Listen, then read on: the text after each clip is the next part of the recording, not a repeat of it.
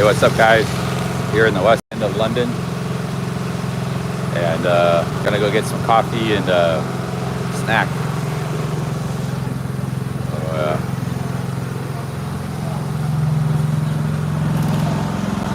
Yesterday's stream got blocked by YouTube by some copyright, so if you didn't get to see it, you didn't really miss a whole lot. It was a long stream, 12 hours, but like I said, you didn't really miss much.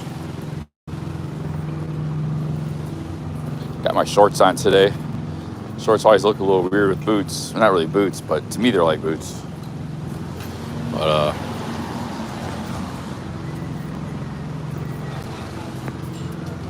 yeah, yesterday's stream got blocked by some music. I didn't think there was a whole lot of music in that live stream. I wonder what got it. Something got it. Usually it doesn't get blocked like that. The whole stream got blocked. Nobody ever be able to view it again. But so there was not really anything there to view. Just a 12-hour stream. Hey, what's up? Cab driver, Chubba.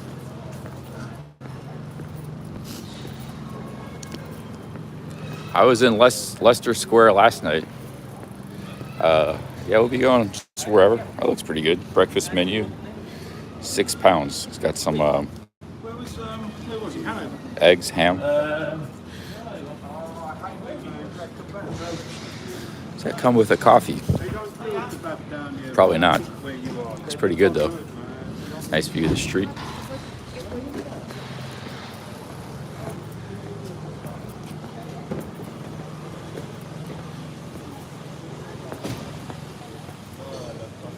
Just thinking about just going to a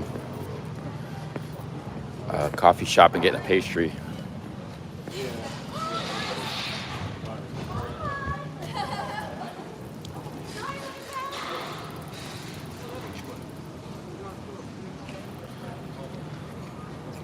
There's like quite a bit of construction going on in this city.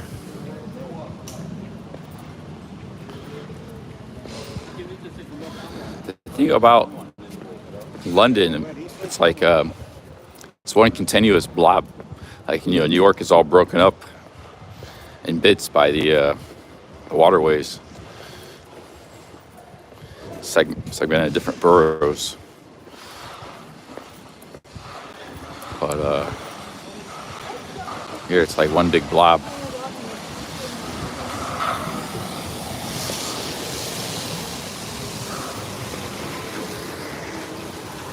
Okay, I gotta get some coffee. I'm in a non-functioning mode at the moment.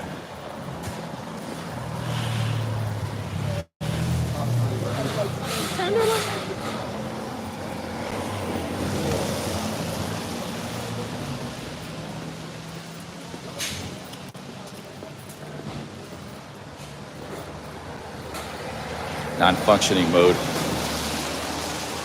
I got shorts on here. It's not really like super warm, but yeah, big ups, Toronto Brad. Hey, Trouthead, first cake. Thank you, Trout man. Big ups. Thank you so much for the 50 Aussies. Really supporting Billy Blue here. Big ups, Trout. I think I have to go. That's a pretty impressive building they're working on. Old building. I have to go, I think go up to the next street. There's a bunch of coffee shops. Cheers, Strawhead. Thank you very much. Cool building. I don't know, man. These hostels are getting old. But I gotta tough it out. Could be worse.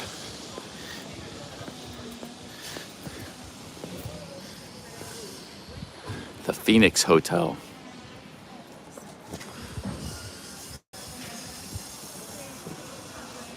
Yeah, big ups, Trout. Cheers.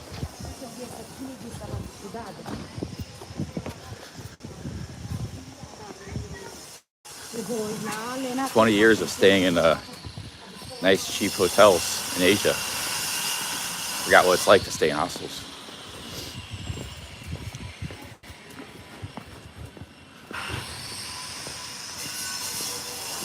Seems like a lot of woke people in these houses too.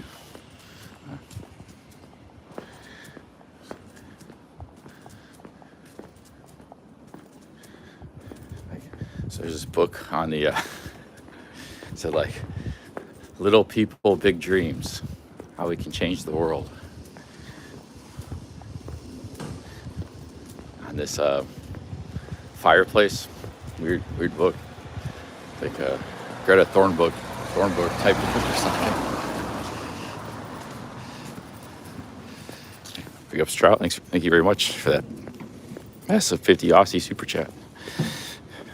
And where am I at, man? I thought I was going up to the main street. This is pretty cool. Anyways, check out. Going for some coffee. I did have a shower this morning. Getting in a shower in these hostels is an adventure. It's a pleasure when you're in your own room. You just get in there and have a nice shower, but you have to walk down the stairs to get to the shower, and a lot of times there's people there. They don't give you a towel in these hostels here, so you just gotta shower, get kind of wet. I use my pants too, because that's why I got my shorts on. I use my pants to dry myself off. Somewhat. I worked a little bit. You're supposed to bring your own towel, I guess, but the towel doesn't really fit into the backpacking scheme of things. Hiking is not an essential piece of equipment, but here for hostels, you kind of need one. They don't give you towels.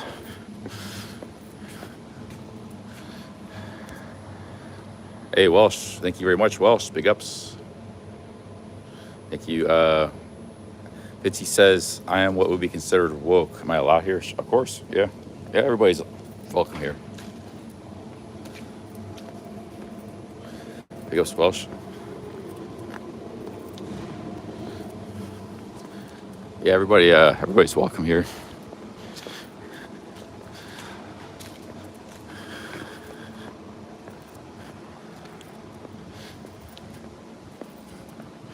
Okay, this street has the coffee shops, I think, next street up.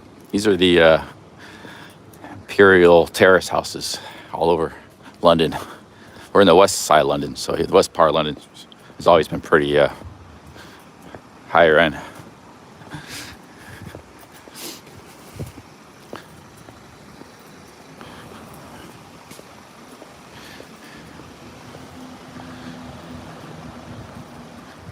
East End was always working class, poor. West End was always upper class. This kind of reminds me of the Upper West Side of New York, this area.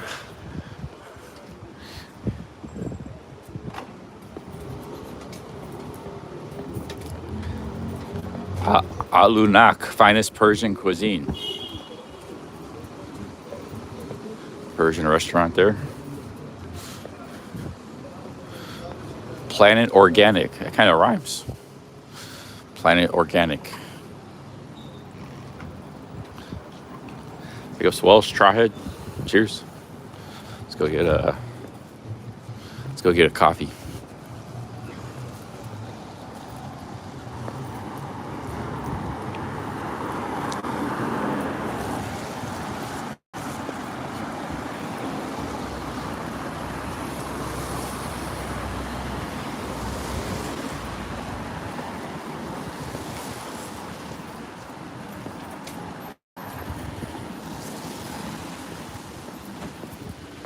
I didn't bring my backpack out today. I just left that in the hostel. So hopefully it doesn't get too rainy. It said it might rain a little bit this morning. Early afternoon. It's supposed to be sunny the rest of the day. So hopefully I don't need my rain jacket.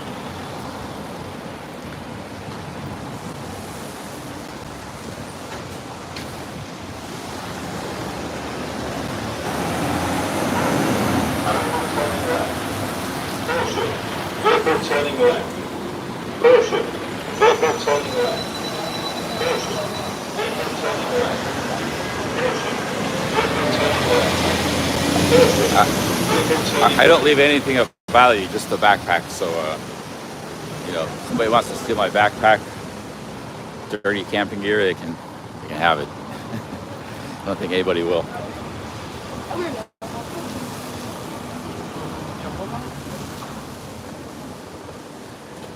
Hey, Gold Ink, thank you for the £5. He says 45 quid in Camden. I think you gold. I already got this hostel paid for. It's like $30 a night, 25 pounds through the weekend. So I just gotta suck it up, deal with it. Like I said, I don't really struggle sleeping in these places. It's just they're uncomfortable and just the little things. A lot of little things like trying to get a shower. I don't know. It's not too bad. Thank you, Gold. Big ups, man. Yeah, maybe Airbnb is a deal in London. I know it's not a deal in developing countries because I've tried using them. It's always really high price.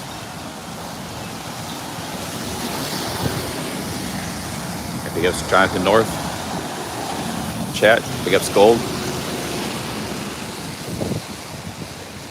We're gonna go get a coffee here in a minute. There's a Cafe Nero up here somewhere.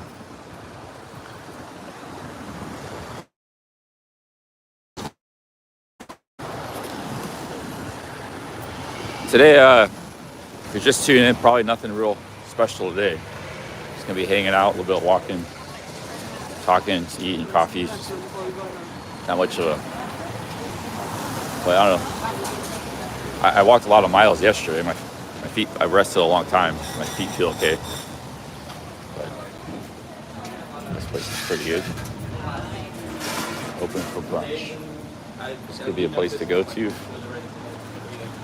Yeah, today's just going to be a hangout day, nothing exciting. But, you know, sometimes the hangout day live streams turn into content. Sometimes, you know, something unexpected happens, a stream sniper, or we meet like somebody like Rio.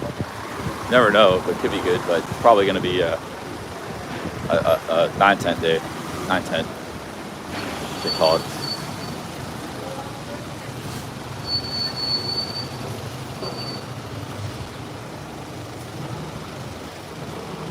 We're gonna go.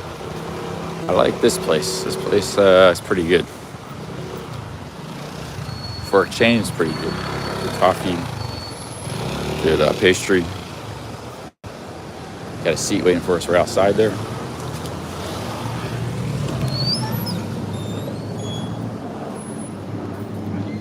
Hey, how's it going? Can I have a pan chocolate and filter coffee? Excuse me? I'll have Americano. Yeah, large size. For here. But I'll take the coffee in a paper cup.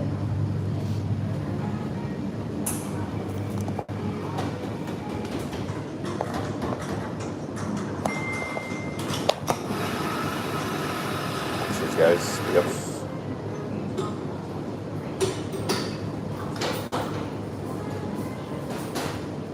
I got a whole bunch of change to use. They gave me all these 15 pence pieces. Got pounds of changes.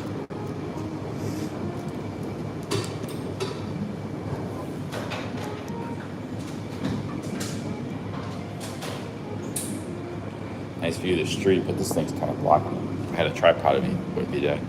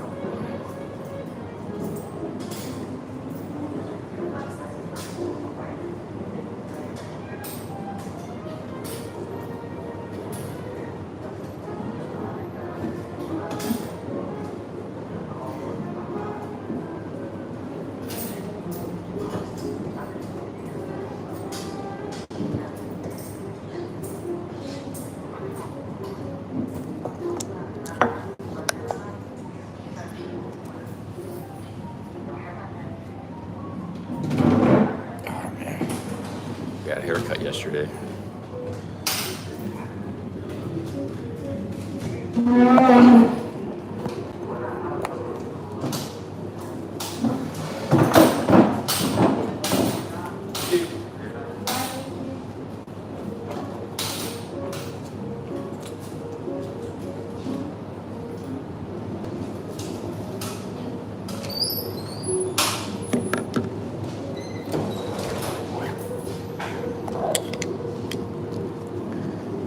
Goes Tommy Laundry, thank you.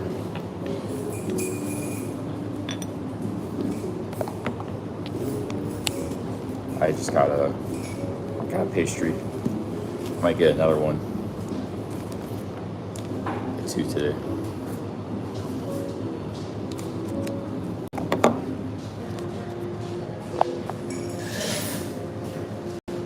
I think that a lot of this jazz isn't real copyrighted. So, and jazz is kind of nice, pleasant music. Doesn't dominate the background, or it's not annoying. You know, it's relaxing. I should play more jazz in coffee shops. They don't do that. You know? It's nice background music. What happened to yesterday's live stream? It got blocked by copyright music. It's a big red circle, and it has a line through it. Nobody can view it. I probably can't even view it. Like it's blocked like that. I don't know what song blocked it, but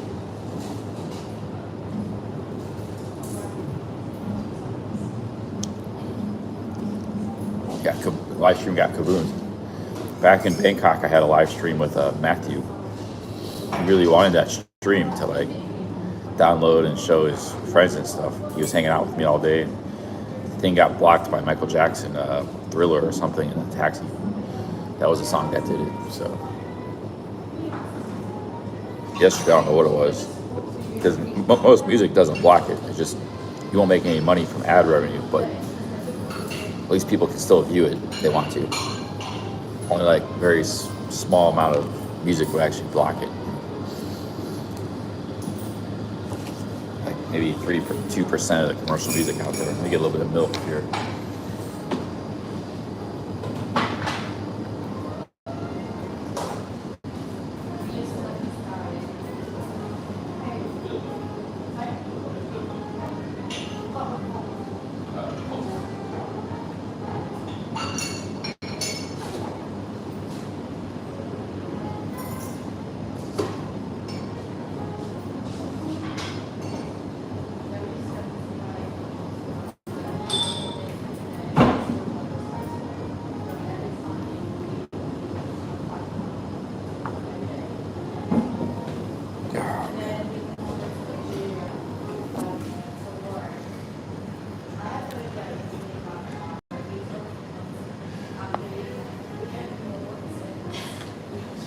I think there's something to this copper water because I haven't even brushed my teeth. You can see for 2 days.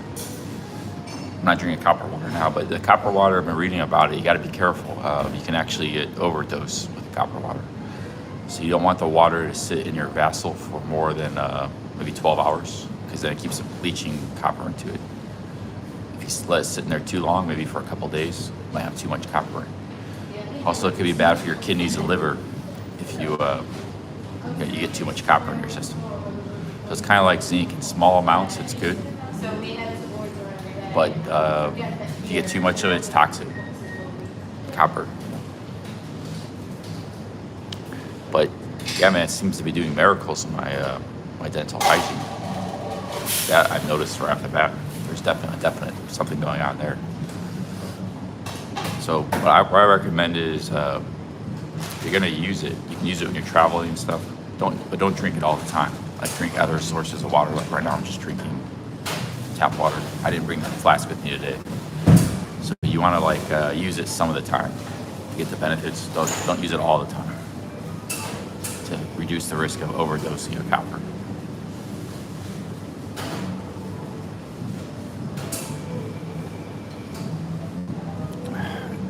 Just some guy says, dude, it's a scam. No, dude, I've noticed a serious impact on my just on the dental side of the game. however I drank from a river. You know, when you go, not to get back on the Appalachian Trail again, but when you go on these long trails, that's a lot of people don't realize, you actually have to, you can't just carry like 20 liters of water in plastic bottles. You have to get water from riverside streams, from the mountains, and you gotta filter it. That's another aspect of these hikes. But supposedly that water is really good. You just have to filter it.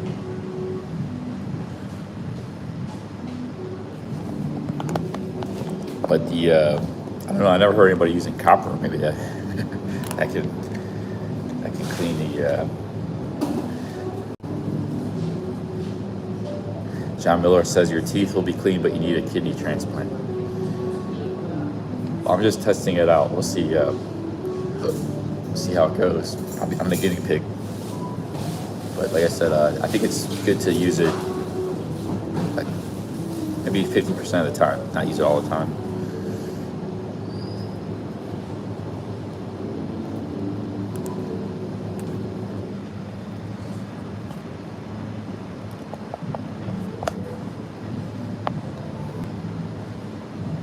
Boomhauer says it's a real thing. It purifies water.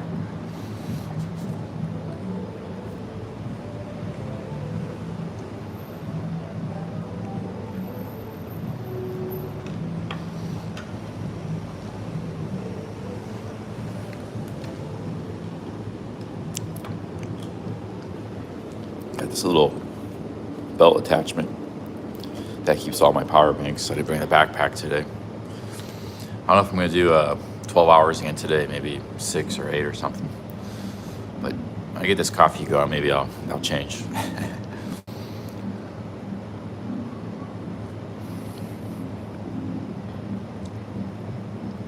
Nope, never tried that. Buy a coffee made. Formula Duck, I have to buy a toothbrush and toothpaste. I lost mine, so. Not that I want to stop brushing my teeth, it's just a circumstance. But today I'm gonna buy that stuff. But like I said, normally if I didn't brush my teeth for a day, 2 days, it would feel really bad.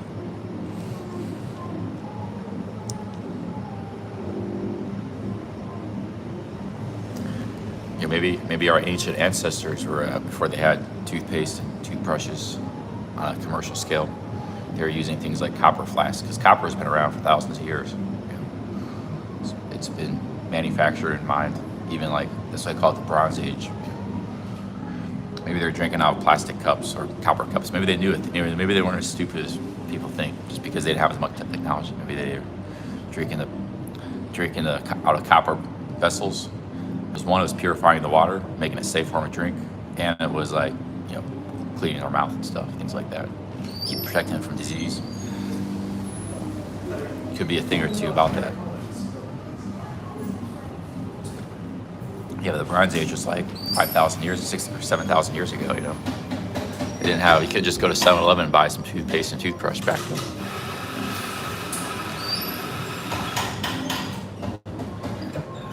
No, mate, didn't try the sand yet. I'm not near a beach at the moment.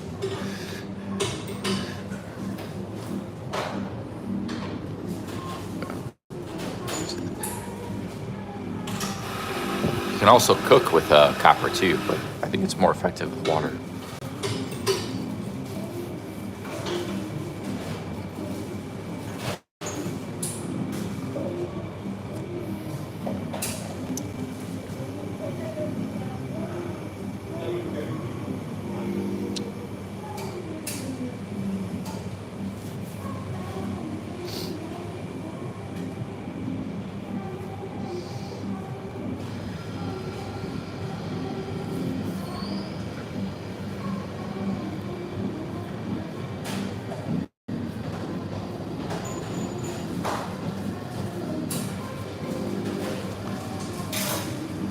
Yeah, I think I cook with Thailand tap water. Like when I would make like rice and stuff, the rice cooker. I'm just using tap water for that. I think Sean uses reverse osmosis water for all his cooking. He won't even ever use. He says the tap water is very high in like solids and stuff. So like over time it could ruin your kidneys. But that's one of the things I get when I get a blood test in Thailand. I check my kidneys and everything, check everything, liver function, blood, white blood cells, everything. I've checked it a few times over the last 15 years. I haven't checked it in the last 7 years though. The last time I checked it was like January 2017 blood test. So I need to get everything checked out next time I go there. But usually everything checked out good before. He'll check you for HIV, everything for like $30.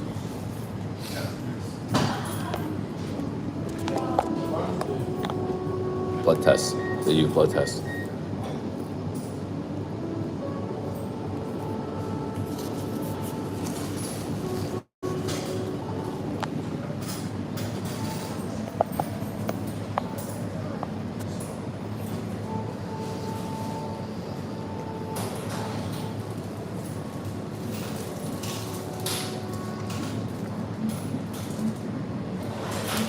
Timmy says I'm on point.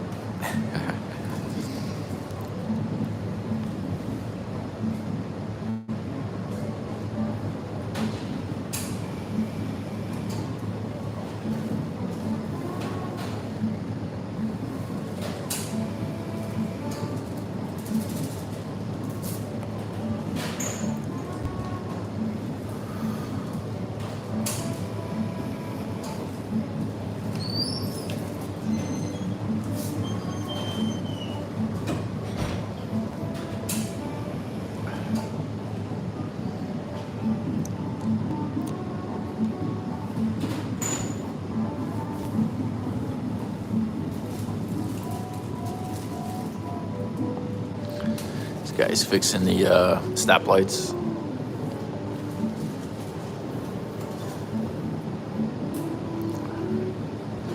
The hostels are always, they're packed full of people.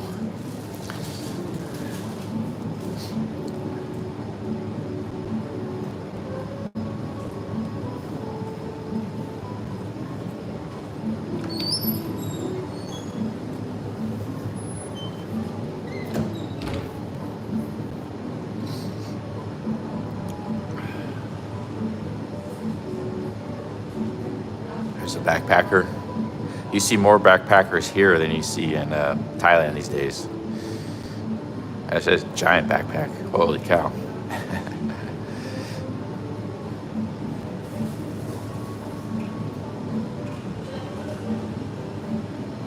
You sort of have to be a backpacker here unless you're if you want to travel. Like unless you got a lot of money, you kind of have to backpack. You stay in hostels, eat from grocery stores. Thailand, you don't really have to be a backpacker because you can get by just staying in hotels and stuff. It's cheaper. It's much cheaper.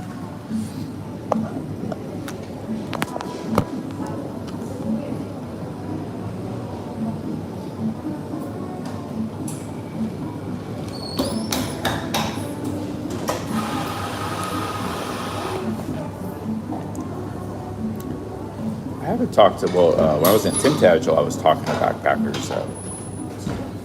Where I got this shirt. Tintagel. I've been in London, in Exeter, but I stayed 2 nights at a hostel in Tintagel. But it was like another hiker and it was a guy kayaking the coast. So it was like adventurers. But these industrial London hostels, there's not much interaction with people. But a lot of these people too, they seem like they're from like France, other countries, and they're not from English-speaking countries. But also seems to be a lot of women. There seems to be more women than men in hostels. But it's all like mixed dormitory now. Like some of these hostels, they provide like separate dorms just for women. But a lot of these are just all mixed dormitories. So you got it could be anybody in a hostel room, you know. I forgot it was Halloween yesterday. I was thinking it was the 30th. Yesterday it was Halloween.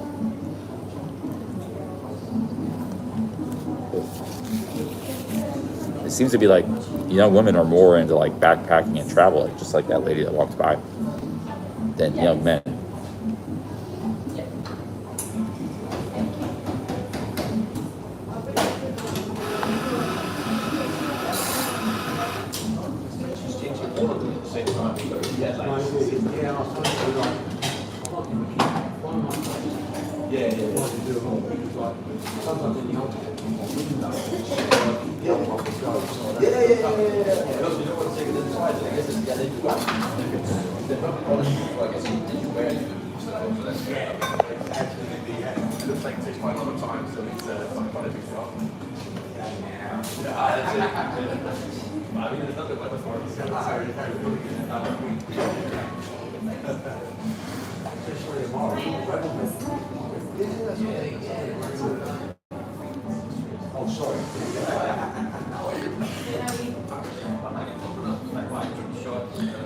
Yeah, like I think men, they kind of got like hijacked by the Andrew Tate, the PUA culture.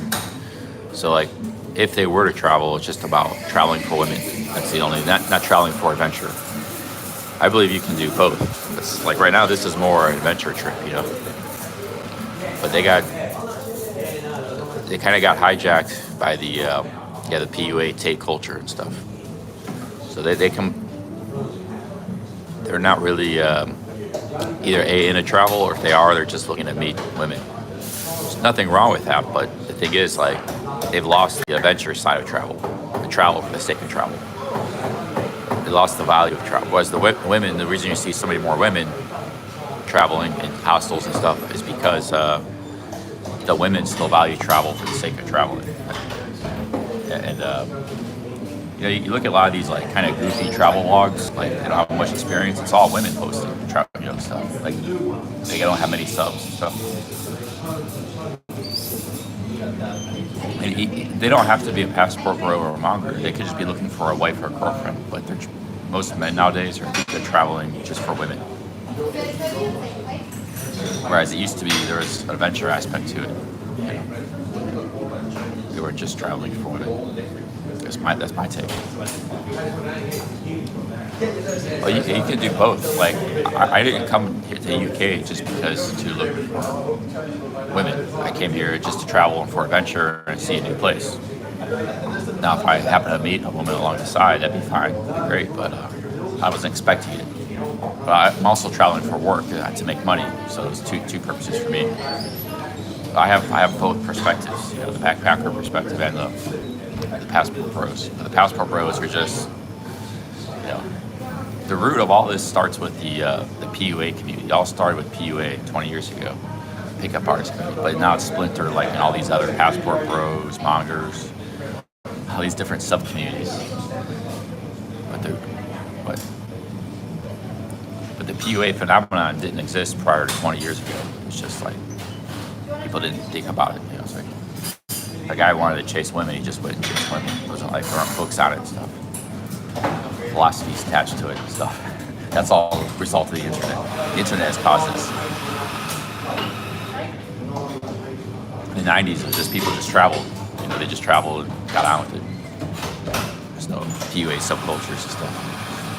I mean, there kind of were, but they were more like, it was unspoken and kind of underground. Everybody had their own philosophy.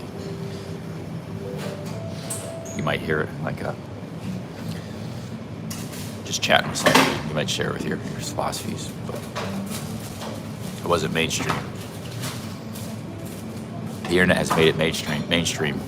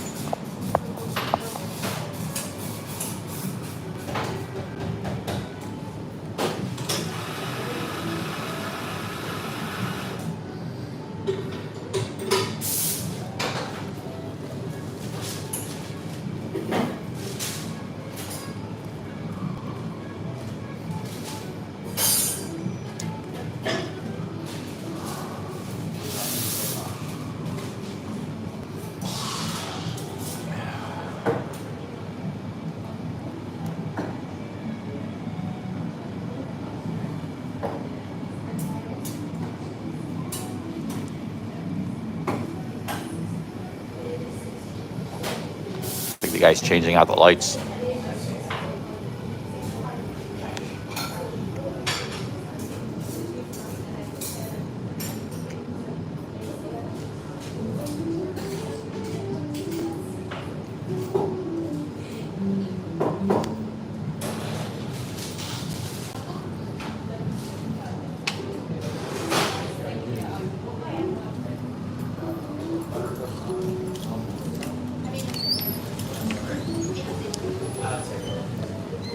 Yeah, I've read many Lonely Planets. I wouldn't mind actually reading more. Like some regions of the world I haven't really been to, like Eastern Europe. Haven't been too much. Like getting a Lonely Planet, Eastern Europe, maybe one in Brazil, maybe Japan. Like, I know the cities of Japan, but I don't know the country that well. So if someday I go spend a couple months exploring Japan, the small cities and stuff, I could read The Lonely Planet, probably learn a lot.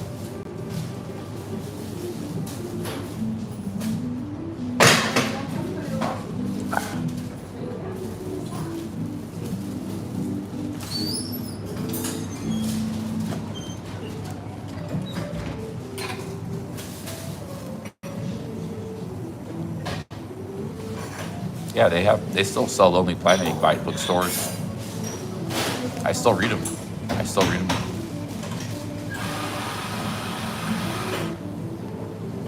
But for me, I think it's good reading before you travel. Like, you don't bring the book with you. The book's heavy. Just read it before you travel. And then you can like take notes with your phone, bookmark stuff with Google Maps. It's a good source of information to get ready for your trip.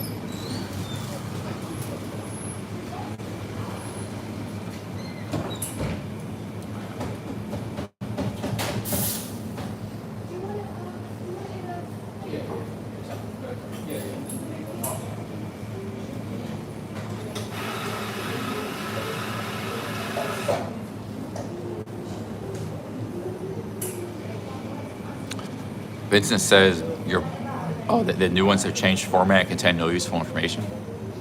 Why is that, Vincent? I haven't heard about that.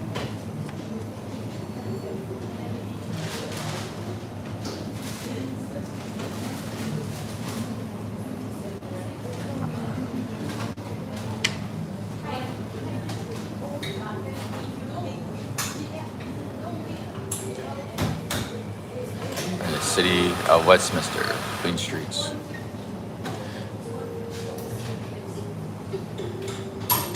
They changed ownership, so it's just like a bunch of fluff now. That sucks. I was even thinking about buying a couple of Lonely Planets and reading them.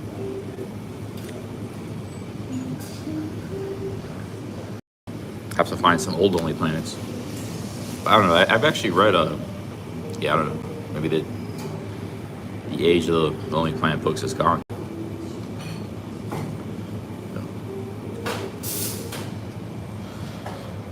Now everything's, we got internet.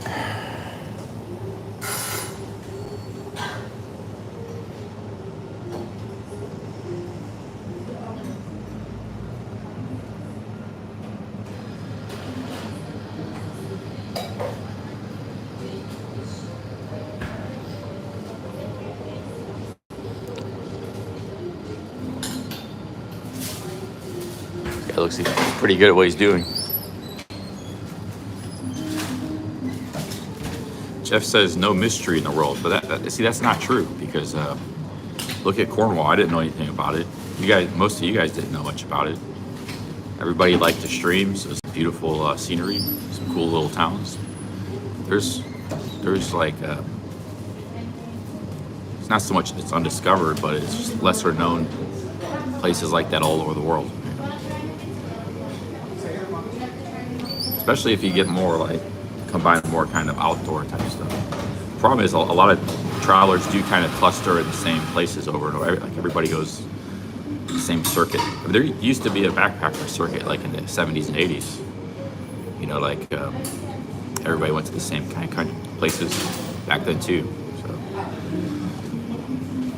but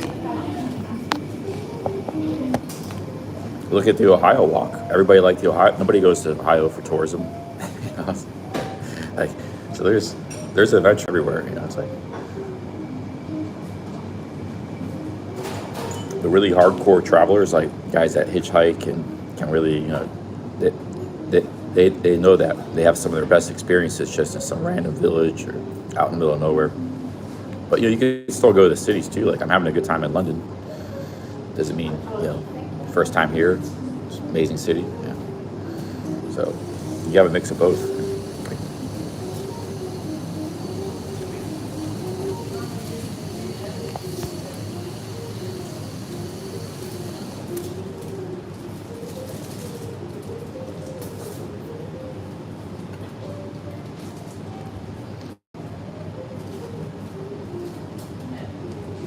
Chris says, I'm a Brit. I hike. I've been to Cornwall camping, but I saw and learned loads from those streams. I lived in London for 15 years, and I've seen places in these streams I've never seen before. Awesome, man. Yeah. Well, yeah, that's why there's value in YouTube videos and streams.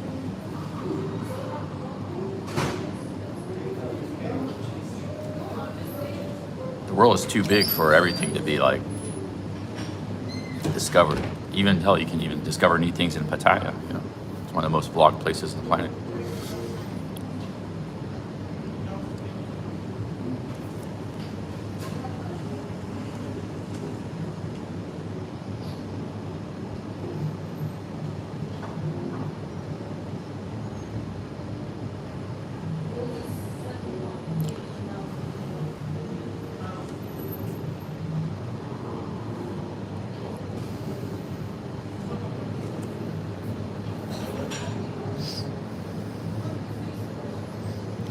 Traveling Man says he was on an India-Nepal route in the 80s. Nice, man. Yeah. There's some YouTubers in the Thai genre. They were backpackers back in the 80s and stuff.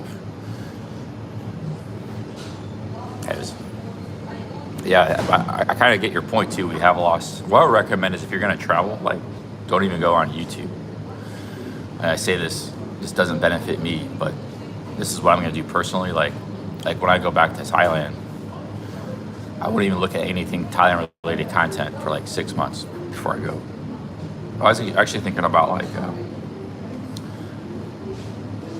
because I might not go back to Thailand for a while, or Pattaya, because we might be doing some other stuff, like the Appalachian Trail or world travel.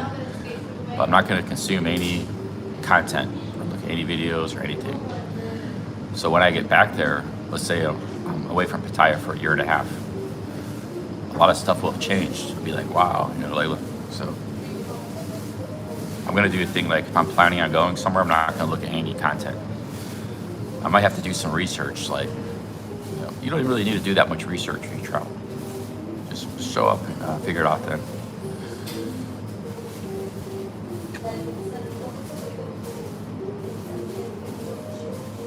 The reason be that is I want the joy of seeing what, oh my God, look at everything's changed. Look, walking streets, so many Thailand, everything's different. So like I want to see, that city is constantly changing. But if you watch a bunch of videos, you see all the changes beforehand. It's like it's not a big surprise anymore. It'd be like if you didn't go to Pattaya for say 5 years, I won't be doing this, but let's say you're not planning to go for another 5 years. You don't consume any content about Pattaya. Then you just show up there. It'd be like being in a whole new city. It changes, always changes.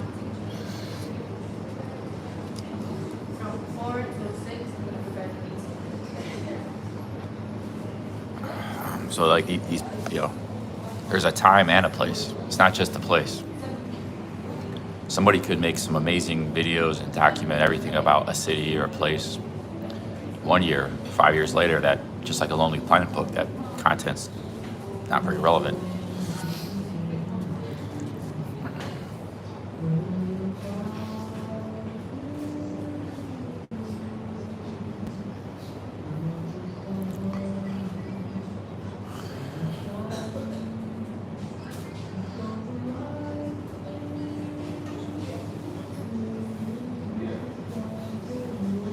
Looks like this guy's wrapping things up here, the electric.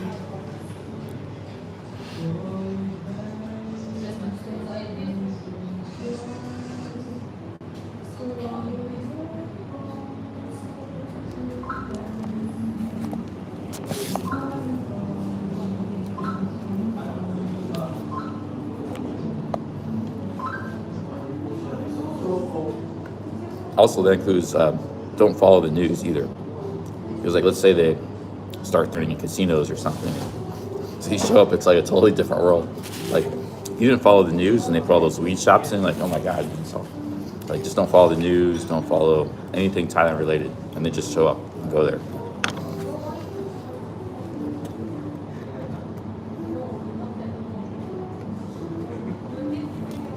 It's raining. It's supposed to only rain a little bit today.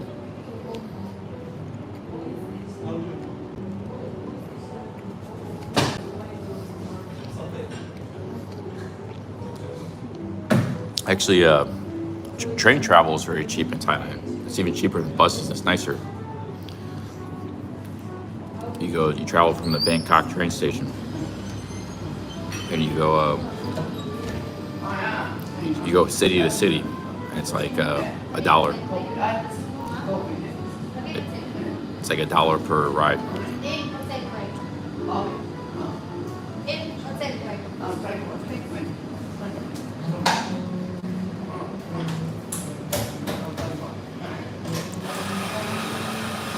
Stinky found me from IP2.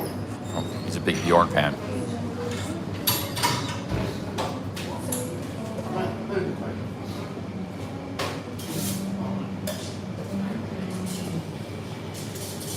Oh, looks like he stopped work because of the rain. Look, he still has his stuff. But yeah, doing electrical work in the rain is not good. Oh, he's still over that side working.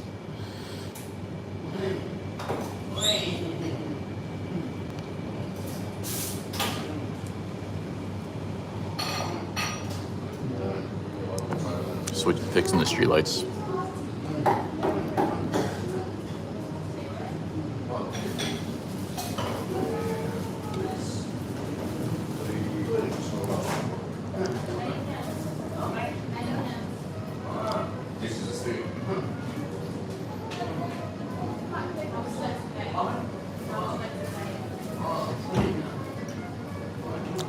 Chef says Arizona trails, 0 rain and sun. Yeah, I wouldn't mind doing that someday, but water is the big problem.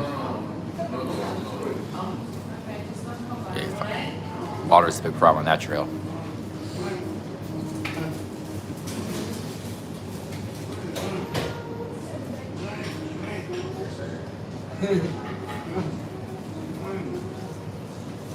Oh, Dave Brubeck, yeah, that's might be copyright.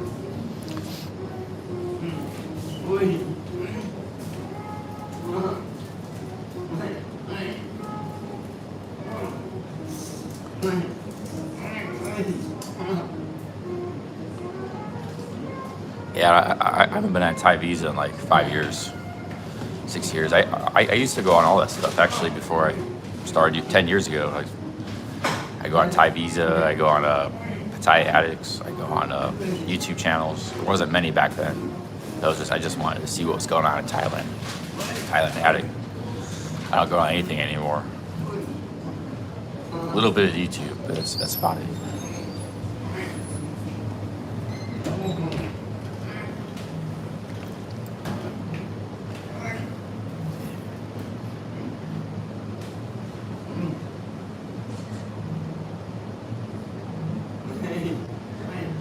Yeah, they got a Portobello Market. I was thinking about going there today. You guys got a cool bike.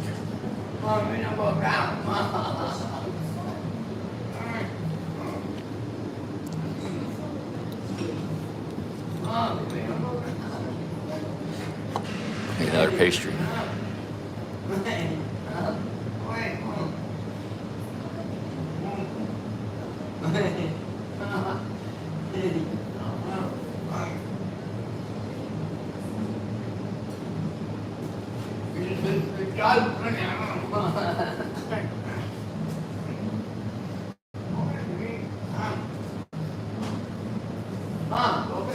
No, you can't say any food. I'm sorry. I'm ready to give you the coffee. I'm sorry. Come on.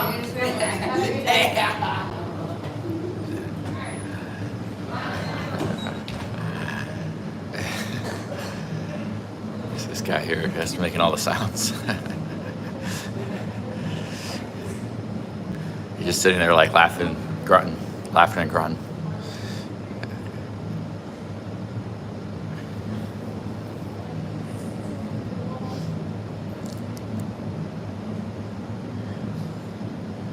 Big ups Fitzy. Thanks for the 5 Aussies.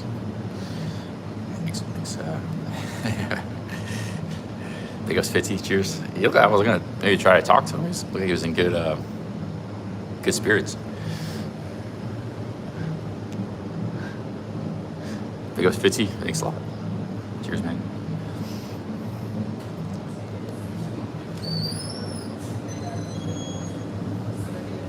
Thank you, Fitzy, for the super chat. Yeah, he seemed happy. Yeah. Big ups Fitzy. Cheers.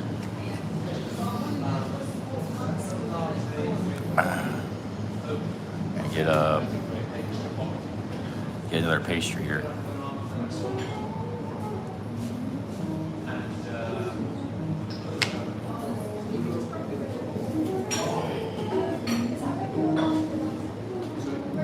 That's Fitzy. Yeah, cheers, man.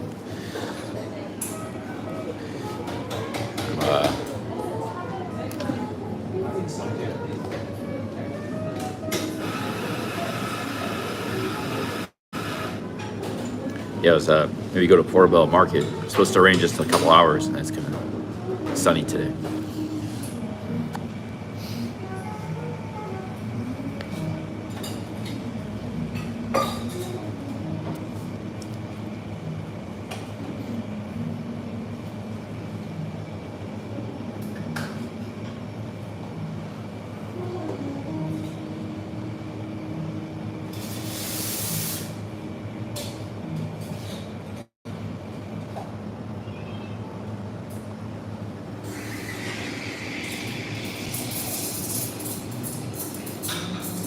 Actually, this is a chain coffee shop. They're all over UK.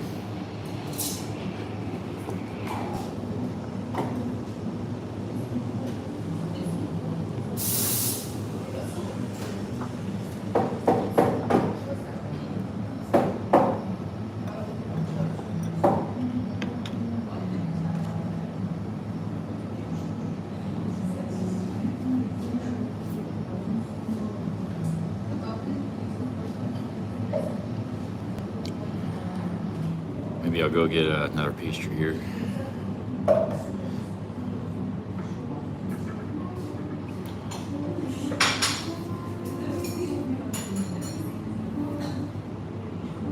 I got a bunch of food in my backpack. Maybe I'll go back to the house till later and eat some of that food. I got pears. Mostly fruit. I gotta eat some of that fruit. Maybe for dinner.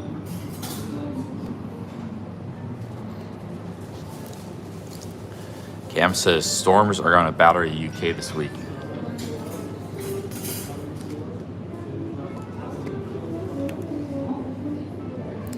Maybe I'll take a day or two off and just visit museums.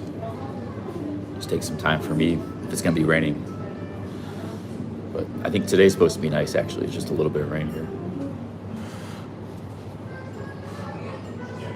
There's the British Museum, the Imperial War Museum. A lot of great museums here. I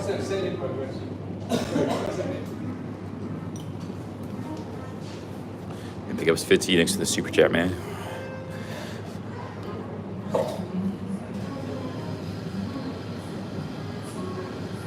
Friendly Stranger says, Charlie, if you can average 20 an hour with super chats, I think long term maybe like the average $10 to $15 an hour after YouTube's cut. Maybe 50. Yeah. It's not 20. 20 is pretty high. I think it's more like 15. Like if I live stream 10 hours every day, 30 days a month, I'd make about $4,500. 10 hours a day. That's $15 an hour. No days off. No breaks. I think that's what about comes out to, 15 an hour, which is it's not bad. It's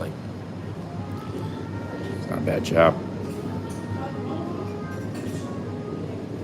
And a lot of my stuff's content. Like this is low value content here. Just sitting in a coffee shop, looking out the window, rambling.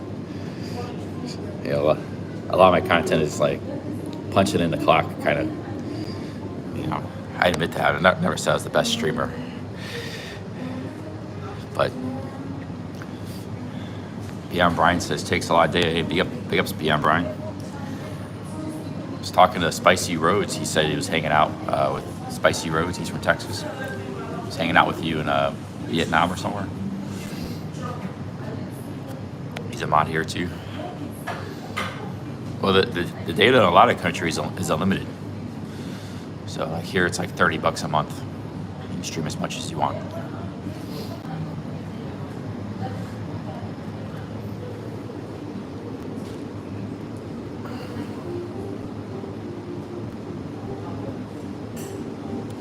Beyond Brian says he's just around the corner. Cool, yeah, I've never met him. How are things going with you, Beyond Brian? Because last I heard, you got like something, your house got robbed in the Philippines and stuff. So are you just traveling around, or traveling around half the year? Are you going back to America half the year like you were? Or are you like, now you're a full-time expat? Beyond Brian's also a YouTuber, guys. He's a good channel. Check him out. Beyond Brian. Met him in Mexico a few years ago.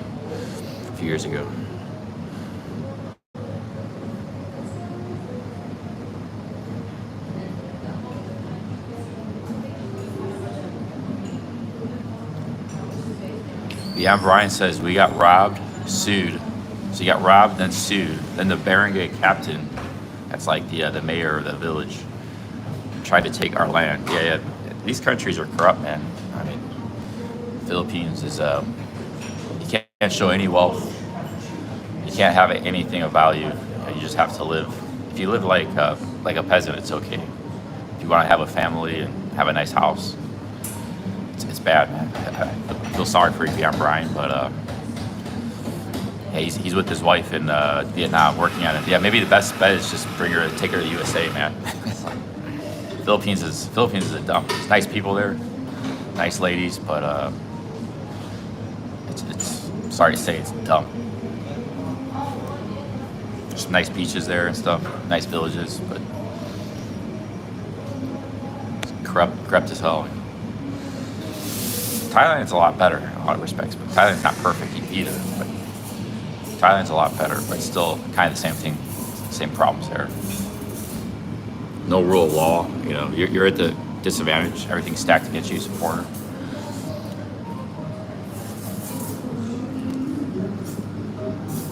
You're not just stacked against you, you're also a target as a foreigner. Like, not so much if you're in a big city or something, but if you blend in. But if you're in some little, like Tim K, I don't know if you follow Tim K. He married a lady in the Philippines, and he's like a 45-year-old man. He's living in the middle. And when you go into these villages, it's just you become a big target. It's like you got all these people, they got nothing to do, and there's some bad apples, you know, and you get a target by the bad apples. They got no money, nothing, and you're just a big walking bullseye in these villages. Tim K said the same thing, you know. So if you're gonna live in the Philippines, you need to live somewhere cosmopolitan, like either in Manila, maybe Cebu, you know, maybe somewhere like Boracay. There's a lot of tourism and stuff. But even in Boracay, I imagine you can run into some of the same things. If you live in the province, in the villages, it's going to be a nightmare, I think. Thailand is it's better in that aspect, but you can run into the same problems. You know? Yeah, it might be great to visit, but if you're trying to live there and have a family or a wife, it happens to all these guys, man. Beyond Brian, it happened to Tim K. It's happening to Tim K now. They get robbed, they get attacked, sued. They get their stuff stolen, corruption. You know, I don't mean just being robbed by like somebody at gunpoint. I mean like the guy that runs the village decides he wants your land. This is what's happening to him. So Beyond Brian got robbed by a guy in his house, took his stuff, ransacked his house, and then he gets robbed twice by the barangay. The mayor wants his land. Wants to take his land, so it's completely corrupt. Philippines. You're a little better off in the cities, but the cities aren't very nice in the Philippines. But the people who burglarized us sued us for ruining his family name, and then the mayor comes and takes his land. You can't make it up, man. I didn't know it was that extent. Sorry, Brian. That's awful. You know, he's got a Philippine girlfriend or wife. I don't know if he's married or they've been together for a while. So, yeah, sorry. I guess you had to learn the hard way, Brian. I mean, I didn't know either, but I'm learning from you guys. You know, like from Sim K and Beyond Brian. And apparently, it's a very common type of thing there. If you're a foreigner, good. You know, this is why you need things like property rights, the rule of law. You know, we got that in the West for the most part. And these banana republics, you know, heck, good luck. You're just rolling the dice, hoping nothing happens.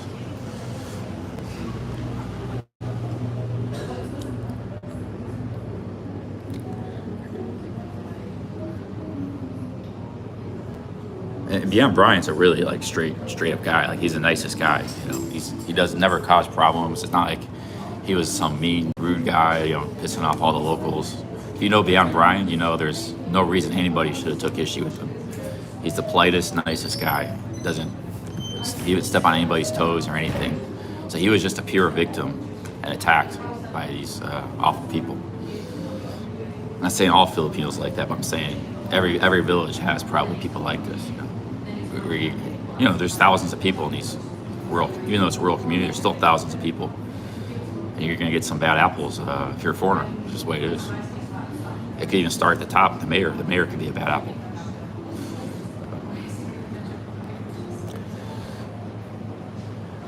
Pat says he was burglarized 4 times in the Philippines. Yeah, and now in Colombia, people are dying all over the place. Tourists are getting drugged and robbed. You know,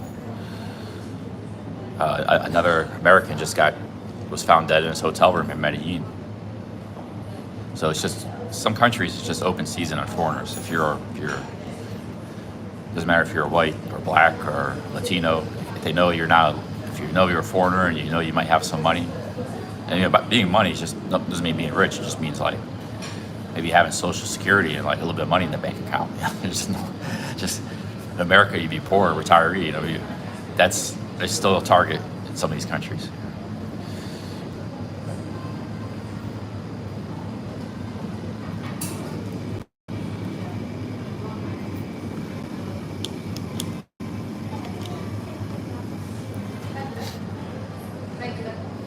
Yeah, sorry to hear that. Yeah, like I said, it could happen to a nicer person. I mean, I don't mean that sarcastically. I mean, Beyond Brian is like a really nice guy. It's like no drama, he doesn't cause any problems. He never steps on anybody's toes. He's the nicest guy. Yet he gets all this hardship.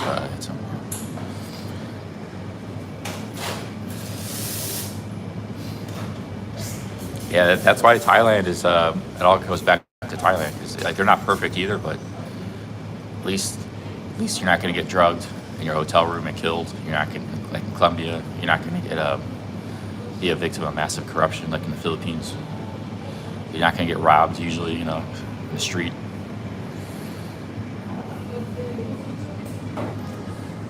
I was thinking about going to the Philippines. That is my next trip. Asia, but I don't know, man. We just focus on Thailand, you know. Yeah, Vietnam is not bad too. Vietnam is a pretty good country, I think, overall. Like everything's pretty straight there in Vietnam. But then again, like not many people live. There's not a huge expat community in Vietnam like there is in Philippines and Thailand. So maybe we just don't know Vietnam that well. There's one guy named Don Johnson. He's on this channel sometimes commenting, but he's been living in Vietnam in Hoi An, it's a historic city. He's doing pretty good. He's been married like the last 5 years. He's got a house, I think. Seems to be working out for him pretty good. So Vietnam could be another option. And Vietnam's pretty safe too. There's a little bit of street crime, like somebody will try to steal your phone or something, but for most part, seems pretty safe.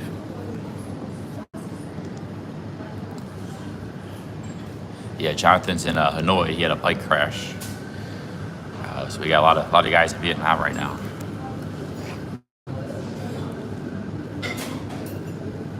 Well, that's his YouTube handles, Don Johnson. He's an American guy who's been living in Vietnam. He's been watching my channels for a long time.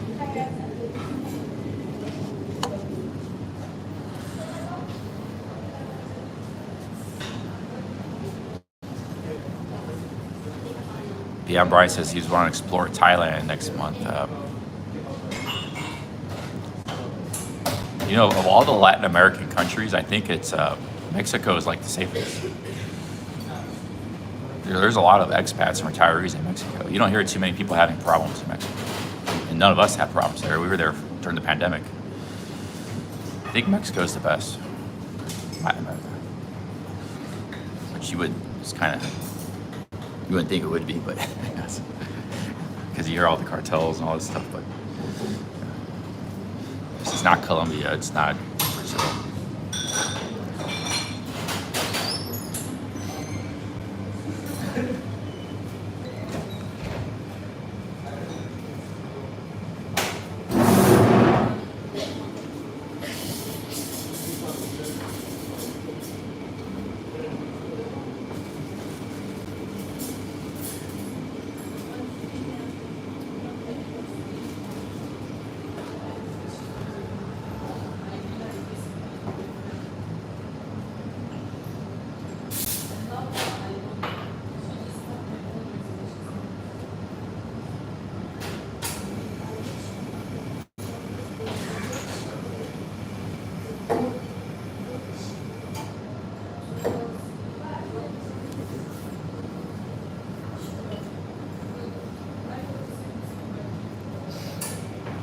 I think Mexico's pretty safe. Like, yeah, there are a few. You don't want to be by the border, but there's nothing. Those border provinces, there's nothing really around there, anyways. Like, nobody goes to Ciudad Juarez, and the rest of it's just like desert. Like, the main part of Mexico is very, basically like within 400 miles radius of Mexico City. That's the heartland of Mexico. It's all very good. There's a lot of beautiful mountains and beaches, historic towns. You got a huge array of places to select from. And hell, even Baja California, it's not bad. There's a lot of retirees that live there. I met some when I was there, you know. They seem to be pretty happy there. Nobody's trying to steal their land or their house, you know. They're not having any crazy locals causing problems with them, stealing their stuff. Mexico's not bad, yeah. I mean, I suppose it could be bad if somehow you got on the bad side of cartels, but I don't think they have an interest in foreigners or retirees.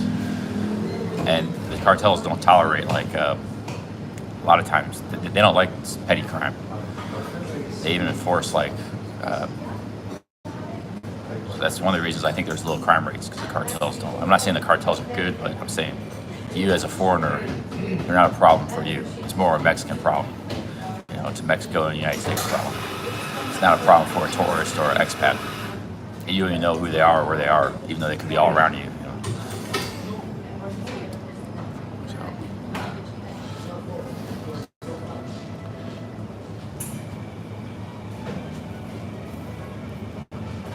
I don't know if they like YouTubers or not, but I didn't have any problems. I was there for 3 months, streaming all over the place.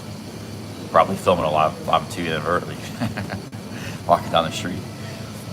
Nobody gave me a problem. Nobody seemed to mind.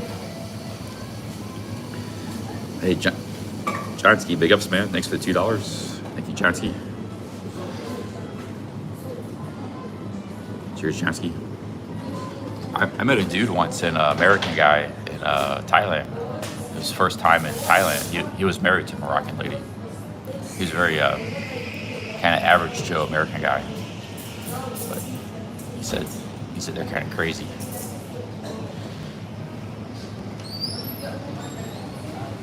It's supposed to clear up in a little bit.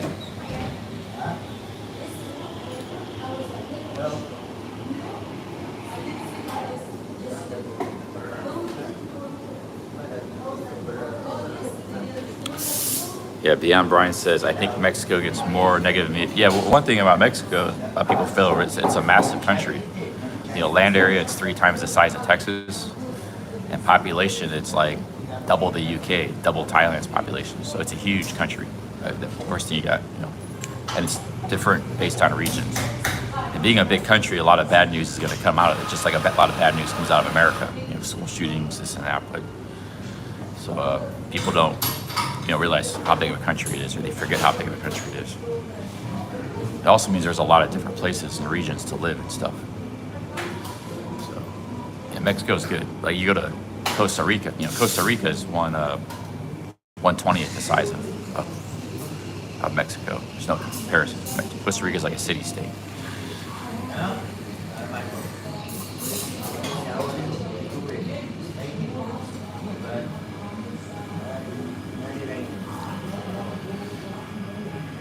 So yeah. I think Mexico is a great country, very underrated. I mean, if I had to choose like one country to live in for 6 months, I had to stay somewhere for 6 months, I'd probably just go to Mexico. But Colombia was nice. I like Colombia. I don't like some of the scams going on. But Colombia wasn't bad. But the food's a lot better in Mexico. I think there's the towns, and there's more scenery, there's more stuff to do in Mexico, there's more beauty, like natural beauty. But there's a lot of natural beauty in Colombia too. I shouldn't say that. I don't know. Mexico just has everything. Mexico's good. But Colombia is not bad. I don't like all the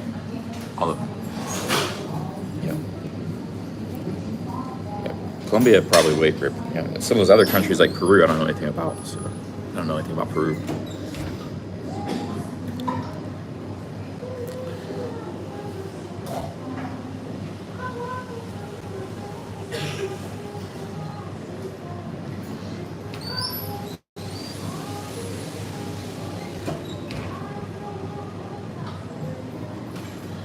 Rustam Travel says Suspenders is settling in Thailand. Yeah, I really like what Suspenders has done.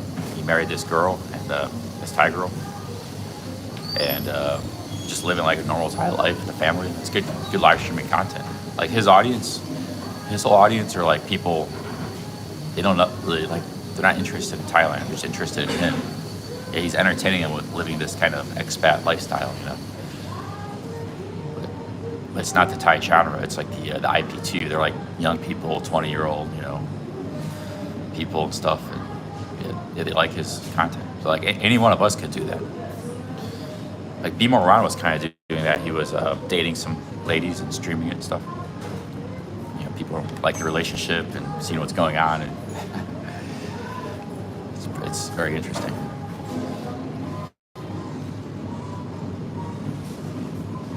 Yeah, I didn't have any problems with Colombia either. Like Colombia is a nice country, but the one thing I didn't like the food. Mexico food is way better. It's a huge difference. Like the best food in the world in Mexico to like food in Colombia is actually it's just very boring in my opinion. Bland and boring.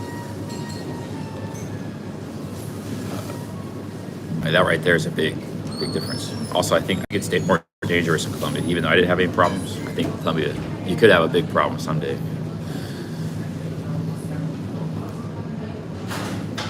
There's a lot of people I know had problems in Colombia. Nobody's ever had a problem in Mexico.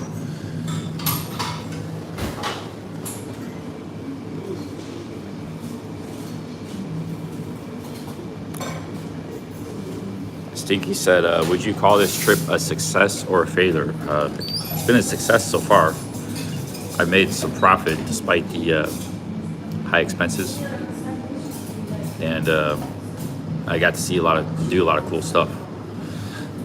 So it's been nothing bad's happened. So it's been I haven't lost anything, or it's been a great trip so far. Just I'm kind of tired sometimes. I don't like the hostels and get tired from all the walking, but so I say today's kind of be a slow day.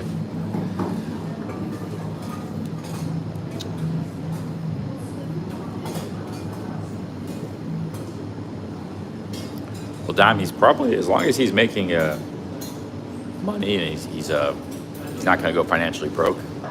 There's nothing wrong with getting a relationship and then ending it. Getting a divorce. And you live and learn. Maybe it's just a relationship runs its course. You have a great time as long as it lasts. Not a relationship lasts forever. So as long as he has a good time and he doesn't bankrupt himself, he comes out with this experience, and he just goes in another direction in the future.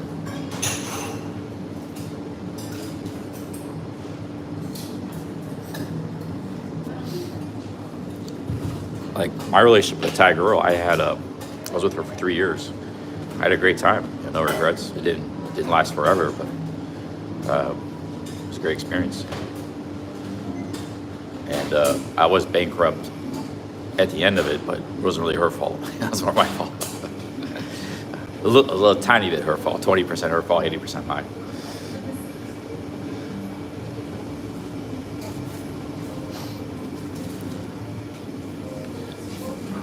That was really all my fault. You know, 'cause I was the way I made a living. I made a living as a poker player at the time. I should have been more thrifty for my money, you know, not spend as much.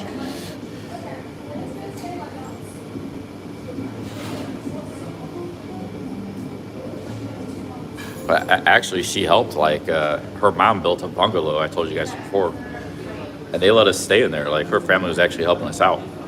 So like the one time we stayed there for a month, you know, her aunt that lived in the town gave us a motorbike to use, and it didn't charge us anything. Then later we came back and stayed for like 5 months. Her mom built a bungalow. Her mom did ask me if I could chip in for it, and I refused. She didn't, but she wasn't insistent about it. She just gave it. It was basically like giving it a shot. We'll see what it would say. The only thing I ever did for that family was I gave her brother a little bit of money for university because he was going to college in Bangkok and he was a broke university guy. So I would send him like $100. I only did that maybe like 3 or 4 times. But he was very happy. Like he'd see me, he gave me a Y, because he was like, you know, starving college student in Bangkok. So when he got that money from me, it was like, you know, amazed. But you know, but they built this little bungalow in her grandma's, but there was nobody living there. It was like a retirement home for her mom, because her family lived in Pattaya. They worked there, but they wanted to live into the country with the rest of their family later. So you know, they let us stay in that bungalow free of charge, you know, for like 5 months. We stayed in the country, and so she didn't really cost me. Well, she did cost me some money. Like I did, you know, it's a long story, but it wasn't an exploited type of relationship. You know, it was really just my fault. I overspent, and I was a poker player. I just would bust. Basically bust being a poker player. It happens. It's all poker players usually.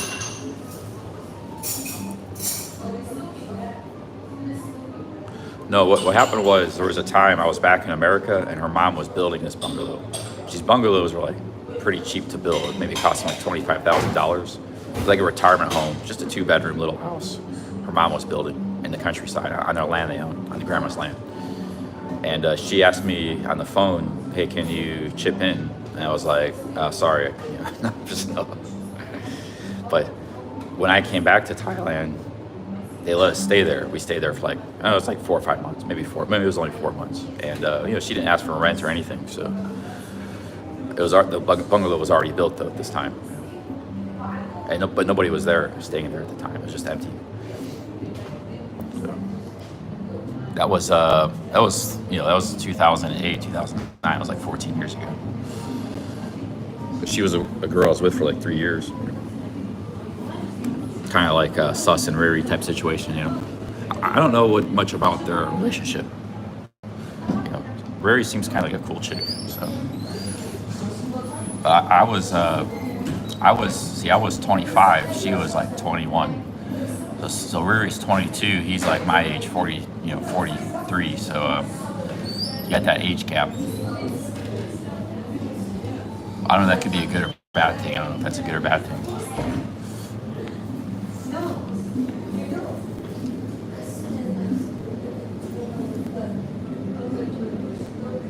She was really the only serious relationship I've had. I've had other like, 1 month type things, a few flings, you know, kind of I knew for a little while, but I had quite a few of those, like a few of those in Argentina. I had some of those in Thailand, but really the long relationship was, well, she was the only one.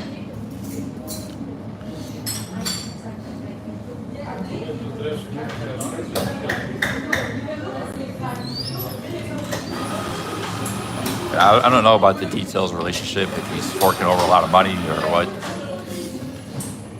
I can't tell you that. I don't watch him that much, know everything, or follow it. But it can be entertaining, the two of them.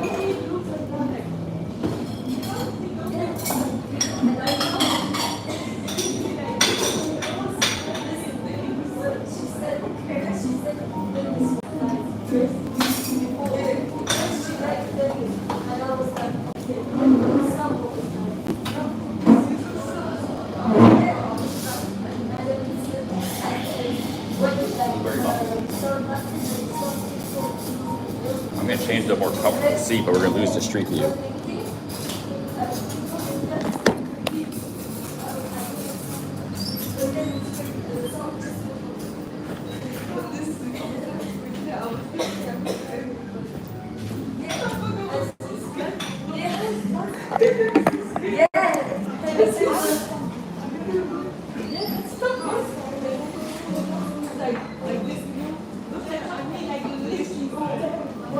Yeah, I was just looking at you. And you know, I said, the photo, she said, no, let's come back to me. I used to think, I'm sure I was not poor, but you know, I was not sure if I would be no, I think but it's not that you have to give it up. You don't need to keep it. Or it's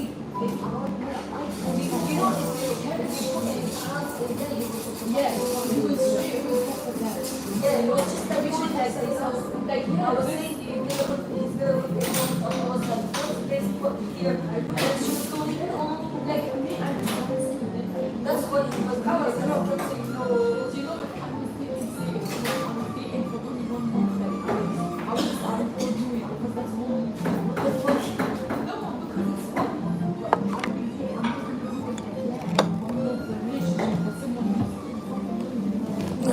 We're gonna have this muffin, and we're moving on here pretty soon.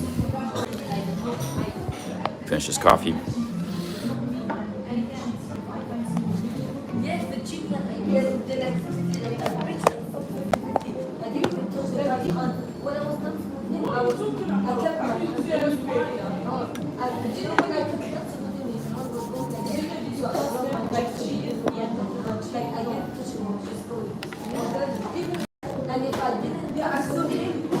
Yeah, Sus, he's under 50, but he could have like a retirement visa, or not, marriage visa.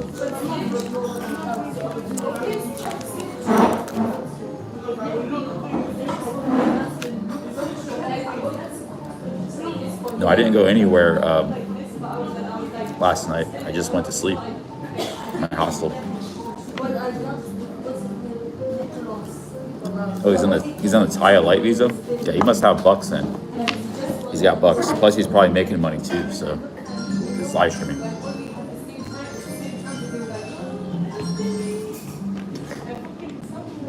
Like, he could be making really good money for Kick, and even if he is, like, buying a lot of stuff for Riri, there might just be not a lot of money for him. Like, if he's making 10 to 15,000 a month, and plus he's got a nice bankroll, you know. Could be not really a big deal for him.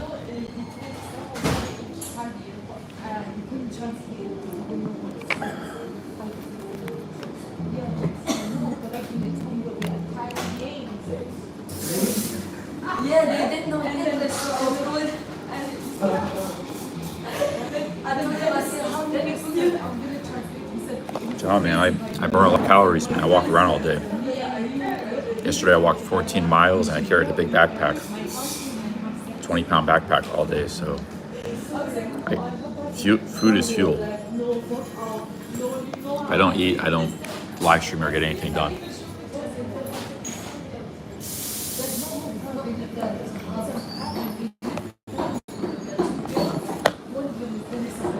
Yeah, 20 is not bad, but still wears on you.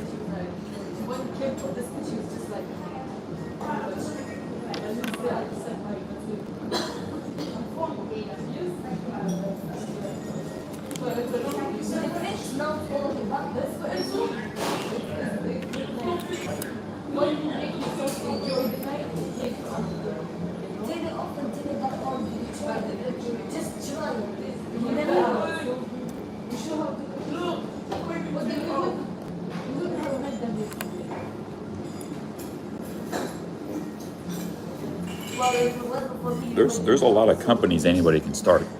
Sure, you can start your own business doing anything, but there's risk involved and there's need capital and a lot of hard work. You might do a lot of hard work for 3 years and lose everything you have. So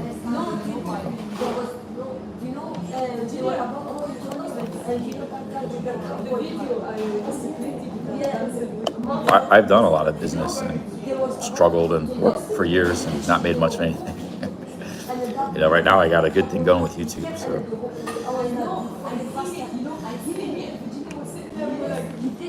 But I mean, I would be open to starting a business of some sort, but it has to be like a good, really good opportunity. It has to be like not a sure thing, but it would be a really strong opportunity. You know?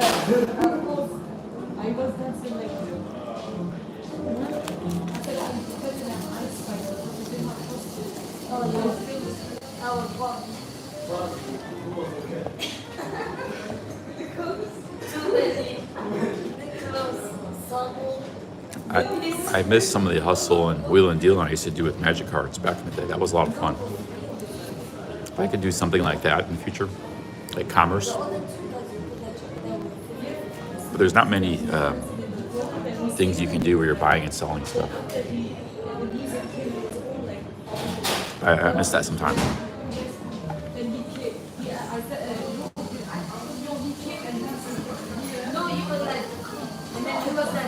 Ambient Wander says you don't need a ton of money when you're living a single life and without kids. Yeah, that's true. And no car, no, you know, no bills really.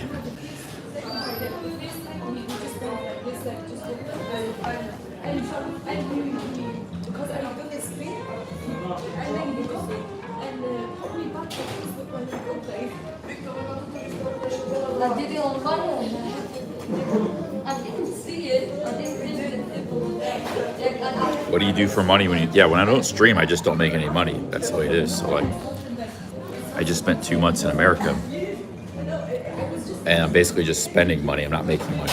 So I only make money when I stream. That's the downside of streaming.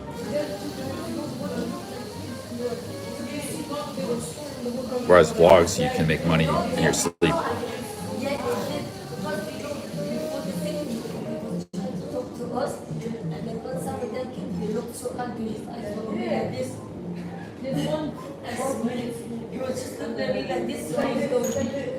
No, I don't collect any unemployment or anything like that.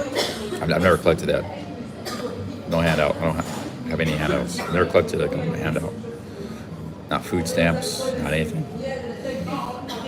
I could probably qualify for food stamps, all kinds of stuff, but I just don't think I need it.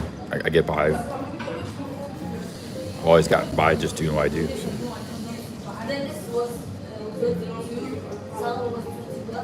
Johnsky, I don't get anything. Why would you say that? You send me super chats. I don't get SSI. I've never gotten anything. I told you that many times. I never got anything from here. Why would you just say that? I've never gotten anything. Never tried to get anything.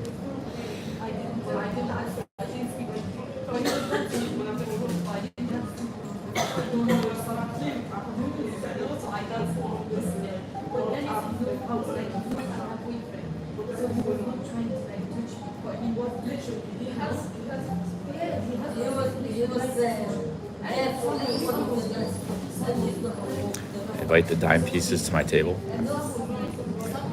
I don't know what language you're speaking.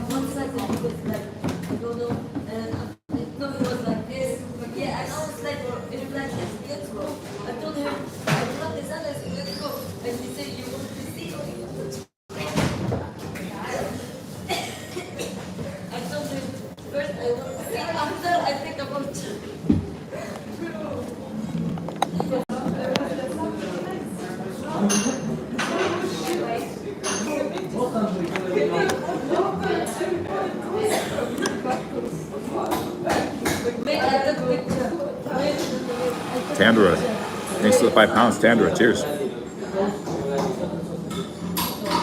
Thank you, Tandra. Coffee fun. Thank you, Tandra. Cheers, man. Or I don't know, is Tandra or she? Sounds like a lady's name.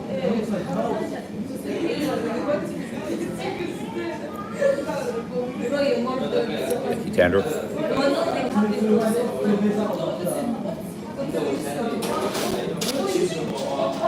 Cheers.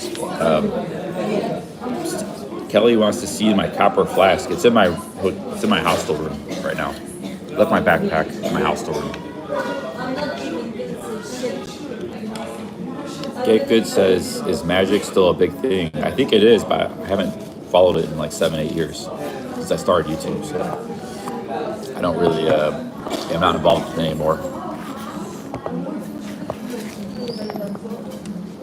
But I had a lot of fun with it over the years. It was a lot of travel, a lot of business, wheeling and dealing. It's not very profitable, but it was a good experience.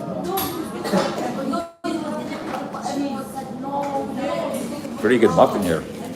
Pretty good muffin.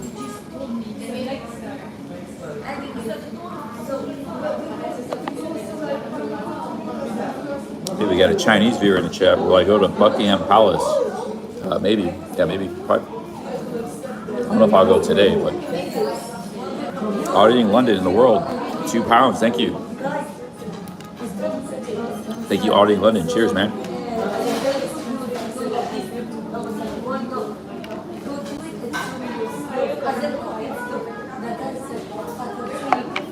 Thank you, auditing the world. Thank you, Tandra.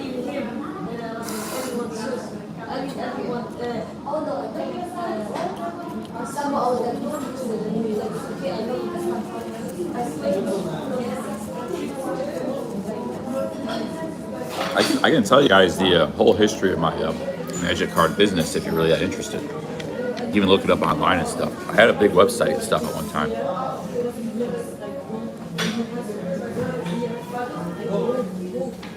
And actually, a lot of people still remember me. You could probably ask anybody, from that business community.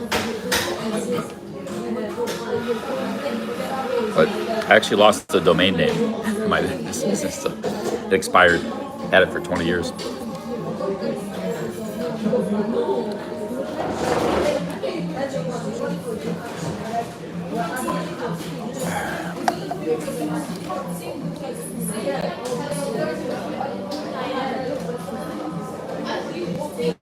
Yeah, big ups to auditing London. If anybody wants to put his chat in or put his link in the chat. Not a famous card trader, but I was known in the community, just like I'm known in the Thailand vlogging community. I was known in that community at the time. Probably forgotten about now mostly. That was a while ago. So some of the old school OGs still know me. If they're still around, I don't know. I don't really follow it myself for years.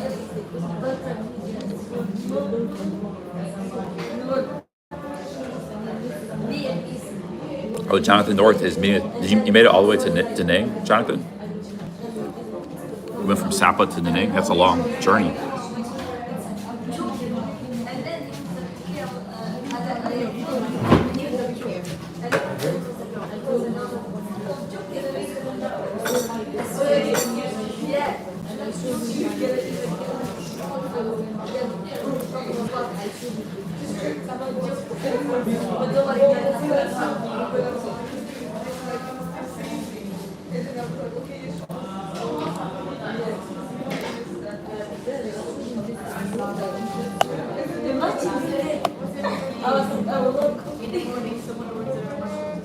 Yeah, Thomas Hardy, there's all sorts of things.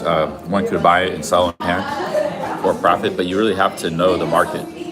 So the only reason I was able to do that with magic was I knew the market very well. So if you want to get in something like anime or whatever, manga toys, you really have to know the market inside. I don't know anything about that stuff. So for me to try to make money in that, there's already people doing that for one, probably. Any little hustle, there's somebody doing it. And two, it's something I know nothing about. It's nothing I ever had an interest in. I was never an anime interested in that. But magic is something I played as a kid, and grew up with it. And then I got into this as a hustle when I was like 18, make money, and grew from there.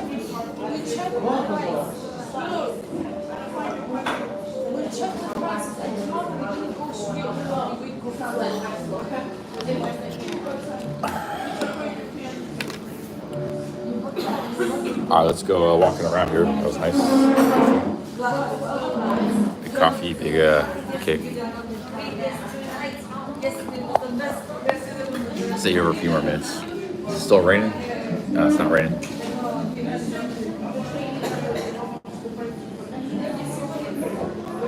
No, that's when I started when I was 18. I did it for 20 years. I made on and off.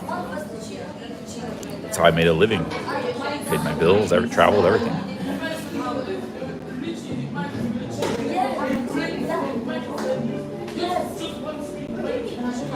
I actually had I had employees. I had one time I had 5 employees when I was my biggest point.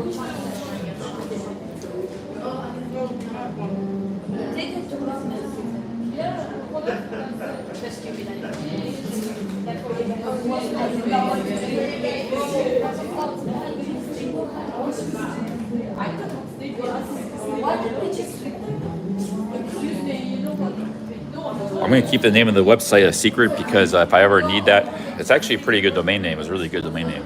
But I think somebody probably get it. But if I really want it, I'd probably get it back really cheaply. So if I share that with you guys, I might never get it back. Somebody will take it.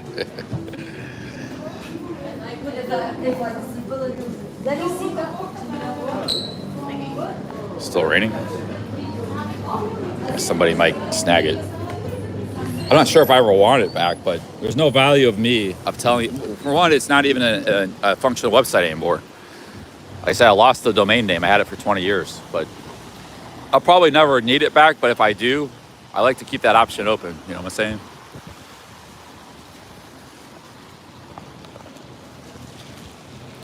There's no point in me telling you the name of the guy's website. But I mean, I'm sure somebody could probably figure it out if they dug enough. But you know.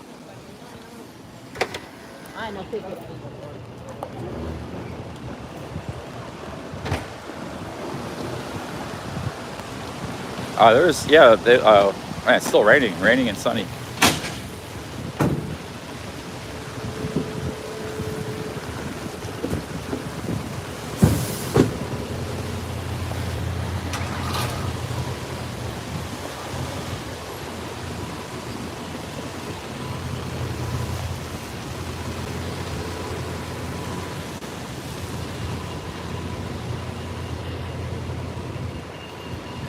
Okay, we need to get out of the rain. It's actually raining pretty good here. We can stand right here for a minute.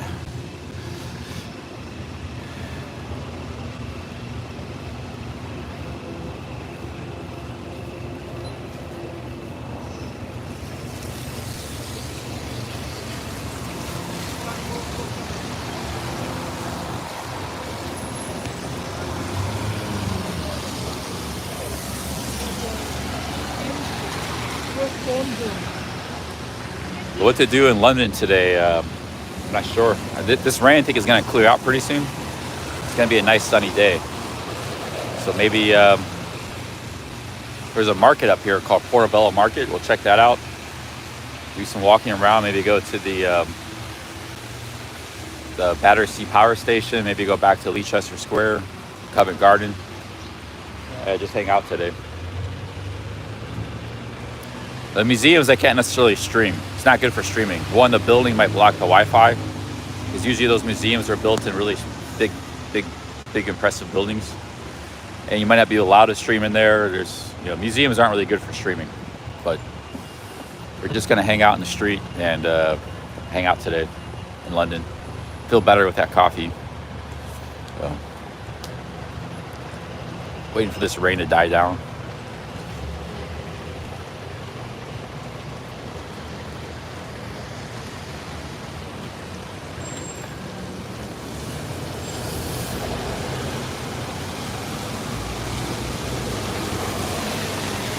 I looked at the forecast of London and said it was going to be sunny all day. Just a little bit of showers in the early afternoon, late morning.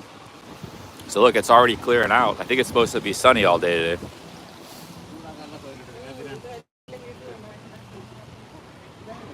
All right, yeah, maybe we'll try the. JP says the Imperial War Museum is excellent for streaming. All right, maybe we'll try that. Yeah.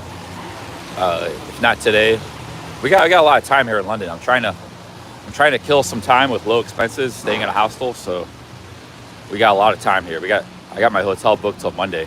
next Monday. And I'll probably move on Monday to like Liverpool or something.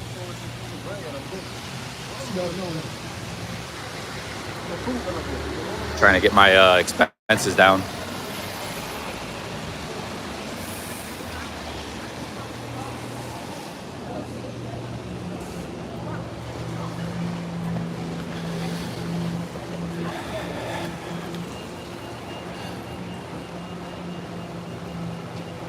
See, when you move around, you have like, you know, you got the hiking was good because doesn't cost anything.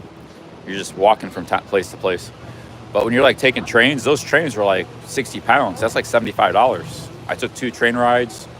And then you get in these smaller cities, they don't have hostels. Or like that city, Exeter, had 1 hostel, but I couldn't get in there. They were being like prejudiced against me or something. So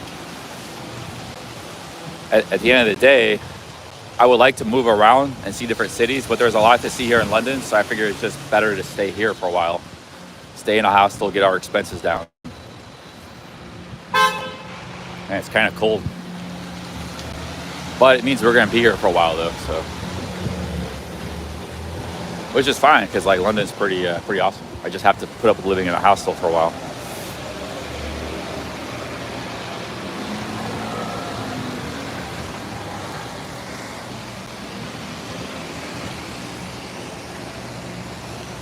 All right, looks like the rain's starting to clear out. Let's go to the park. Let me check my maps. I have to check my maps on occasion. I don't know London very well. Okay, we gotta walk straight and then take a left and we at Portobello Market.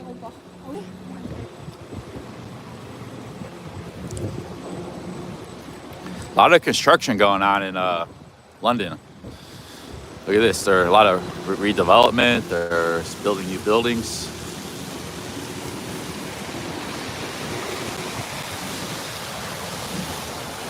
Yeah, it's kind of cold. I wish I brought my rain jacket, but it's supposed to get sunny. I did bring my hat.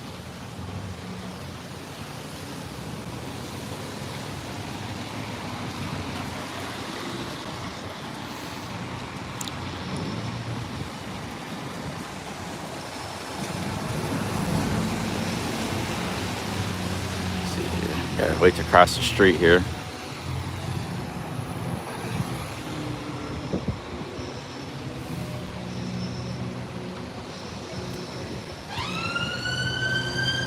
Yeah, it's 12:20 p.m.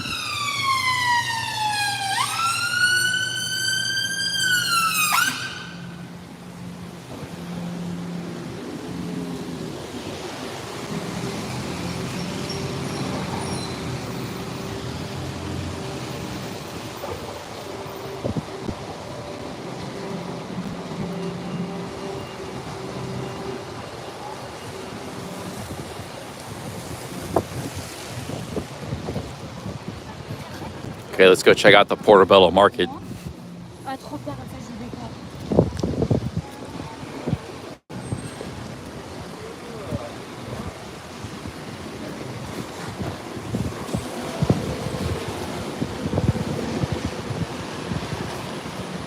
I figured out the 3 main industries of London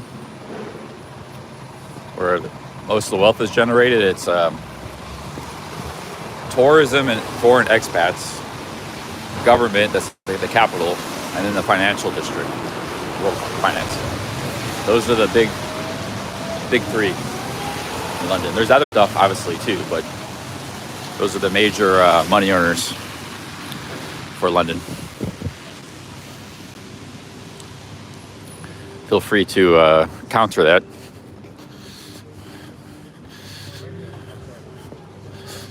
Or offer more, something I missed.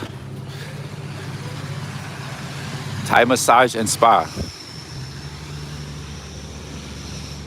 Got a Thai massage joint here.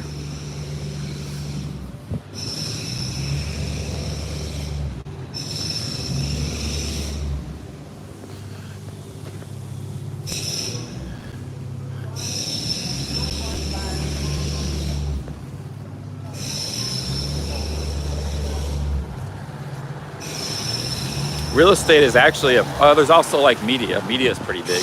Publishing is the center of media. Media is probably like, I wouldn't say it's in the top 3 though. Media is pretty big.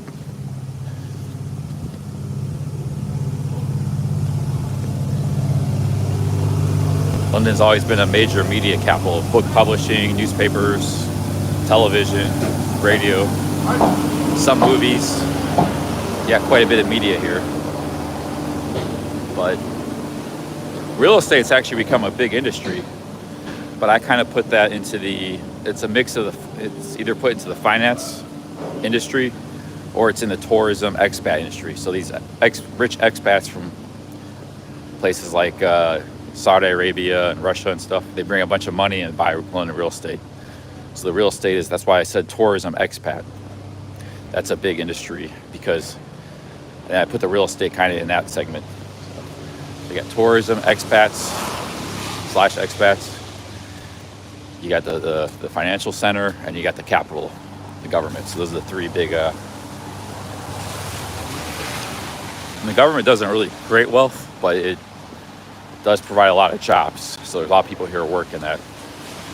And the wealth is extracted from everybody else, around the whole country. And including Londoners themselves. So those are the big 3 here. But yeah, the financial services, which we saw in the city of London and stuff, that's the major industry, and the capital, being the capital of the country, is also. And tourism and expats is big. It's pretty big here. Probably nowhere near as big as the financial industry, but it is a big factor. I think media is pretty big too. So those are the 4 big industries, we'll say. I'm guessing those are the top 4. Media. I don't think there's a lot of manufacturing in London, although there could be some on the outskirts. Things like some food processing and beer, breweries and things like that.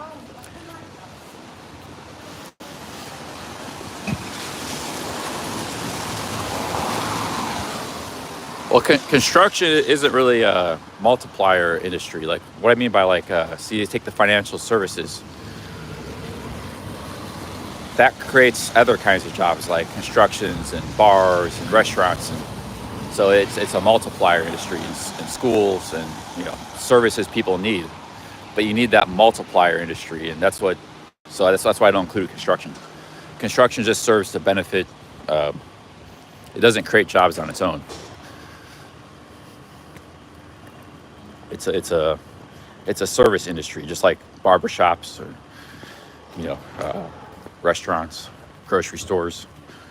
Those are all jobs that get added after you got your multiplier industries, your financial services. That creates the wealth. Then upon that, that's why it's called multiplier. All these other jobs get multiplied. Construction, restaurants, barbershops. These are jobs that get multiplied on the base industry.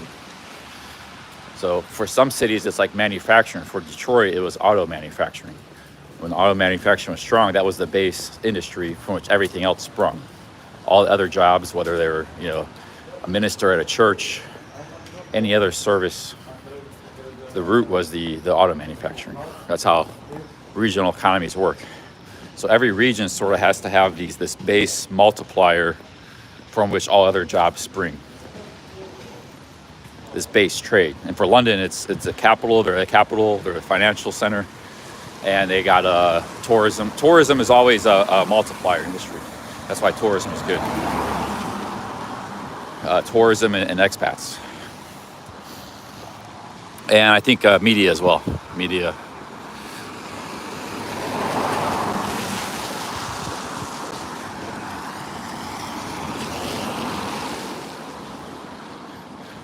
Yeah, very nice townhouses. I prefer the brick that we saw over in some other parts, but these are nice, very nice as well too.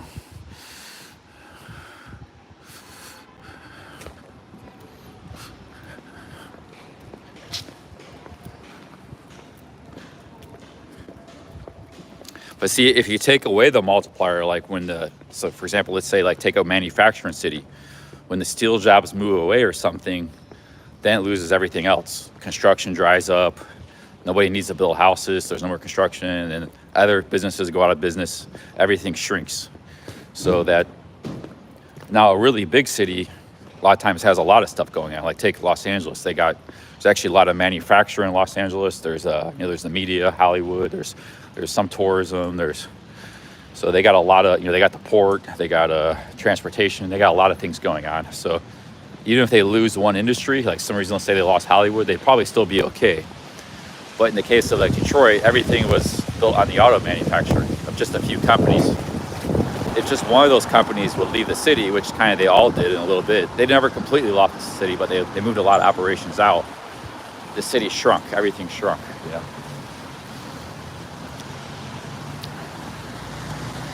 Like Domino's Pizza down there, that's not a multiplier industry unless they have their headquarters. See, if it's just a little store selling Domino's, then it's just a service provider.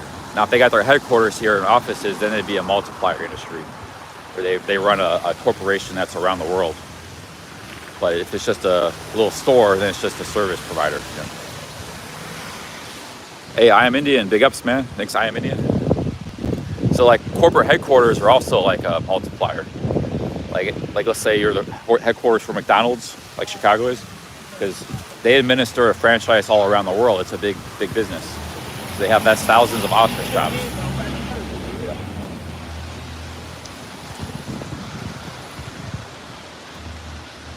That's thousands of office jobs that are being provided to the city of Chicago of administering that McDonald's empire.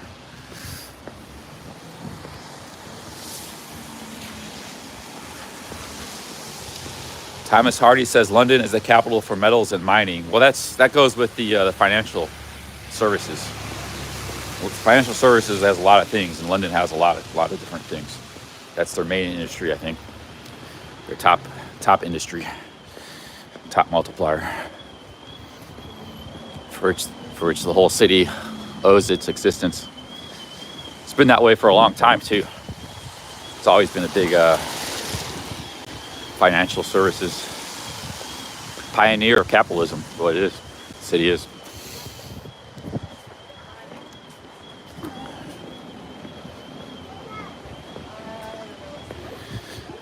Shrewsbury Mews.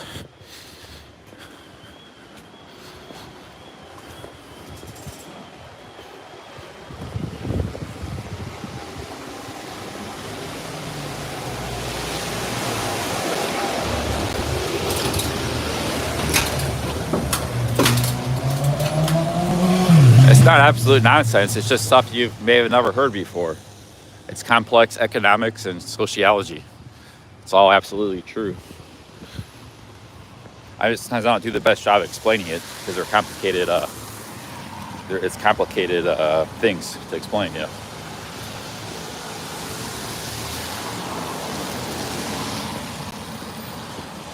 Okay, I walked too far. I gotta go back down here. Oh, that's a nice building.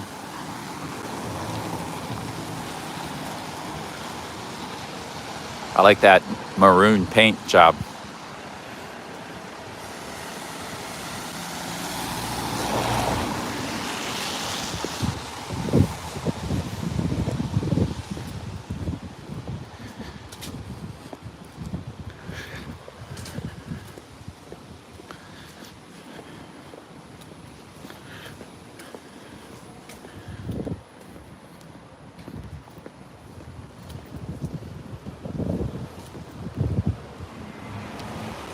Vincent Submarine says the Duke of Westminster owns more of London than King Charles, estimated 9 billion pounds worth. He owns 9 billion pounds of London real estate. Well, Westminster used to be a separate city, right? I think that's where a lot of the government stuff is. It's I didn't know there was a Duke of Westminster. I don't know much about England, to be honest. I mean, there's a lot of, I guess they still got dukes here and stuff, and the Duke of Westminster.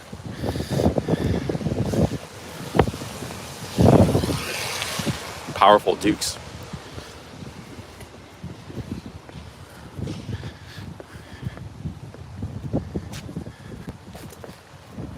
I don't know much about the political system here at all.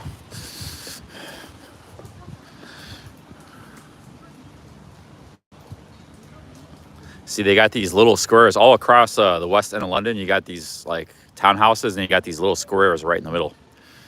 Very nice urban planning.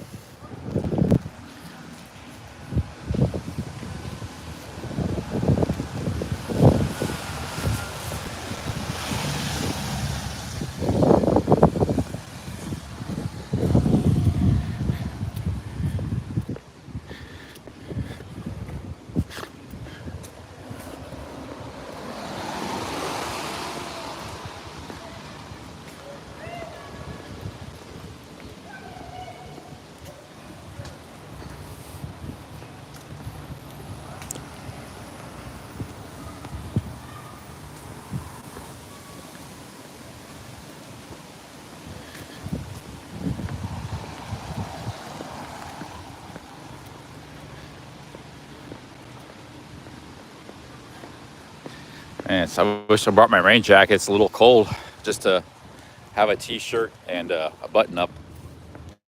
Maybe I'll buy some, I don't know, I'm not going to buy anything.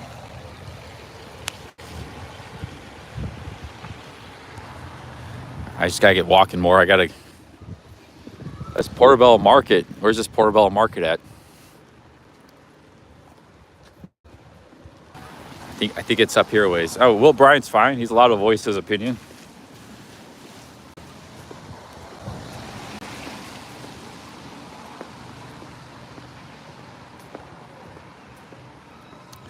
Primark CC, very cheap. I don't know what Primark is. I have a fleece. I just didn't bring it. That camouflage fleece.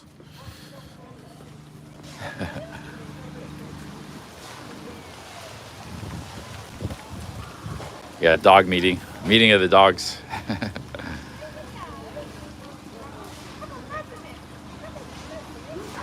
Pitbull and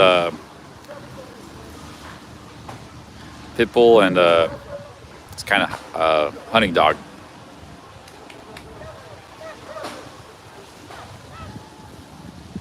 She talks to dogs like I do.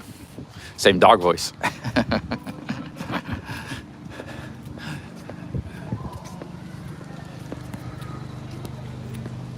We're going to Portobello Market. Might not be much going there today. Where it goes at Saturdays.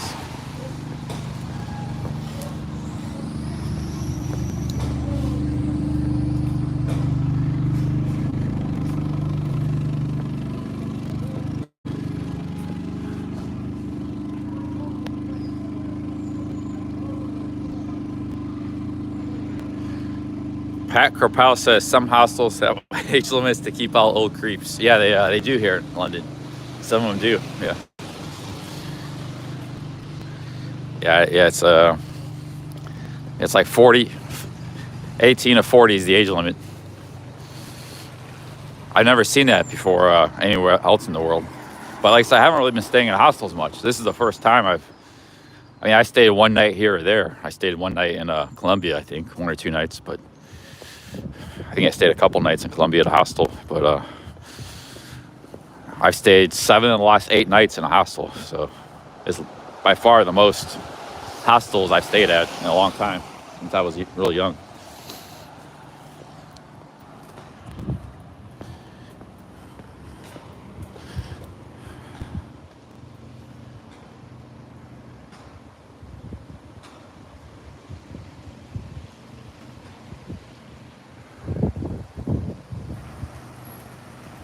I did walk through Soho, at the end of the night, but I was very tired, so I didn't stay around. But I did go through Soho a bit. Okay, Portobello Market is up here somewhere. Very nice residential districts.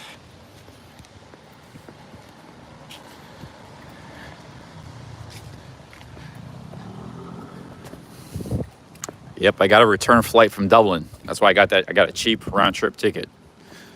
That's how this whole thing started. Cheap round trip ticket to Dublin. Now, I didn't stay in Dublin. I flew right to Newquay, Cornwall, city I'd never heard of, airport I'd never heard of. prior to going there. Being on London bus, yeah, yesterday.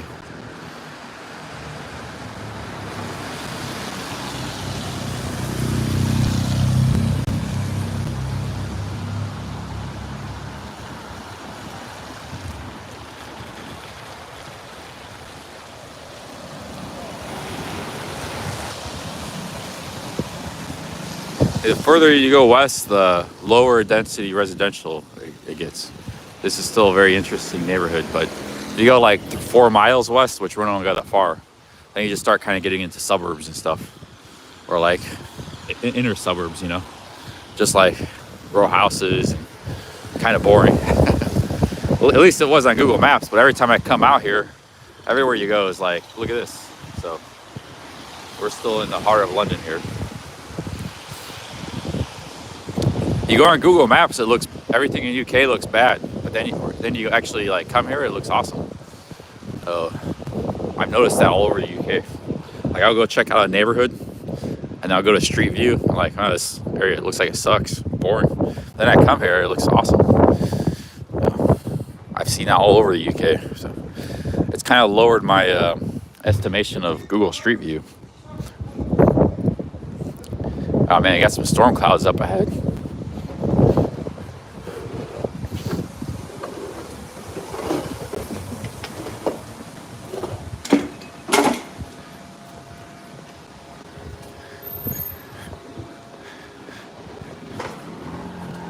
Yeah, we're in the West End here, the more posh part. Look at those townhouses, beautiful.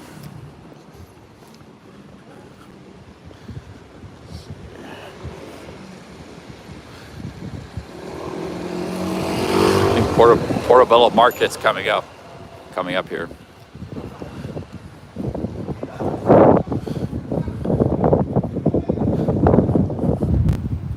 We're in the Royal Borough of Kensington and Chelsea.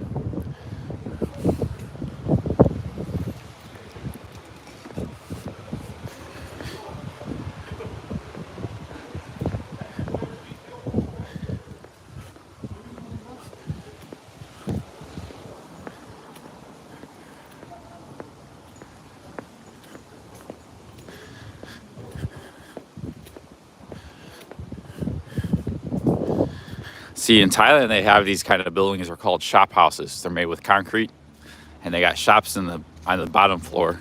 They got 3-4 stories on the top where everybody lives. Shop houses actually come from ancient Chinese architecture. They've been building shop houses there for 1,000 years plus in their cities. But they brought that over to Thailand and also Singapore, wherever there was a Chinese diaspora. But that's just one style of architecture they have. You know, everything is like concrete and stuff in Thailand, but the fan rooms, they're just like a concrete block apartment building. So you got like a 4-story walk up, no elevator, minimal parking. They're $100 a month, no aircon, just a room, a 4x4 room. And sometimes you usually have a little balcony and a shower, and that's it. No kitchen. So, a lot of cities are a mix of the two, like those squat apartment buildings, or like shop houses. You know, Thai cities. Now, lately they've been building like high-rise condos and stuff, but that's a relatively new phenomenon.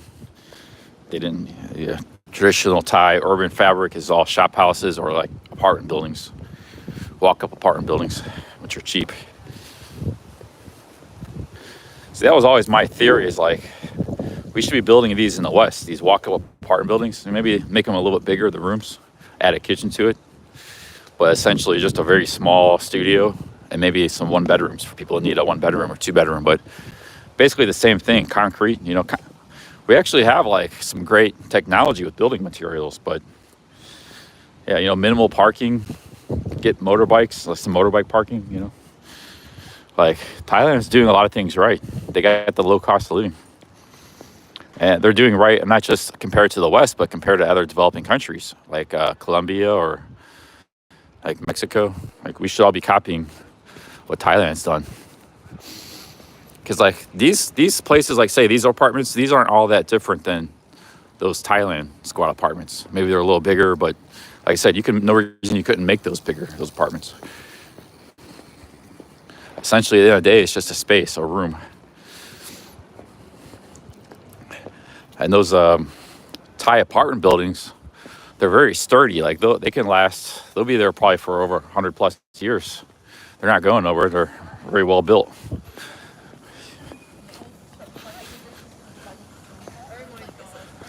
Man, I love the architecture here. Oh, look at these. Look at these places here. These terraces. Yeah, this is what I love about London. It's just walking around looking at the architecture here. This is what I'm loving about it. It's big. It's a wonderland for a guy like me that loves architecture.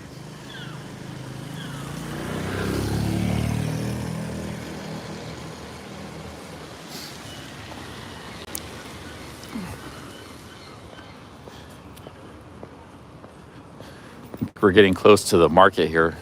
There's a lot of, I didn't know London has a lot of markets. Like we saw one yesterday. It was just a produce market.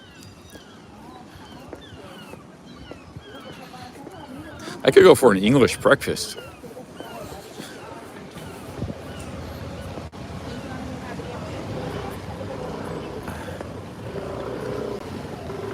Man, it's cold. Damn cold. Should have brought my fleece.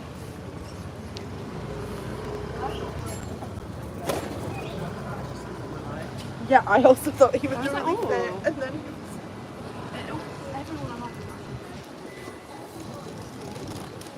Here's the electric cinema.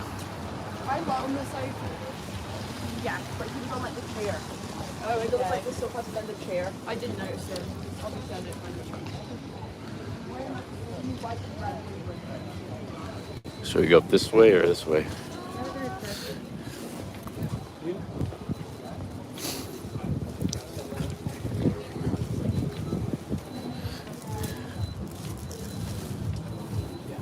Falafel.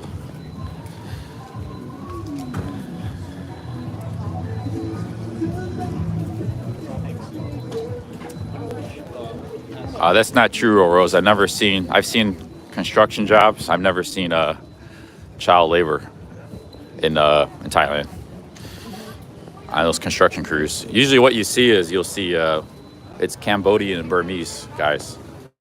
They're immigrants that work a lot of construction. And the foreman's a Thai guy. So they do get some cheap labor, but they're like from Cambodia and Burma and stuff. They pay them less. The Thais actually don't really want to work construction, those kind of jobs. A lot of the tough jobs are done by immigrants there in that country.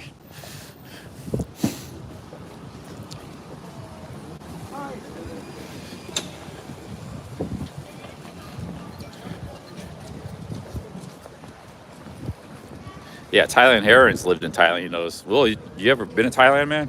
I know you're a long time in this. You're spewing some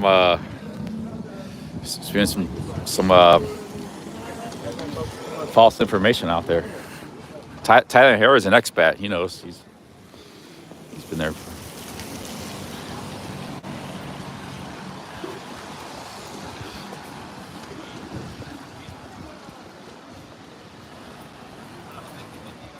Yeah, not even the Thai adults don't even work construction jobs. Like I said, it's mostly Cambodian, Burmese construction crews. Maybe the foreman, like the manager, is a Thai guy, but he has to be able to communicate with the Cambodians and stuff.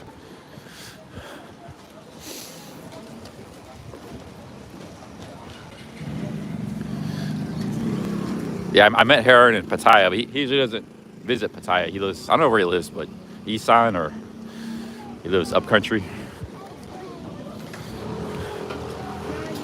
But yeah, I met him in Walking Street. He was visiting with his wife.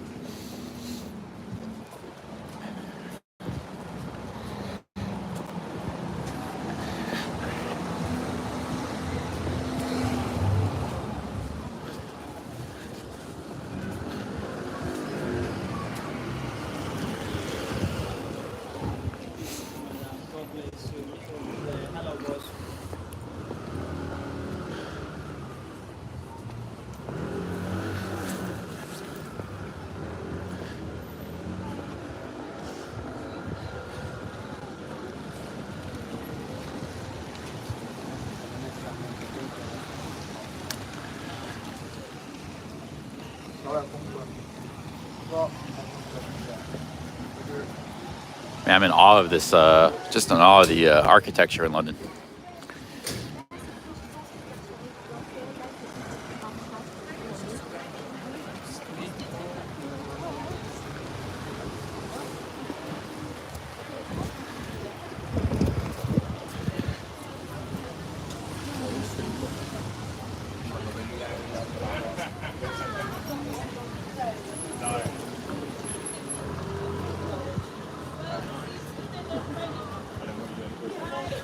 Notting Hill Community Church. I guess we're in a place called Notting Hill.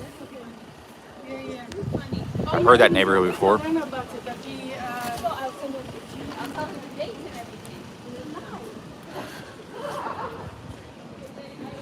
Look, here's a real estate. Let's go see. I always stop by these real estate places. Because they usually have real estate in the neighborhood, so we get to see how much it goes for. When I was in Kenting Hill wasn't that expensive. But yeah, look at this place. 2 million pounds here for this house. Here we got 4 million pounds for this row house. Yeah, this is high end here. Everything here is rich. Kenting Township was actually more middle class. 2,000 pounds a week. So everything in this neighborhood is like triple what Kenting Town was. So even these kind of modest little row houses back here, they're probably really expensive too. Everything is really high. But this is a really, really awesome neighborhood. Just the look of it and the feel. All the little shops and streets. That's the first boarded up building I've seen in London, but I think the first one, but it's just in the process of being probably constructed on. So, refurbished.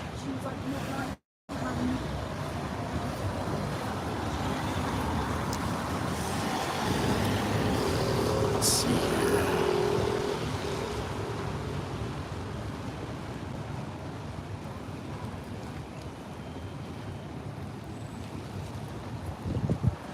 Soy Faring says Keith 1 is live and he's been watching my UK stream. So awesome, man. Cool. Yeah, Keith 1 he's a cool vlogger. He goes live once in a while. Dan the Man too, he's friends with Dan the Man. Dan the Man has really been unfortunate with YouTube, man. He lost 2 channels. And Dan's a really talented video editor. He actually studied it in college. And it shows in his videos, but he got really unlucky with YouTube.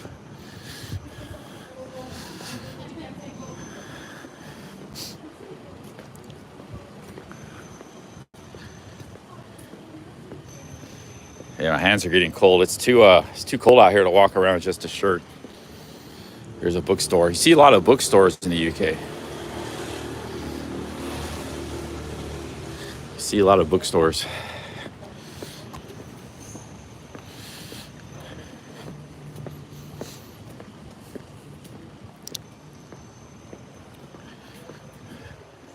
But the thing with this West End we're in now, it's actually a massive area. So you see, well, the houses are going for 2 million or something, but it just goes on forever. It's a massive.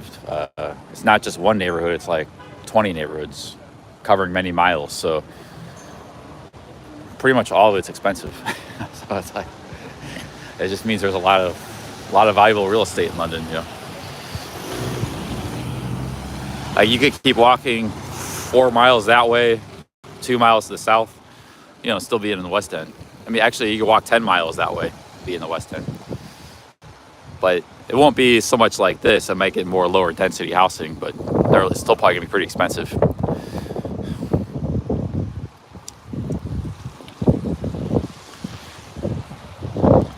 Yeah, the south and the east are common areas, and the north somewhat. It's the west that's the really nice part. Let's go back to the market. Yeah, but Kentish Town, I was looking at the real estate, it wasn't as high as this. Kentish Town is right outside of Camden Town.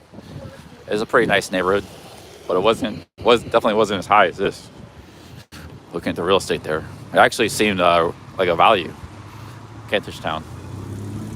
A relative value. Relative to the rest of London. I mean, a central location. Nice little neighborhood there. They had flats for like 400,000, pounds. Man, I might need to duck into a restaurant or something. I'm kind of freezing out here. It's still raining. Duck into one of these little restaurants. Here's the Duke of Wellington pub.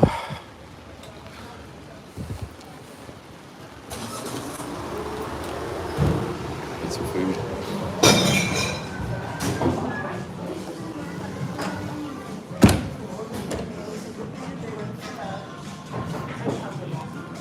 Maybe get some pub grub.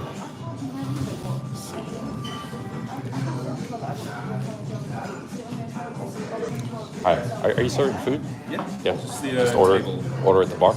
I'll probably be sitting there. I'll probably just get like a snack or something. Just 2 burgers, 11.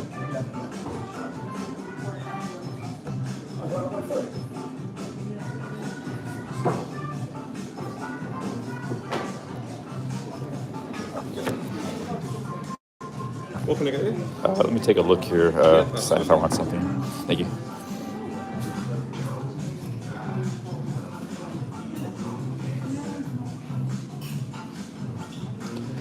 Yeah, brunch, smoked salmon, poached egg on sourdough, rich bacon egg roll. The Duke's breakfast: eggs, bacon, sausage, mushrooms, beans, fried potatoes, and toast. So, I'm not sure here.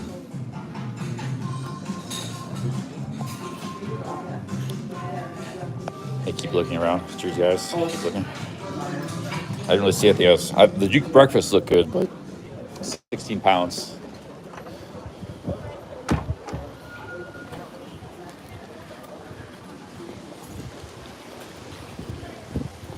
There's a Five Guys. I could go for a burger. I've never eaten at Five Guys, but this is like 10 pounds for a burger. I've never had a Five. Is it anything special? Is it good? Never had a Five Guys burger. They got them all over England. I know it's an American chain. Let's go back down this Portobello Market here.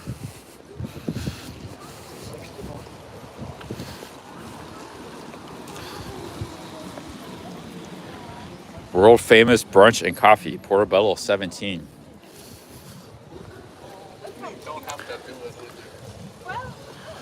Salt beef Reuben sandwich with pickles, cheddars, USA cheese, 12 pounds.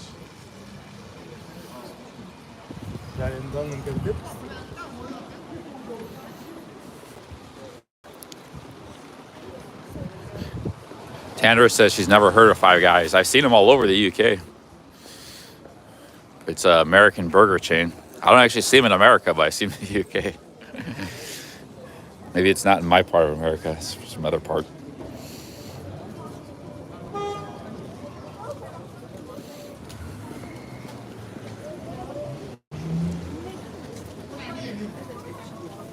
Yeah, they got compasses. Actually could use a compass. Well, actually, I got a compass. What am I thinking? It's a cheap compass, but...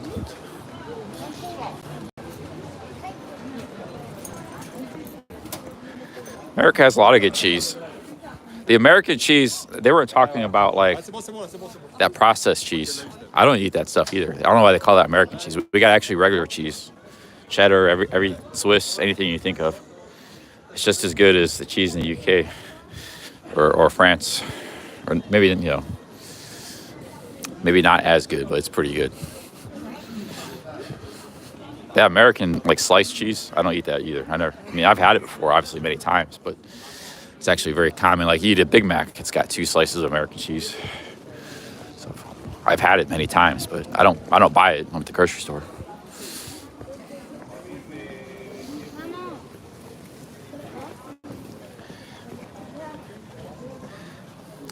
Roy Goes says there's a Cockney's Pie and Mash shop. Okay, that sounds pretty good. Portobello Road. Let me look it up.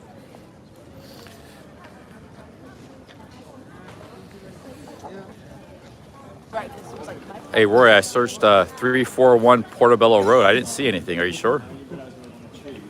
It's back in the other direction.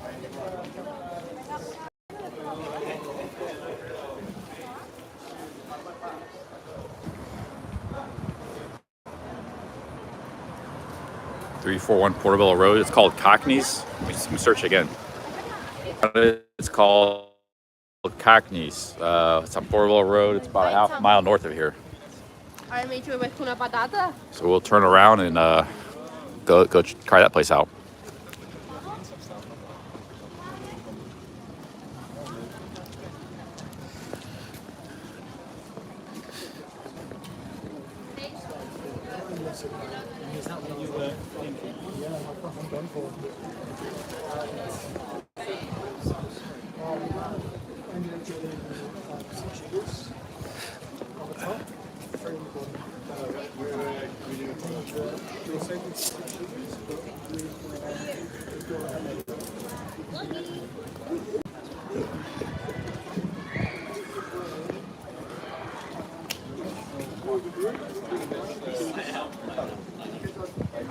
Hey, there's the Paddington Bear.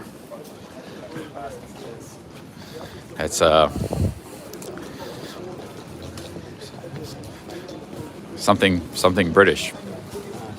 They have the Paddington Station as well.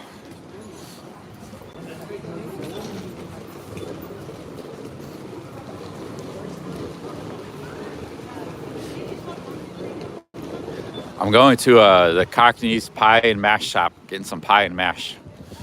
Traditional English grub. Man, there's some dark clouds up ahead. I'm gonna try that out.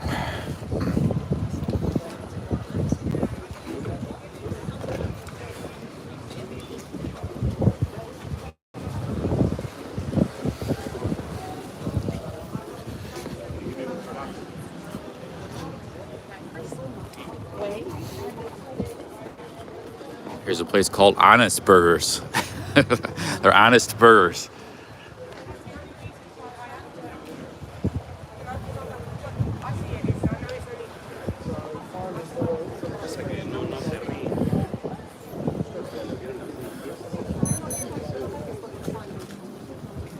The bookstore.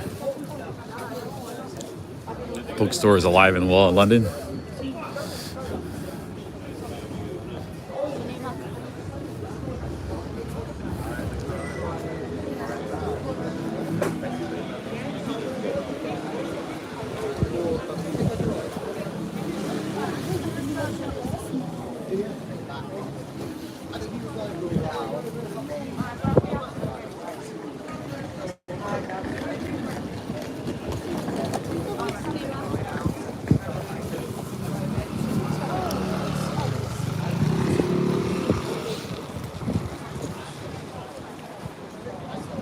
This is a public restroom. Look at that. Underground public restroom.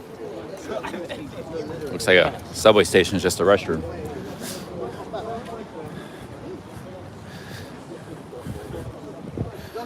It's a nice looking place. Wonder what it costs.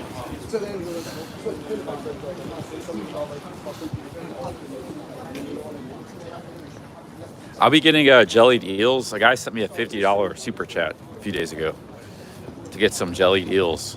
There's a place that serves them, so I will be doing that before I leave. Maybe not today, but yeah, we'll be doing that. Brown rice, authentic Thai food. There's Poundland. Actually, I need to go to Poundland. Let's go to Poundland real quick. The market keeps going up there too. I didn't see that part. So here's brown rice, authentic Thai food. What we got here? We got mussels. I got some Gen Wan chicken green curry, Masaman Gai. This is not sure what that is. The chicken, the broccoli. Got some pad thai. Got some kind of greens. Looks pretty good. Nice.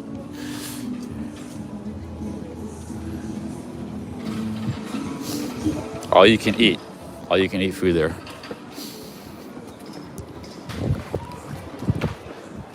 Oh yeah, here's Poundland. I gotta buy some toothbrush and toothpaste here. Maybe it's a Poundland. Actually, I haven't. Poundland's like the Dollar General, but I haven't seen that many Poundlands. Man, it's cold, man. It's cold today. We're gonna hang out in like the mall or something. Go to some mall. They call it Poundland, but the stuff costs £3. Never understood that. Here, you get this one for just £1. Guys, have you ever eaten Marmite? Vegan spread? I've never had it.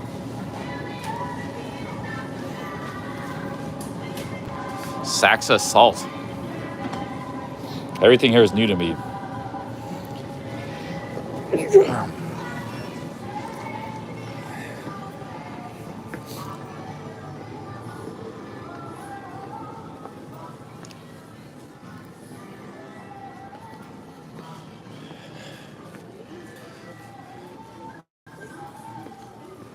I have to go back.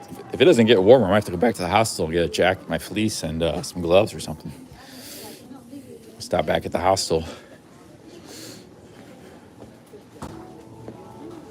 What did I come here for? Oh yeah, toothbrush and toothpaste. I need some deodorant too.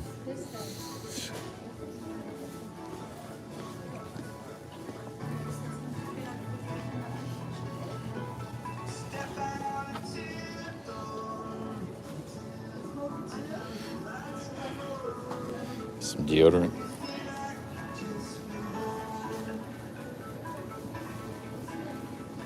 Snickers 4 for £1.50. Really? That's a pretty good deal. Let me find that. That's true. It might be in Liverpool, maybe not in the Poundland here. Okay, we just need a small bottle. We'll get this one. Small package, £1. And I need a toothbrush.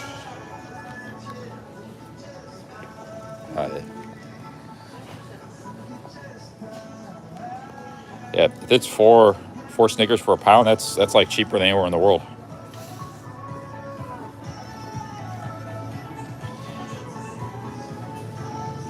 So we got what we got here. We got 2 toothbrushes for £1. Don't.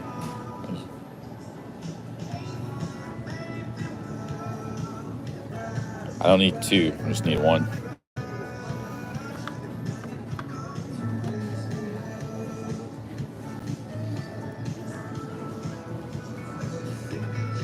%80 recycled plastic. Does the fact that something's recycled actually cause people to buy it?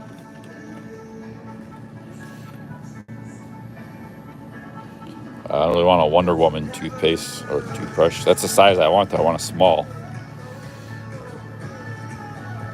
I don't want four toothbrushes for. I don't want 4 toothbrushes. I just want 1. I guess I'll just get this one right here.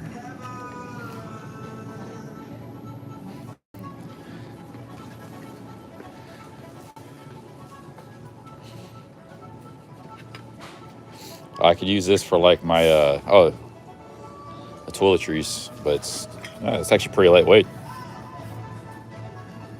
250 pounds.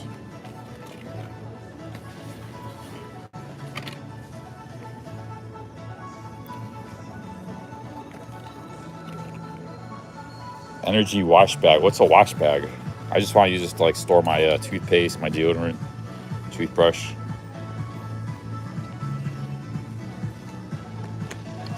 We need deodorant too, so we got to buy a few things here. We got Insignia Seduction. Oh, it's £3. Where's the 150 pound? Oh, that's shaving cream. Guess I'll go and get this.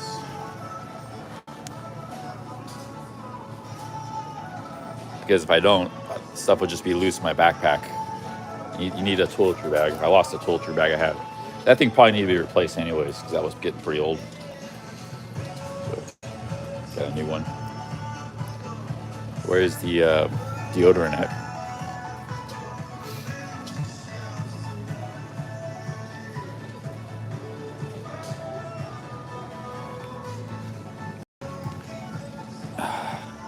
I didn't like the deodorant I had. That's moisturizer. It's like any of this like roll-on deodorant days, it smells awful. I bought a brand I thought I would like. Was body spray. Is that like deodorant? The best thing is just to get spray. That's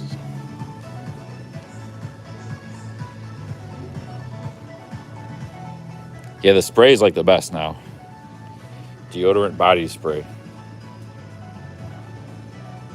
So at 1 pound, we got like 6-7 pounds of stuff we're buying here.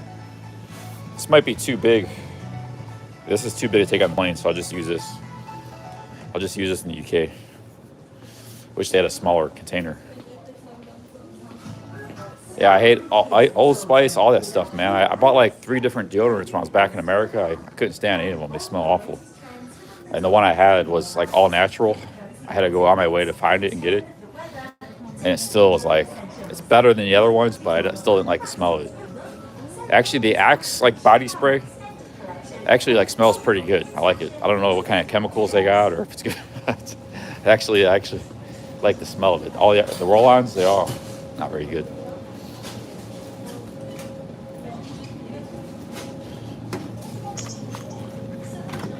Hi, how's it going? In the back here? Yeah, I'll just put it in that bag, I guess. Yeah, that's true. Iced coffee.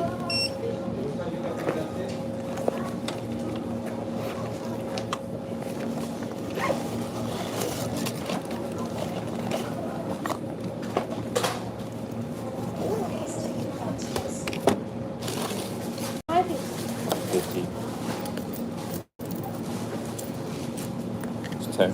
Yeah, I think I have a 50 here. How much is this? I don't know if the change too low. That's 50? Yeah. Oh. Okay, thank you. Yeah.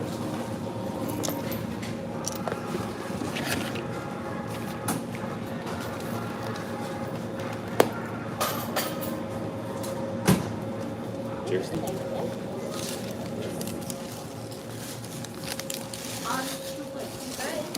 Bye.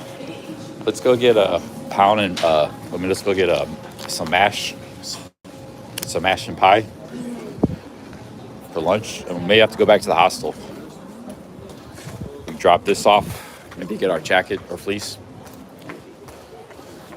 Hostel's not too far from here.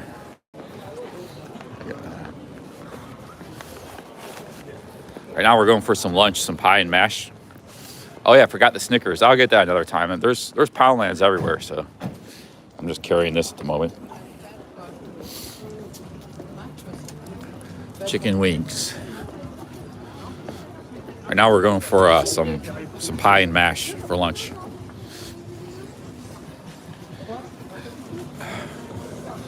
Mash and pie.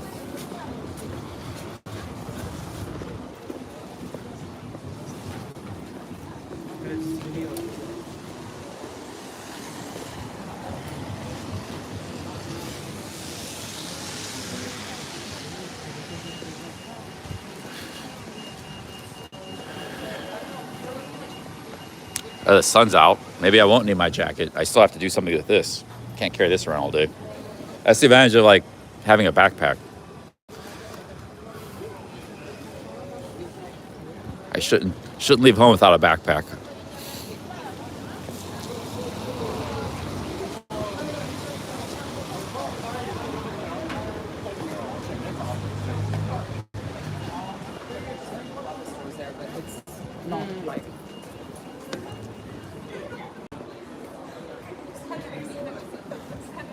Well, I got one of those, but it's not big enough because it's already got a lot of, I had that open shit. Watch what I'm doing. It's not big enough to carry everything. That's just carry my power banks and stuff.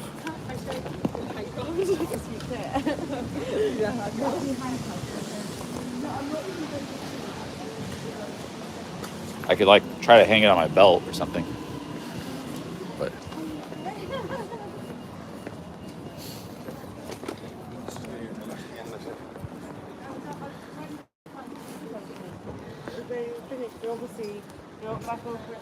yeah, I just zipped it up. It's like my passport is in there. Anything could have been stolen. Oh, look at that coat. That looks. I mean, I know it's for women, but it looks awesome. Looks like stuff from Mongolia or something. Some Mongolian coat. They sell them everywhere. I still need them. These are Mongolian clothes.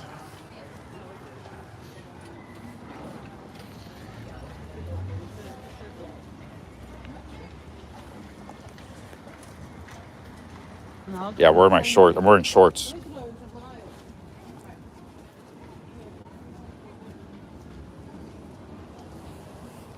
Hey, how's it going? What country are these clothes from? What country? Afghanistan. Oh, Afghanistan. Oh, I was thinking Mongolia. This is Afghanistan clothes, guys. Oh, very, very cool. Is it manufactured in Afghanistan or? Yeah. Oh, really? Yeah. Awesome. Yeah. It's Afghanistan clothes.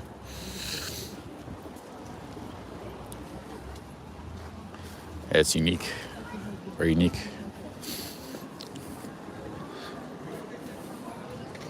That's why you come to London or any like city like this, you'll see some really cool stuff. I saw some cool stuff in Delhi. I was there. Actually, stuff that I was thinking I could like buy and sell for like 5 times the price in America on eBay and stuff. Got the wheels spinning for buying and selling. But London, I'm not sure there'll be much profit. Delhi, maybe.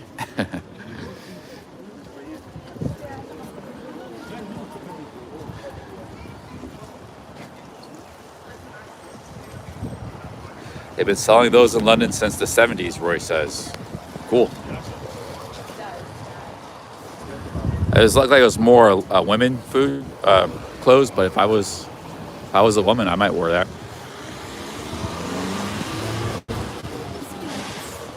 Here's a Greg's. See what they got in Greg's. All the Greg's are like, they don't have seats. It's just takeout.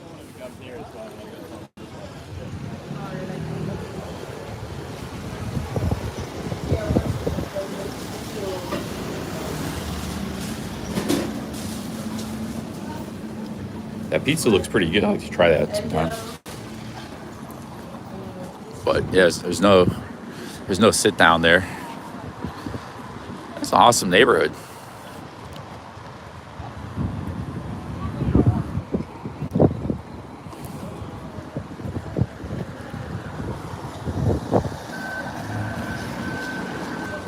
Still got a ways to walk to the Cockney Pie and Mash Shop. There's a sushi place. Sushi. Yeah, we got a quarter of a mile.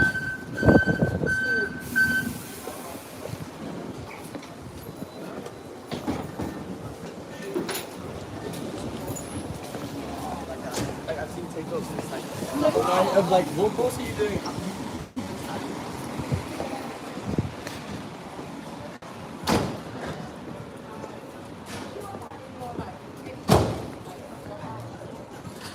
I want him to go there just to hear CC pronounce it.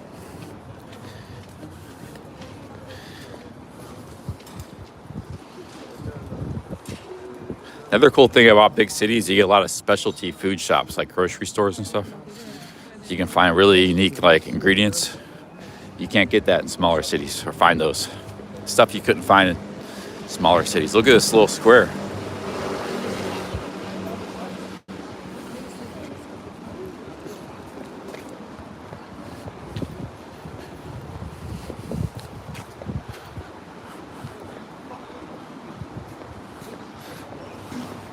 Do not worry, be happy. Do not worry, be happy. Close at the moment.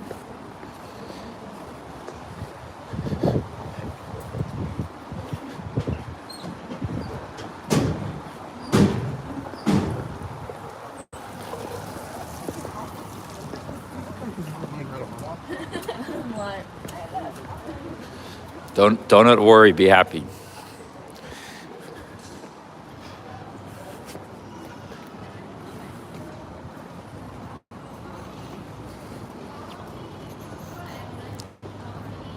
Malaysian street foods.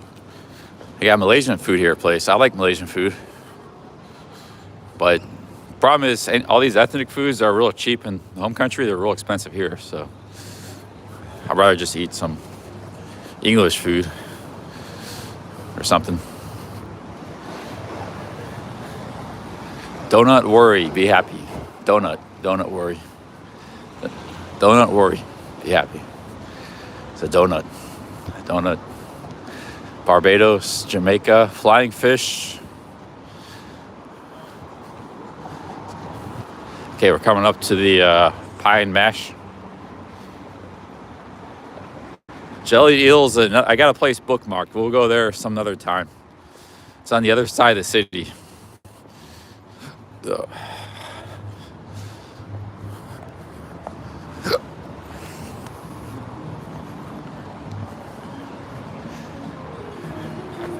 Yeah, it's coming up here. Yeah, today's just a low-key day. I think nothing real exciting, guys, but nothing real exciting. Still maybe stream for about 8 hours or so, but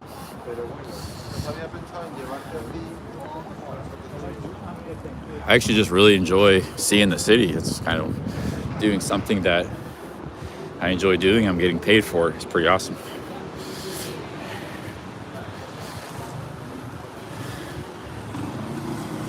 My wrist is still kind of messed up from that fall. Actually, this wrist was already kind of like had a problem with it. Now this fall, when I try to lift weights, it could be a problem trying to lift weights with this wrist because it was already a problem. Like I couldn't do push-ups too good with this wrist. It was already kind of messed up. It's worse now. I don't know if it'll ever get better. Hey, what's up, Truth Warrior? Let's see here. Okay, we're almost at the pie and mash. Yeah, how do you rehabilitate a wrist? Because like, I think I had some kind of arthritis or something in there for something wrong with it. It wasn't terrible though. But if I try like to bench press or something, a bunch of weight, it could be bad. Maybe I just have to do like lower body, abs, and legs, and light weights, upper body. I think if weightlifting on this wrist might not be good long term, you know. Heavy weights, big heavy weights. Read some of your comments here. So you got somebody in blue nearby. I'm the one in blue. I don't see anybody in blue. There's a guy in blue up the head. I don't think he's a stream sniper.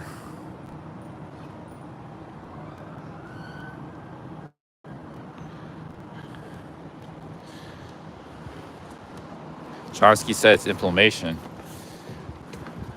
Well, let's see if it heals up. It's not that bad. It just got aggravated. I had probably a slight sprain that fall. First couple, it was actually swollen a little bit first couple of days, but it's see how it does. Like by the time I get back to America, see how it does. Like a month from now, I get back to America, I want to lift a lot of weights. That's what I was doing before I started traveling. I don't really lift weights when I travel. Well, if I do go back to vlogging, because I don't walk as much, I could like lift weights when I'm vlogging, travel vlogging. But when I'm live streaming, I don't lift weights because you're walking around all day, expending a lot of energy, so you don't have anything left in the tank. I mean, I do lift weights sometimes when I'm live streaming, but you guys have seen it on live stream. But lifting weights actually, even just for like an hour, if you're doing heavy weights, it can really take a lot out of you. Yeah, you have to rest. You're sore and rest for a couple days. It actually demands a lot. If you're doing it properly, you're really pushing yourself. Like these big weightlifters, they don't do much. They lift weights for an hour or two. They just take it easy. They relax. They sit around. They're basically that's how you're. It's not because they're lazy. That's how you're supposed to do it. Your body needs rest after you put it through that stress.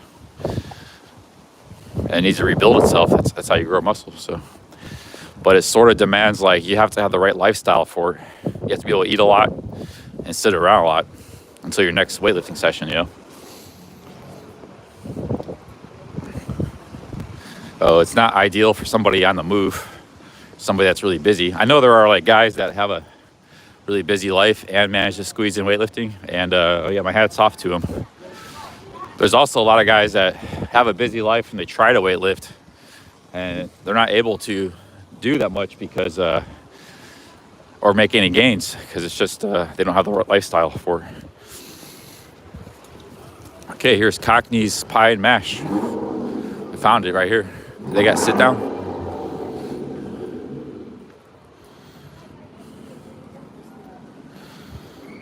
Cockney's Pie and Mash. Let's go. One pie, one mash, 5 pounds. What's a pie? Cup of liquor. This place is really traditional. Oh no. What should I get? One pie and 2 mash?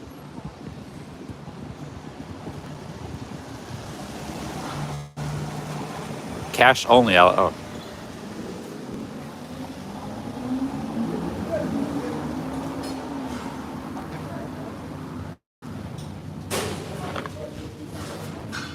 Looks really good. Parsley sauce. This is like a London thing, right?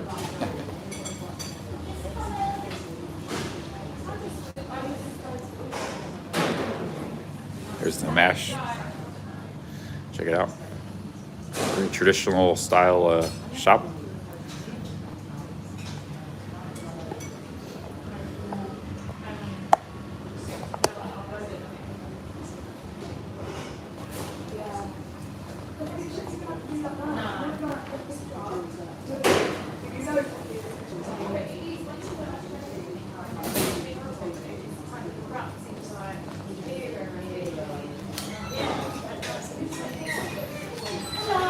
Hi. One pie, 2 mash? Yes. First time in one of these establishments. Very interesting. Here's the pie. And the green sauce? Yes, that's parsley sauce. Yeah.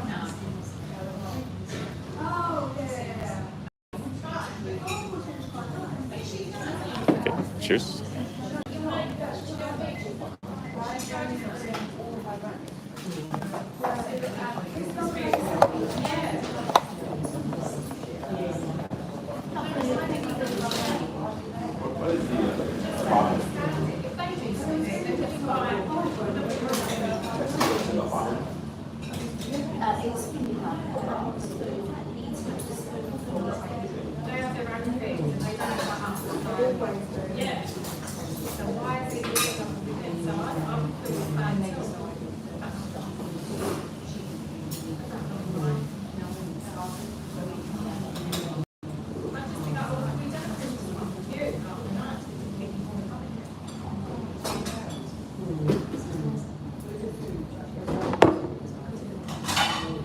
Nice hearty meal.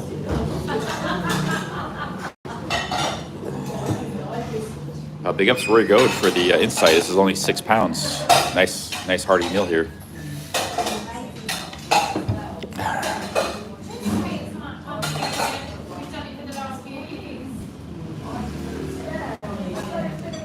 Hey, Robert V.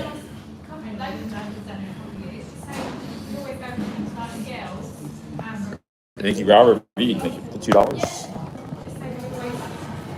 I've never had this parsley sauce before.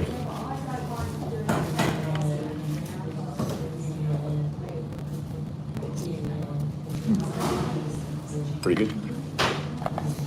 Pretty good. Not bad.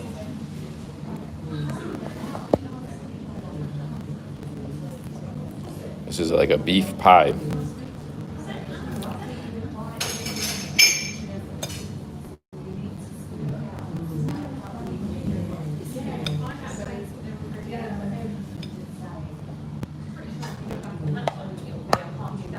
Thank you, Robert. Cheers.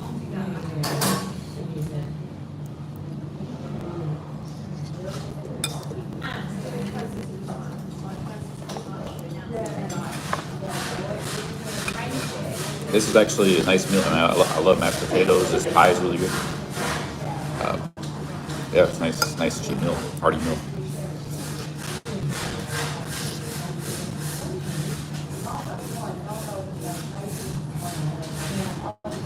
Traditional English food. You guess, Robert?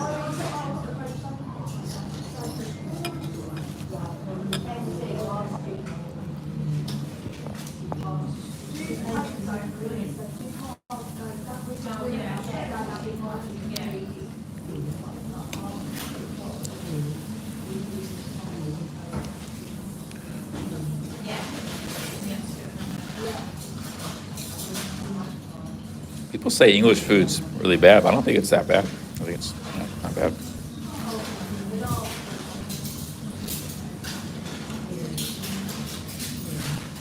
It's not the best, but it's not bad. Quite a bit of American food actually comes from England as well.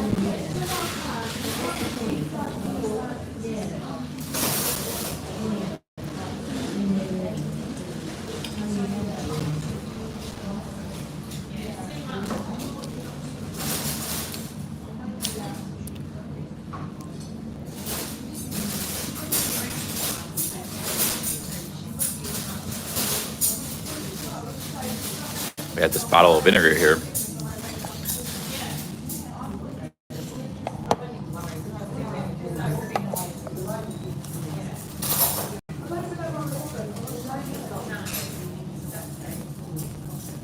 Try to put a little vinegar on this.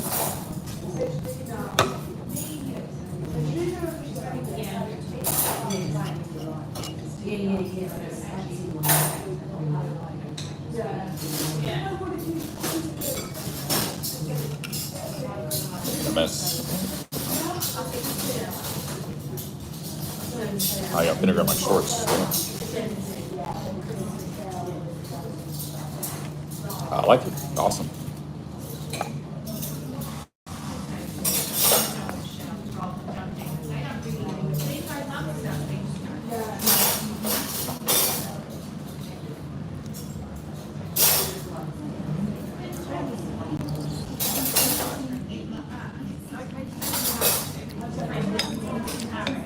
It's actually really good.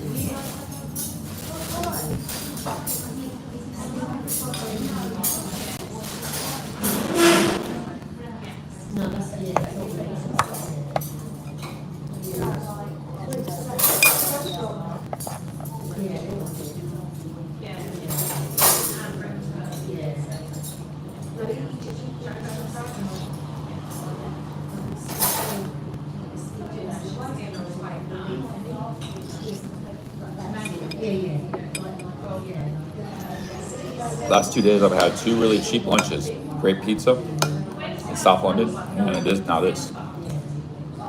Both for £6. This was £6 to get extra dollop of mashed potatoes. If you get 1 pie, 1 mash, it's £5. 1 pie, 2 mash, £6.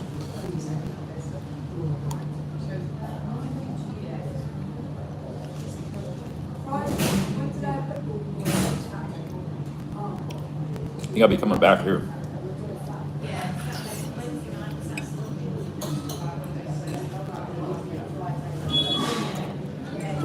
Traditional English food here.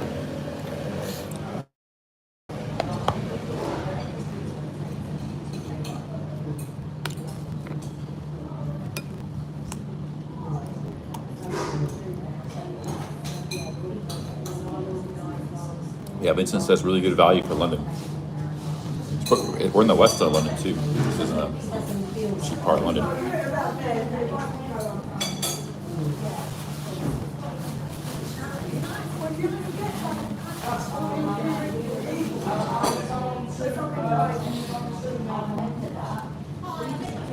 I'm definitely coming back because it's cheap, good and healthy food.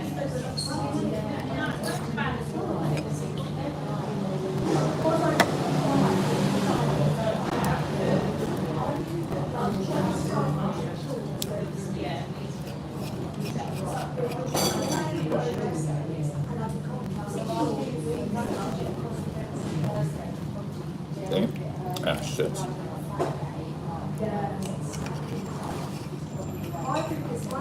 It's really hard to get the vinegar out of this bottle. I got too much vinegar, but I like vinegar, so yeah.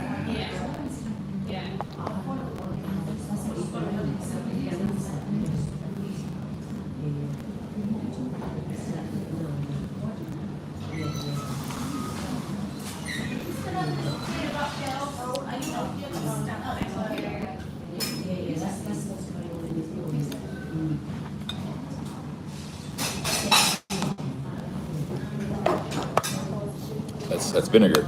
Vinegar. I asked her. She said, "That's vinegar for the food, and here's a sporn in food. Can you eat it?"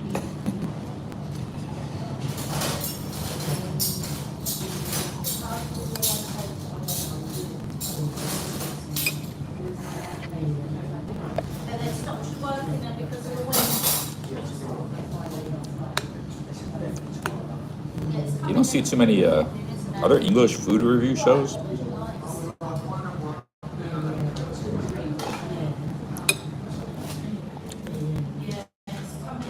I put black pepper on it already. See, some black pepper. Put a little more.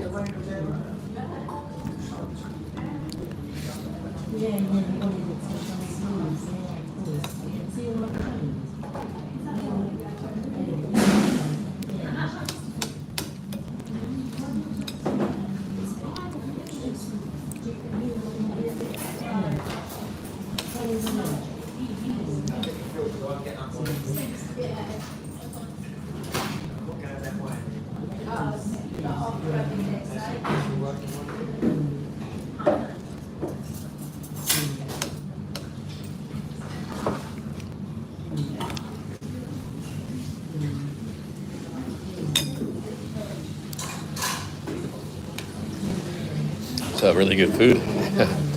It's really good food. First time having this United States. That's what.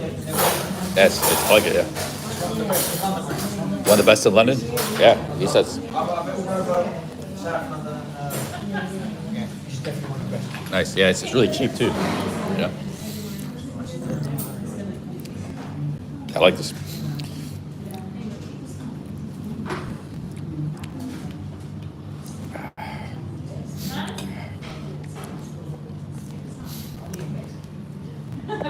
£6. £6.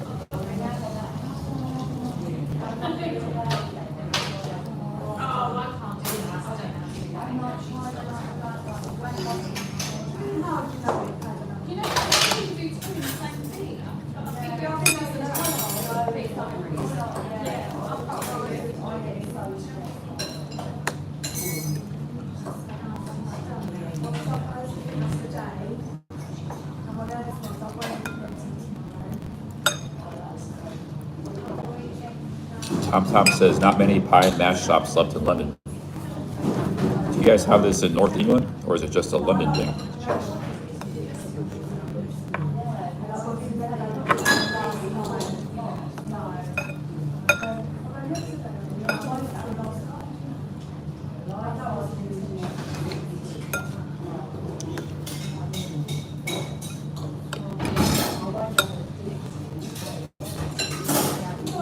Oh, the liquor, the parsley is a London thing. Oh, it's just a London thing. Okay. What do you guys eat up north?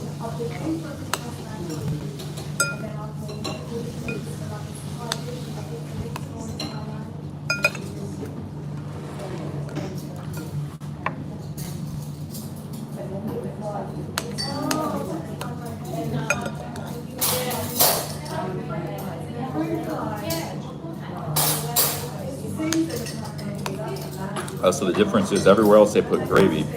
In London they put this parsley sauce.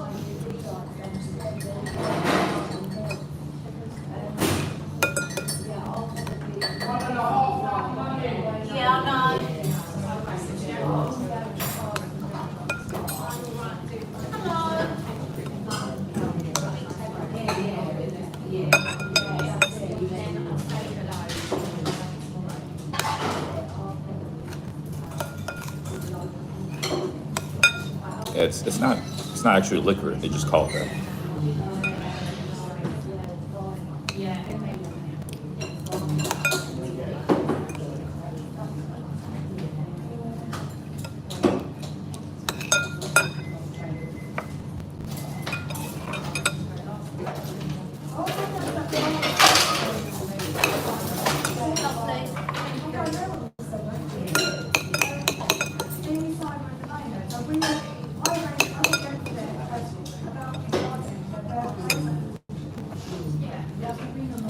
Wasn't good, I wouldn't have finished it.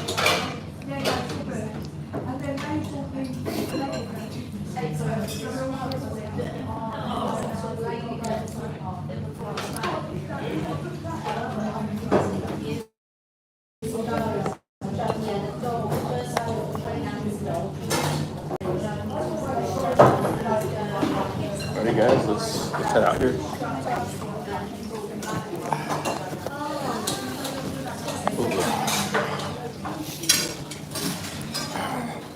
Yeah, be back. My household's not far from here, so.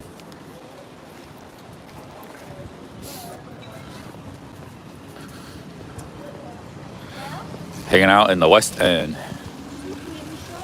of London.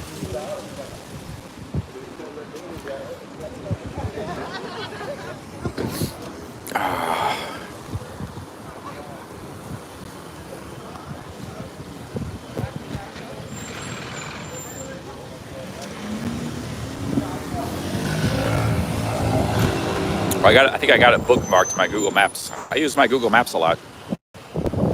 It's actually north of the Portobello Market. They explained it well. We had a good conversation. Yeah, back like probably in the 50s, there were those shops all over London. But you know, it's not a lot more money selling like avocado on toast and an egg for 10 pounds. That's real food there. So only for 6 pounds, you know. Not a lot of money in that, so those shops are the high cost of real estate and labor are a dying operation. Like that was a family-run joint there too, called Cockney's Traditional Pie and Mash.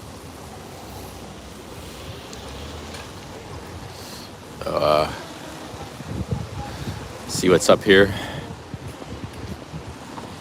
So here's the menu. I had the 1 pie, 2 mash. Okay, I've received that. Very simple menu. Cheers, is really good.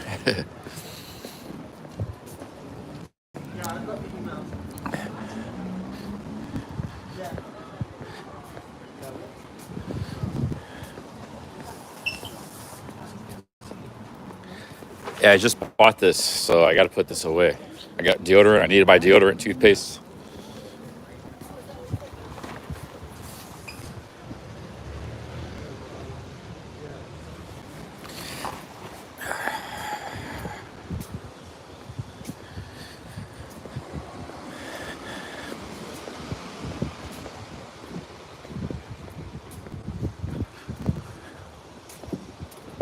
This is called Notting Hill, I guess. Notting Hill.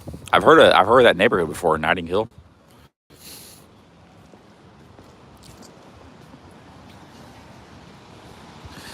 Looks like we'll turn back around. Let me check if there's anything I should keep going north for. Yeah, I think. Oh yeah, because they have a carnival here, right? They have a carnival here. That's probably why I heard it. Yeah, Notting Hill is a nice neighborhood. I like it, but probably not cheap.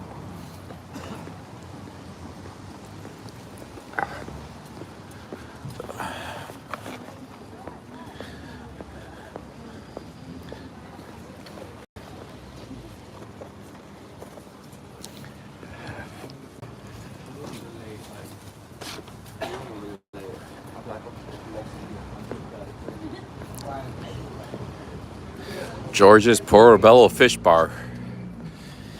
Just says log in.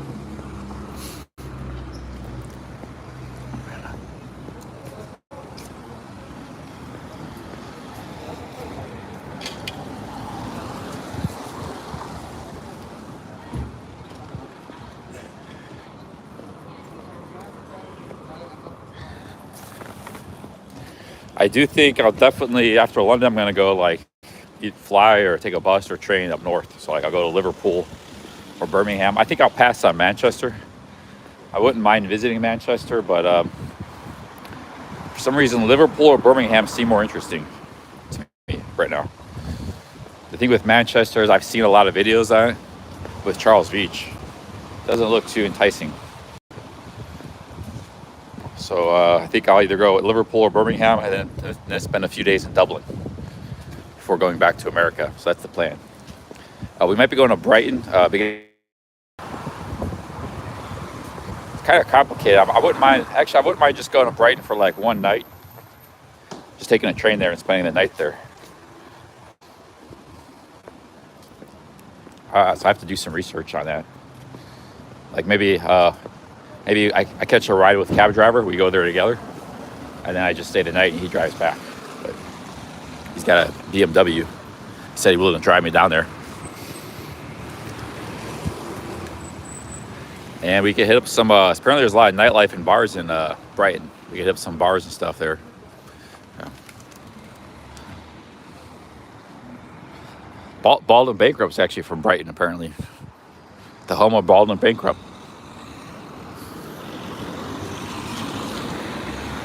Very famous. He's pretty much Bald & Bankrupt's pretty much, if you exclude the food guys like Mark Wiens, he's pretty much the most successful travel vlogger ever. With Kurt Kaz and Balder right behind him.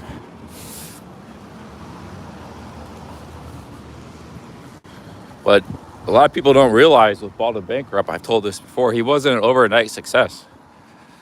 Like, he was doing a lot of vlogs and struggling to get to 1,000 subs.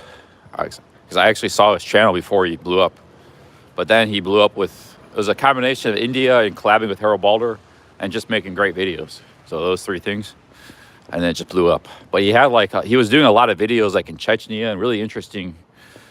And I think he even had some India travel videos too. And he had 50 videos.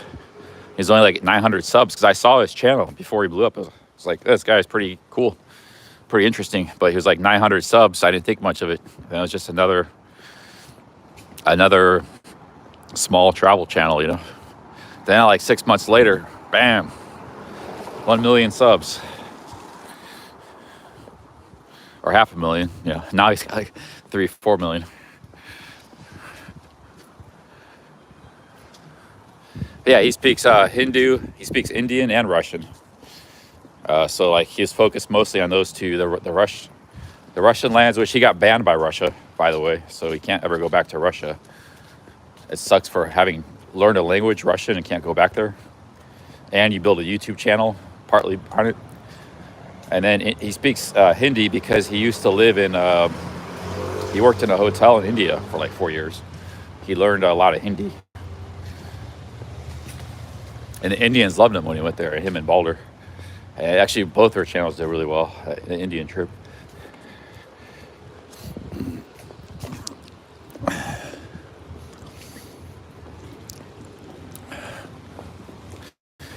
I think Sean could pull something off like that. Because he's pretty charismatic. People like him, like Bald & Bankrupt. He speaks a lot of languages. He speaks Spanish, Persian, English, and I think also his Thai is getting pretty good, although he's not fluent. He's got that, he's got pretty good charisma, and he's already got 20,000 subs, so he's already kind of well known on YouTube. He's done well. He just has to. He doesn't like to travel. That's his problem. He doesn't like to travel. He hates traveling, I think, now. He used to travel when he was younger, obviously, but his traveling days are behind him. So it's probably just, if he ever gets back to vlogging, he'll be a travel or a Pattaya vlogger once again.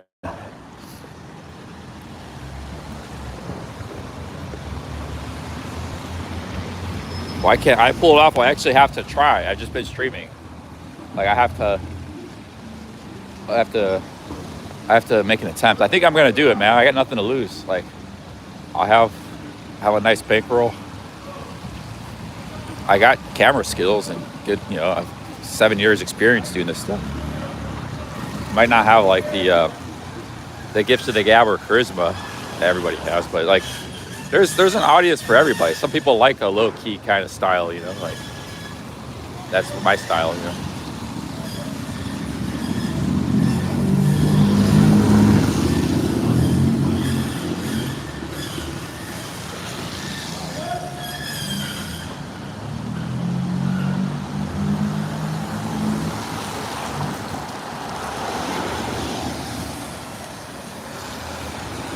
Hey, Fitzy, big ups.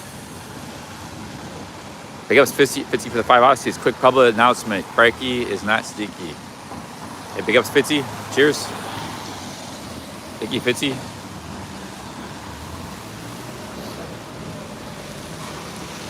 Yeah, this England trip and this Colombia trip has kind of spurred my interest to travel. But what I'm learning is travel is really expensive. So I'm just going to try to focus on the cheap countries like India and Malaysia, Cambodia, Colombia. Those are a lot of the countries you guys want to see anyways. So. Turkey, maybe. Eastern Europe. And we can still like visit like some place like the UK, especially if we do hiking. But it have to be either hiking or just for a short period of time, like a week, like a past, you know. Yeah, those guys are working hard, man. Tough work. Look, they're building up these beams.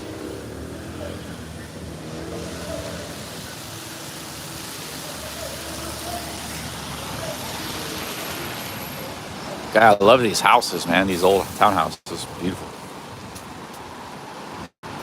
Big ups, Fitzy. Thank you for your support, Fitzy. Thank you for all the super chats. Thank you, Fitzy. Cheers.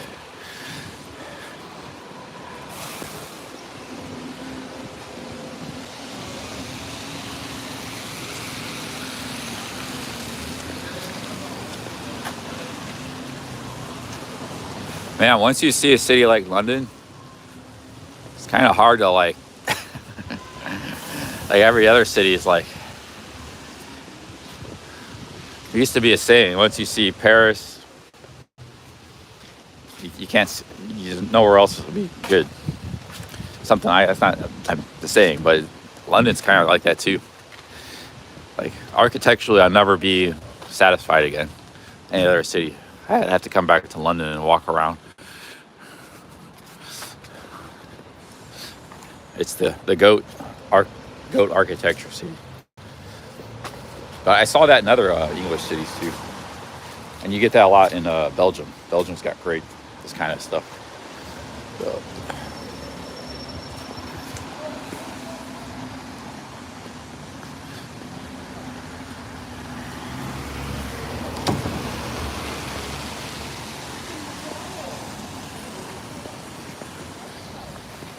I need to plug in my power bank.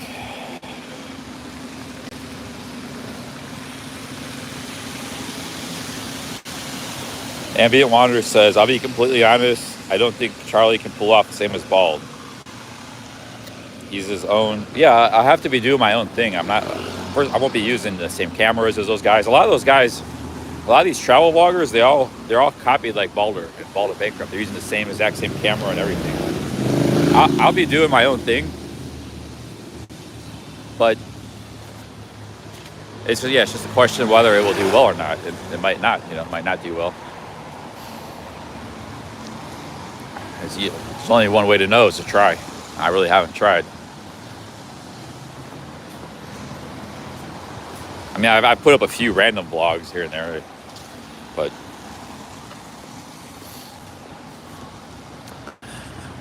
my vlogs will be nothing like Balder's or Bald and Bankrupt. It's actually going to be very like a documenting type of style, documentation. So it's going to be very, very different. I might not even be speaking much in these vlogs, but we'll see. I got to it'll evolve as I go. But I have a lot of things in mind.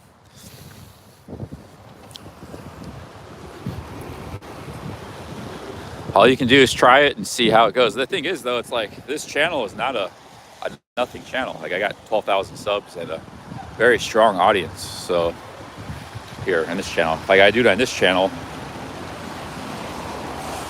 I got a good start to start with.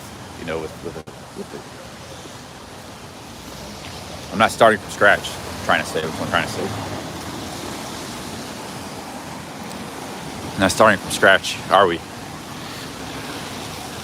So we do have a shot at it. Like that's why we have a shot, because we're not starting from scratch. We've done it before in a way. We've been successful making videos. I got a lot of experience and skills, a lot of knowledge, a lot of cameras here. I gotta give it a shot, because it's easier work. The one thing, it's easier and potentially more lucrative. I said potentially. It's kind of like you're gambling. But if we lose on this gamble, we're not really losing anything. We just maybe lose some money. We'll still gain subscribers and things like that. So we can always go back to live streaming if this fails. And we're not losing time, because like we'll be having a good time traveling and stuff. But if I just don't get much views and it doesn't do well, it's not really a big loss. I'll just switch back to streaming, or get a real job. And yeah, to me this is a real, but you know, I meant in quotes, get a real job in quotes. So you guys, what you guys would call a real job. Some of you guys, like McDonald's. McDonald's is a real job. This isn't.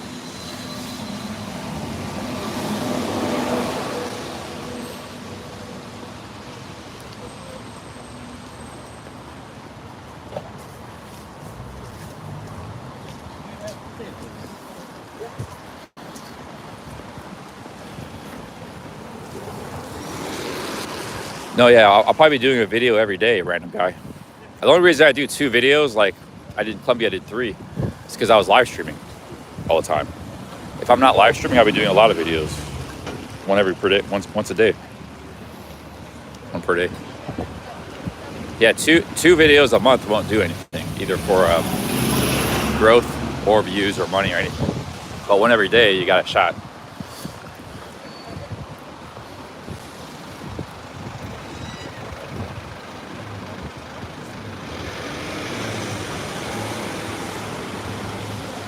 Oh, you're saying when Thai vloggers hit 25,000, they try to be too professional, people lose interest?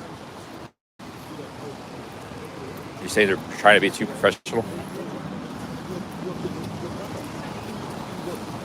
Yeah, I don't know. Could be.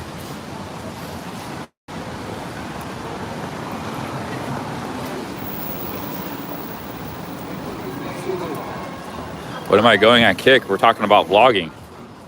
Here, my next trip, we're gonna start vlogging. Kick's for live streamers.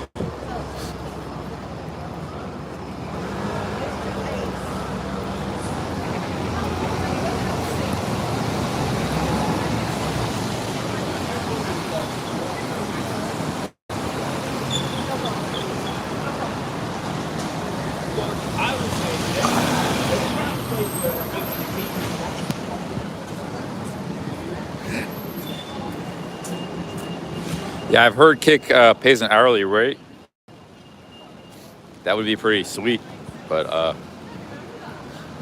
there's probably some kind of stipulations attached to that. Like you gotta have X amount of viewers. You gotta do this. You gotta do that.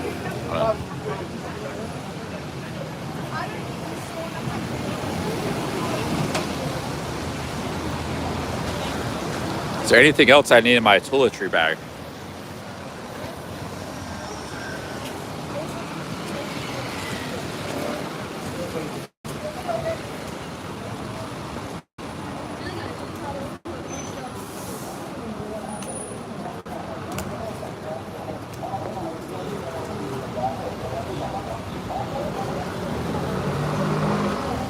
Meskrem concert.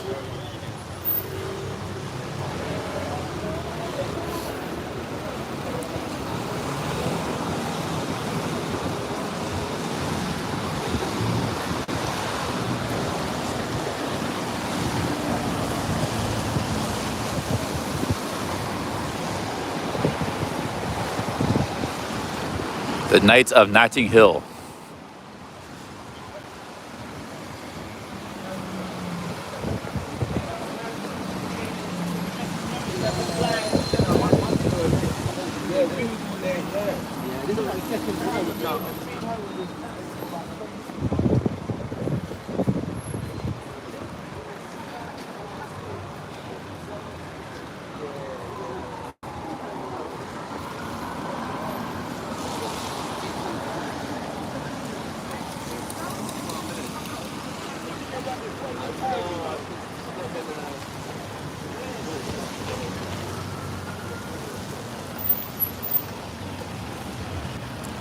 Where you go to saying this is Ladbroke Grove.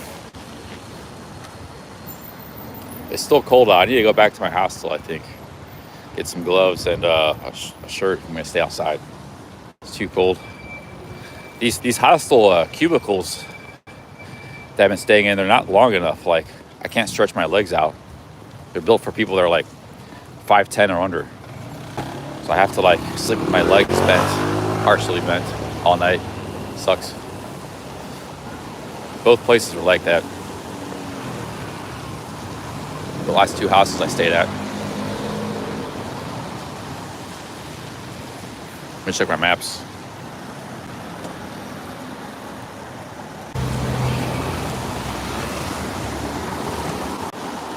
Let's go back to the hostel.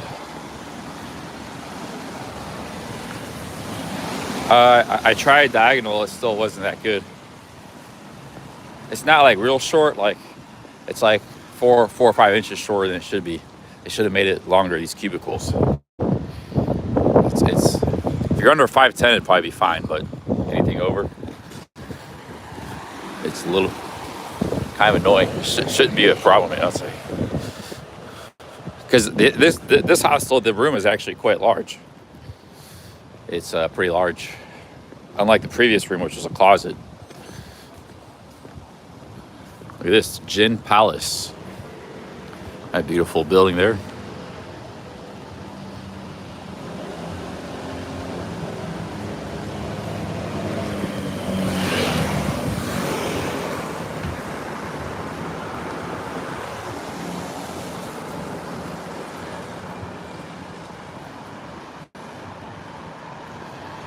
I wonder what it is when you come to like a city like this and you see what they built in the 50s and 60s, and then you see what they built like in the 1900s. You think, have we really come ahead of civilization? They were building this 150 years ago, and they built this 50 years ago. All this awful, like, what is this crap? It's just this awful building. You gotta wonder, like, are we really always advancing? And you just look at the architecture. Are we always advancing as a human race? We just assume we are because, you know, technology seems to be always progressing. But you look at architecture and stuff. It's just it's no contest. This is what they built 150 years ago versus 50 years ago. Fences and gates and just ugly ass shit. Sorry, excuse my French, but I get a little emotional.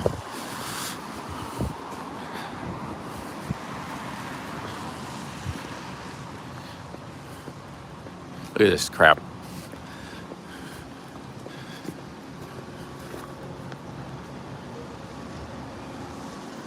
I mean, so I'm not so sure we're always advanced as a human race civilization. Or maybe we advance in the wrong things.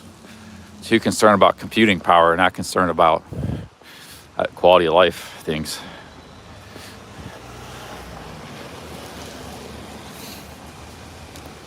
The nerds have taken over society.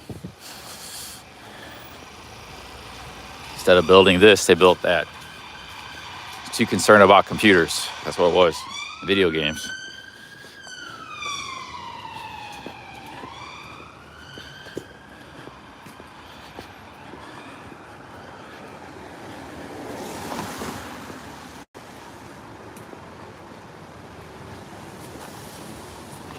Yeah, some modern buildings are nice. I'm not saying I was in Cornwall. There's a lot of nice, beautiful modern houses. But it was probably because they were built for a lot of money. But see, all this stuff, this wasn't expensive when it was built. It was, at the time, it was just normal housing, you know, middle class. It's only expensive now because, one, it's highly valued. You know, high ceilings and beautiful, so people highly value it more than they did back then. And it's rarer because they don't really build this kind of stuff anymore. Because they build this instead. They build this stuff. so the older stuff has gained value. But it's not, at the time it wasn't probably considered anything special, you know, it's just normal housing. Now it's special because it's unique and rare. They don't really build it anymore. You know, so my point is like, we just assume we've always gone ahead as a human civilization. Maybe we haven't. Maybe some things we've taken a step backwards. We've gone ahead in some things and went backwards in others. In London, the contrast is quite startling. Here, look at this crap. You know, it's like, this is what you see across the third world. Just fences and barbed wire, cameras. It's like living in a prison. Whereas this architecture is uplifting. It's inviting. You know, it's beautiful. It's a massive, massive difference. Bars on the windows and, you know, and stuff like that. Steel doors. It's like,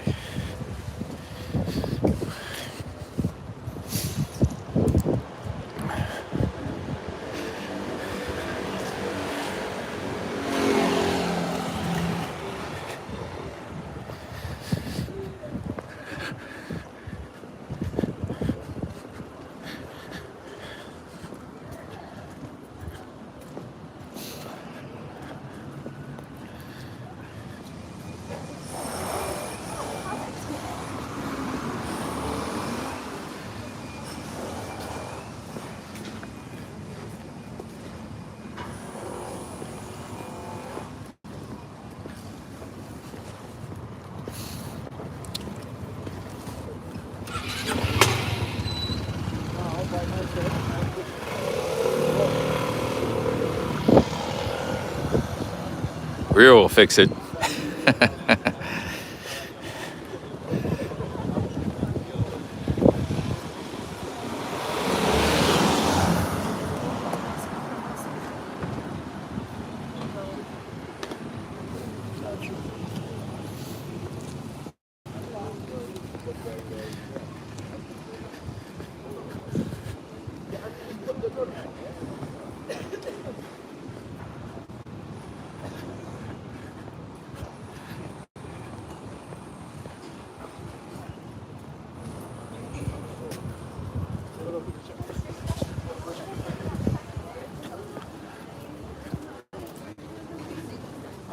This donut shop.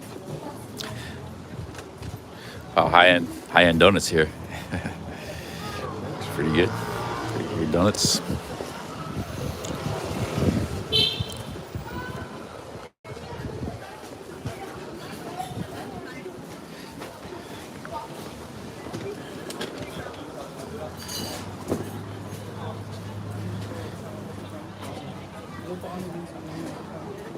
I'm going back to the hostel. I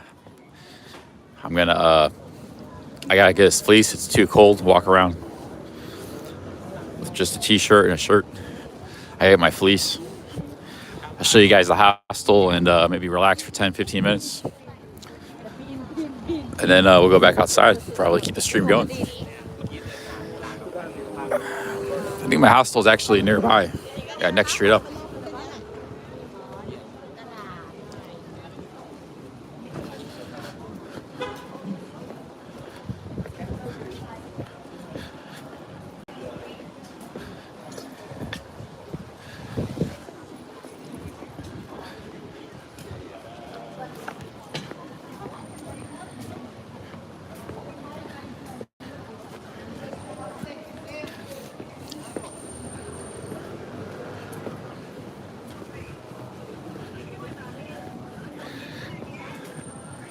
It's not really about English architecture. Like, there's beautiful architecture in all cultures. It's really more like about, like, you know, some of these buildings are really themselves are not that. It's more than architecture. It's more like how it's oriented towards the street and the city. You know, it's not behind a big. Yeah, it's a deep topic, but every country has examples of this. The problem is some of those examples are quite very rare and small, and it's replaced by all the horrible stuff, all the horrible, ugly architecture. No country has to try to copy another country's architectural styles, because there's different materials. You know, there's different materials. Like, some places brick is very common and cheap. Some places it's wood. You know, like China has produced beautiful cities and architecture. So has Japan. You know, so has Thailand. There's beautiful stuff in every place, but it's so rare or so minimal now that it's replaced with all the modern junk. Those countries were unfortunate because they developed in the bad period after World War II. We lost the ability to build good stuff. You know, the world, not just any one country in particular, but the entire world. It's an entire world problem. I don't really know why it is. You got to wonder, you know, why were they building this over 100 years ago and then this afterwards? You know, it's a glaring difference. And I keep harping on about it, but in London, it's really stark. And supposedly we were richer, more smarter, more technologically advanced, yet we're building like stuff like, you know, just no comparison. You know, this versus this. And it's like, it's not an England problem, it's a world problem. Every country has the same kind of thing happening. Every country in the world. America too. Yeah, America too. Mexico too. Mexico is like beautiful old cities. Then you go to the modern stuff, it's all barbed wire and parking lots and just horrendous graffiti, horrendousness. Ugly buildings.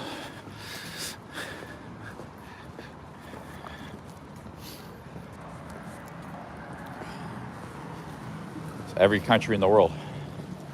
So human society has gone backwards with regards to urban planning, architecture, and transportation.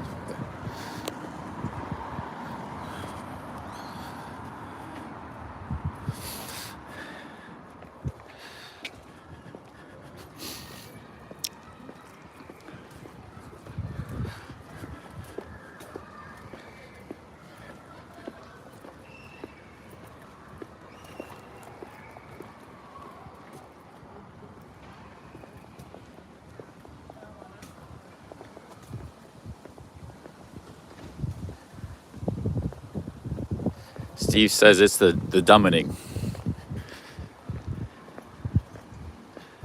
Let's see here.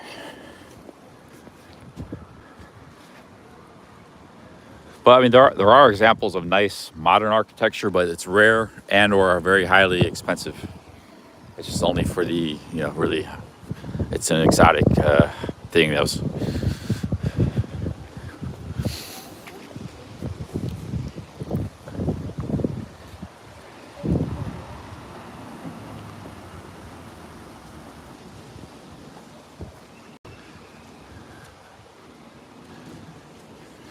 Yeah, this isn't even really a left and right issue because people from both the left and the right would agree on a lot of this. Like, and there's no argument. You know, it's like you could take this, or you know, there's no ugly modern building in sight, but there's no real argument. And everyone agrees. The more it's matter, how do we fix it? That's the big question. It's an issue actually everybody agrees with, left and the right. What went wrong and how do we fix it? What went wrong we might not be able to really understand or figure out, but we gotta try to figure out how to fix it.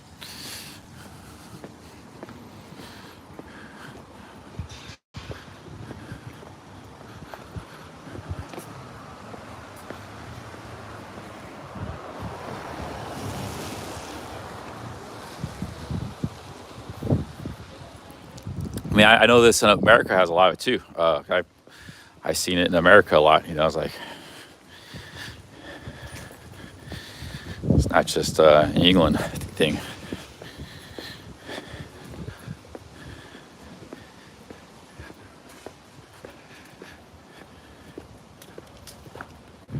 Some people think it's a big conspiracy, like it was there's people, all kind of conspiracy channels. They're like, oh, it's there was a mud flood, or it's a different civilization, and it was written out of history. It's like there's some like channels with hundreds of thousands of subs that they don't really understand it either. They start some kind of wild conspiracy theory,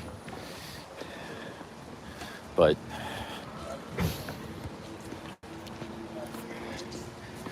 they call it the mud floods or Tartaria. Like it was a ancient civilization empire called Tartaria in the 19th century that controlled most of the world. This is how it goes, but they were Tartaria. You look up on YouTube, there's channels with hundreds of thousands of subs, but they had a combination of ecological disaster and war, and the whole civilization fell apart. And we're like the predecessors of that. It's all been written out of history. But that's very far-fetched. I don't believe that. But it's interesting to read these. But a lot of people seem to believe it.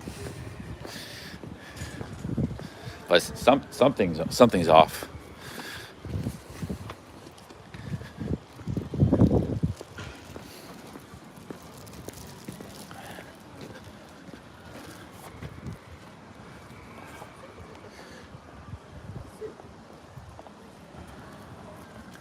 I don't know. This one's good for me.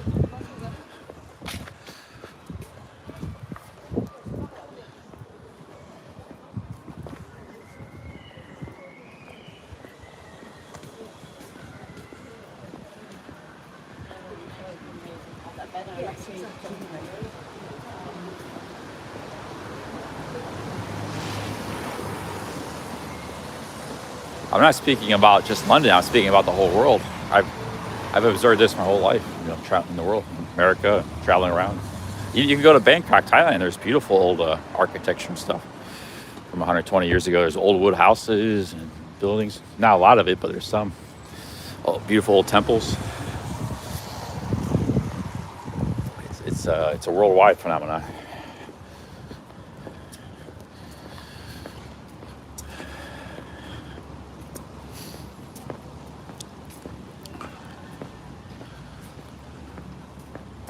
But part of it too, it's more than just, it's more architecture. Like we had a way of building cities back then, because you could put the ugliest building in a beautiful context with trees and nice streets and stuff. It could still be pretty. Likewise, you can put the prettiest building surrounded by parking garages and fences and barbed wire, and it's horrible. But it's more than just architecture. It's also city building, how the city looks and stuff. It's kind of, so you combine them both together, like you have here in London. Then you're in a lot of older cities, like older cities in Mexico and stuff. Then you really, that's more than just architecture, but it's both. It's two things. You know, it's like look at this nice little street. The architecture is kind of, you know, it's not bad. It's all right, but the street's very beautiful. Nice little trees, a nice little intersection here, V. You know, it's nice little cafes. So it's a combination of the two. We've lost the ability to do both in the modern world.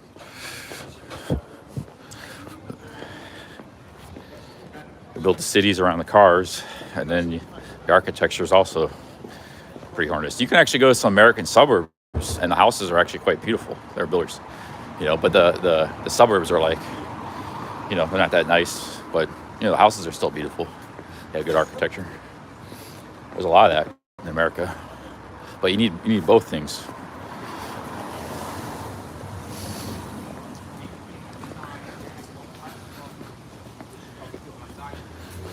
I think one of it just said to you, I'm not sure if I like them.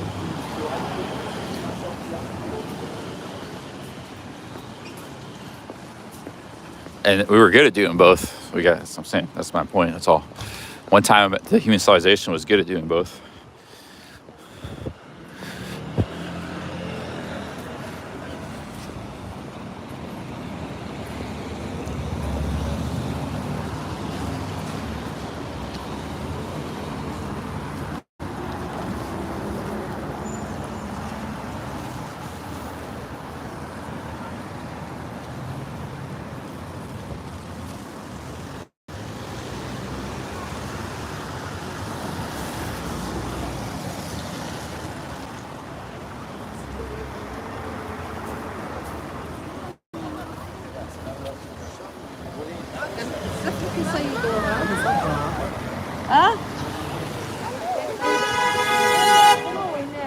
Just got an accident here. I see here. All right, let's get to the hostel. So we got a nice day here. We're gonna hang out today. Maybe do another marathon stream.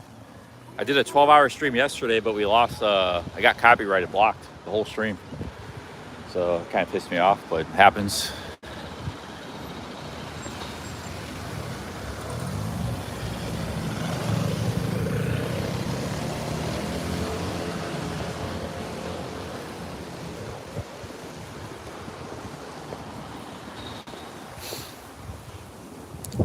I'll tell you an example of a place that has really good, like cityscapes, but kind of like average architecture is Morocco. Morocco's beautiful cities, but it's because the way the buildings themselves are kind of bland. You know, there's not a lot of architecture. The mosques and stuff are nice. There's some nice buildings, but they're just simple blocky type buildings. But the way the streets are and the labyrinth, it's like a labyrinth. It's very beautiful.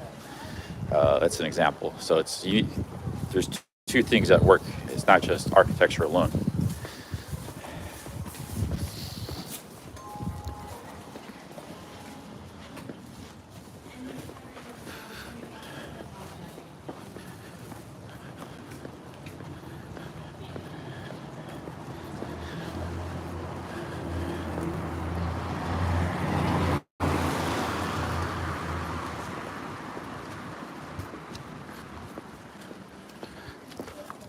The Moors and the North Africans actually had a great history of city building. Even when they conquered Spain, they imparted that to Spain. That's why Spanish cities are very beautiful. Well, Spain inherited both the Roman traditions and the more Moroccan, North African tradition, which I think probably might have came from ancient Persia. I'm not sure about that, but so they got very beautiful cities and architecture in Spain.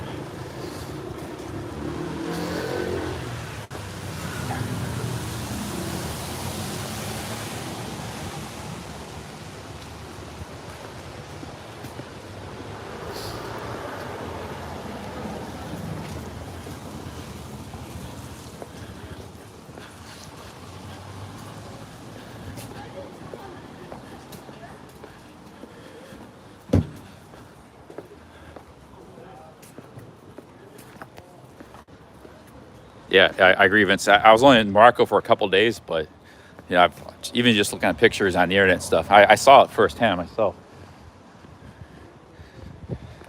But even you look at pictures, like the cities are amazing. Yeah.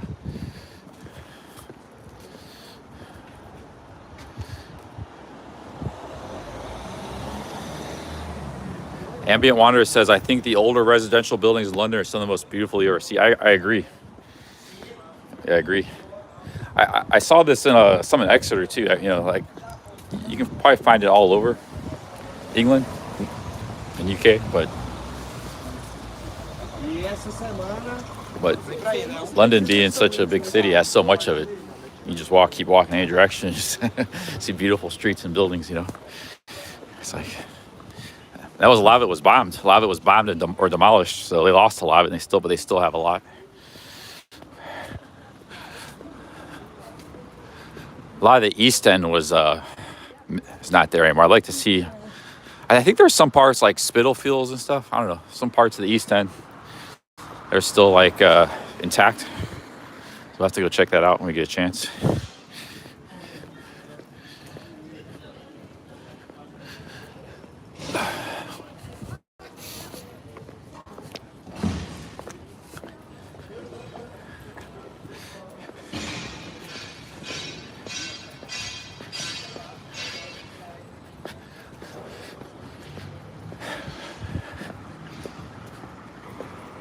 Is Morocco still a cheap country?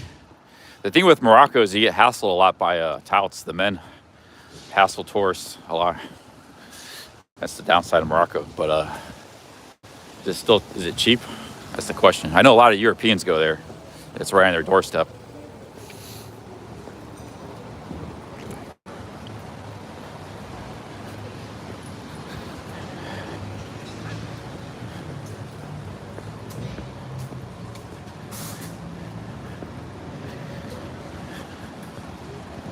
Wow, look at this intersection.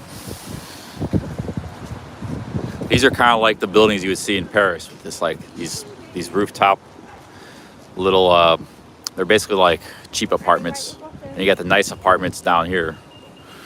Very similar style to Paris right here. And then this is a really nice building too.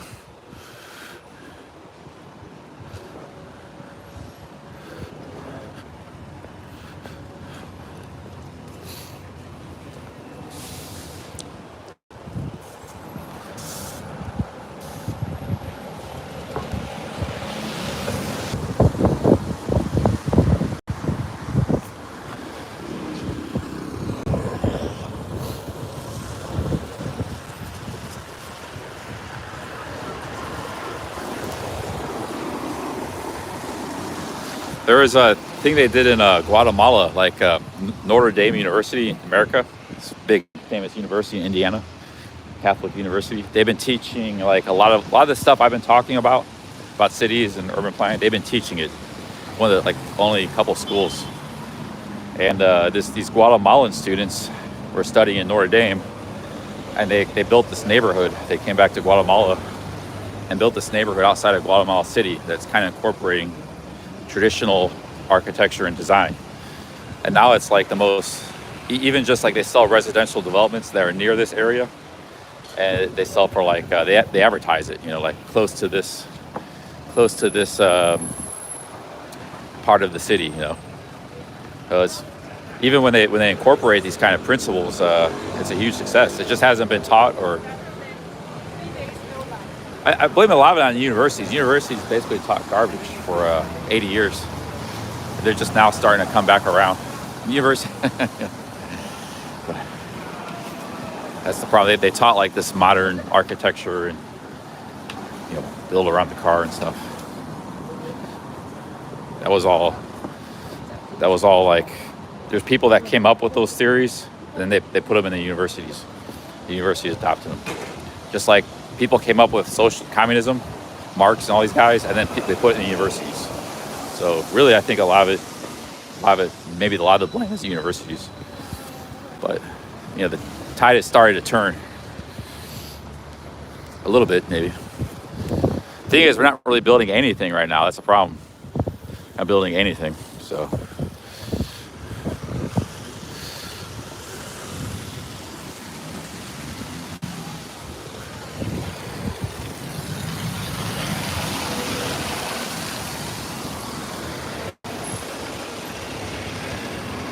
There's Cafe Nero. That's where I had breakfast.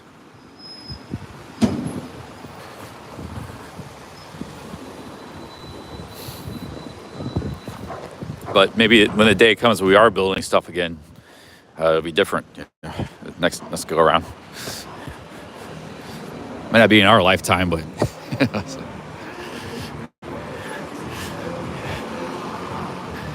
anyways, I'm gonna get off this architecture and urban planning rants. London's like really impressive, so it's kind of got me going.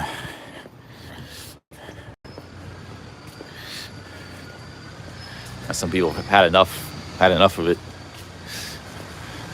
They had enough of me talking about.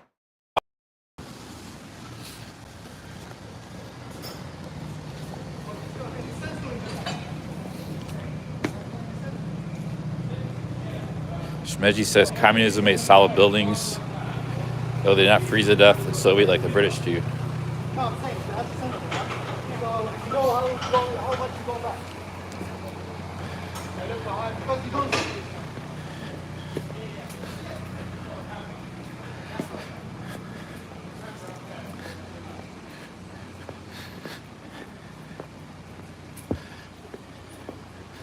Cliff says, let's sniff out a camera shop. I'm gonna go back to the hostel. We're just not far away now.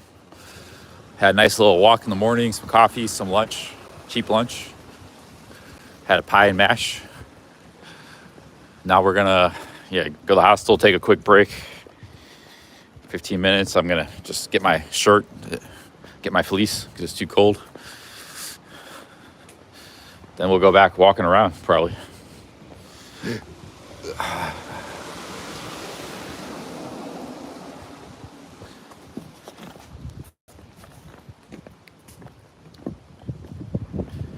I'm out of sync again. Oh man. I haven't been to Big Ben House. No, I've been by the house apartment. I was in Trafalgar Square yesterday, Leicester Square. I've been to Hyde Park, Abbey Road, South London, Camden Township, Kenting Township. Been a lot of, now we're on the west side, West End. Cover a lot of ground already. Been the tube, on the buses. Been different. Had some local food. William Henry Hudson, naturalist and ornithologist. never heard of this guy.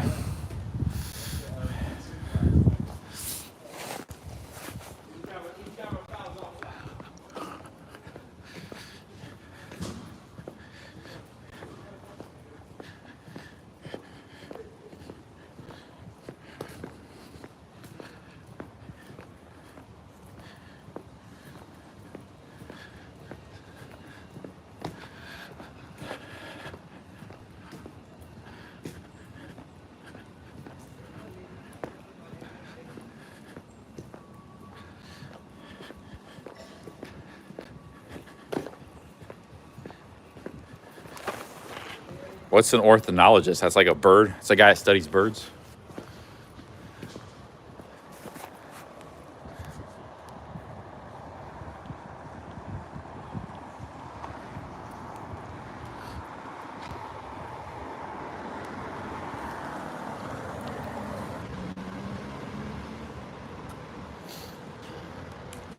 Yeah, we were on the Thames yesterday.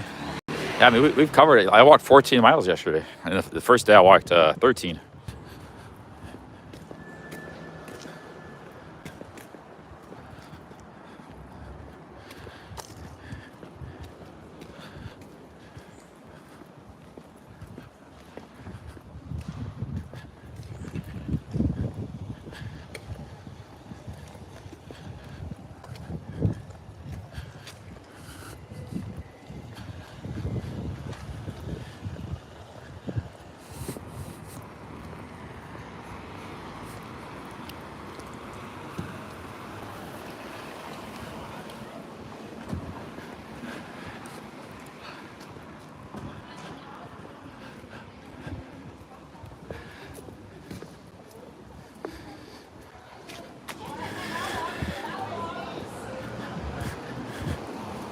Yeah, why are English place names so hard to pronounce?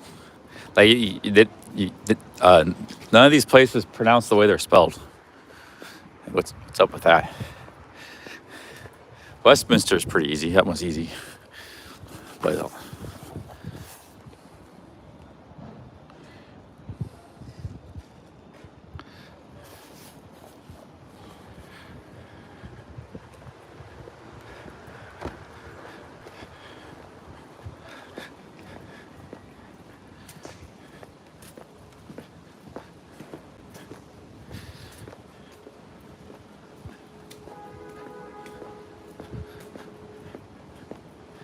Grand Plaza Service Apartments. I bet you these are not cheap.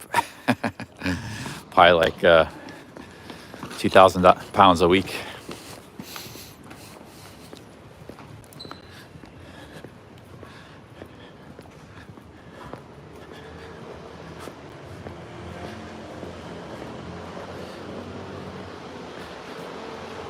Grand Plaza Service Apartments. Yeah, I'm doing a pit stop at the hostel.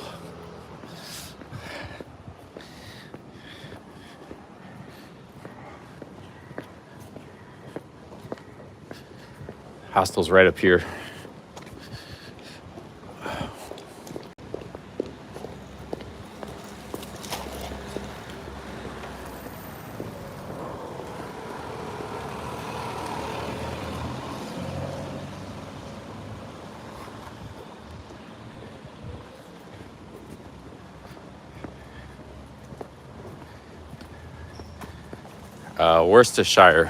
Worcestershire County. There's actually a Worcestershire in Massachusetts. I think they say like Worcestershire or something. I have no idea.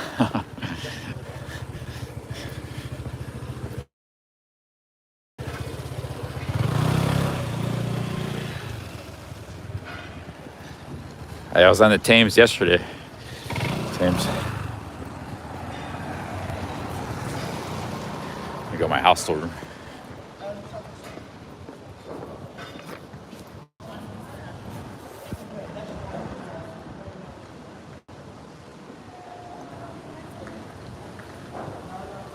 Yeah, we were staying in Camden Town, which was fine. I wouldn't mind staying in that hostel. Why did I switch? Oh, I figured I wanted to be closer to Hyde Park. This is why I switched, because I thought they had that thought they had the Speaker's Corner every day. Apparently, it's only on Sunday. So I wouldn't have came here had I known that if it was every Sunday. This is pretty close to Hyde Park, this place.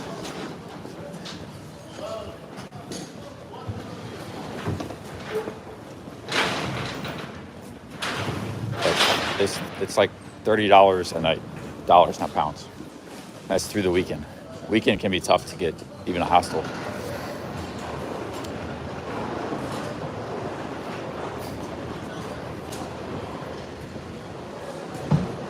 Yeah, it's one of these old terrace mansions, you know, and turn it into a hostel.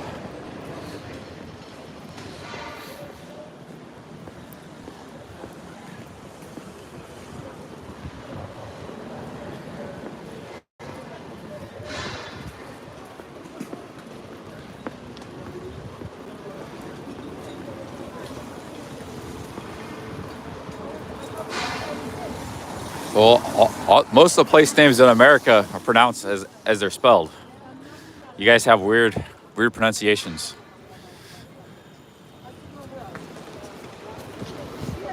I'll just pronounce it the way I think it. I still haven't figured out how to say the Thames River or Thames River.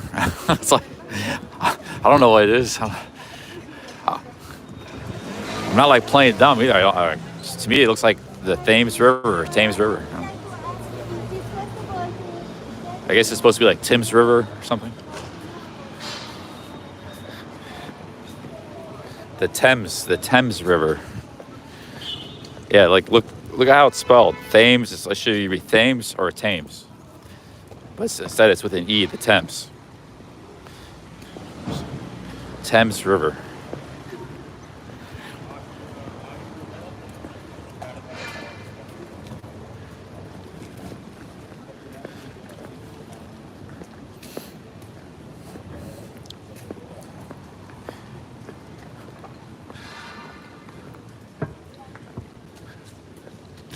Okay, where's my hostel at?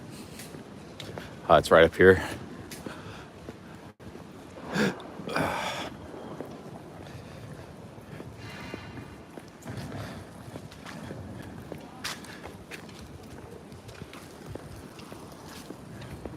My legs are already getting tired. Take a rest. We've been out quite a while already today. We went 2:40. I started streaming at what, 10:30? 4 hours of streaming. We'll take a little break here, maybe eat some more fruit. Then we'll proceed to come back out. I wouldn't mind going to comedy night in Camden Town.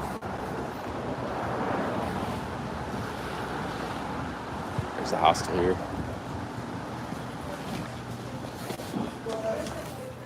Yeah, how's it going? Oh, this isn't the right hotel. Hey, how's it going? I'm in the wrong hotel here. Check my maps. Yeah, my hotel's for up.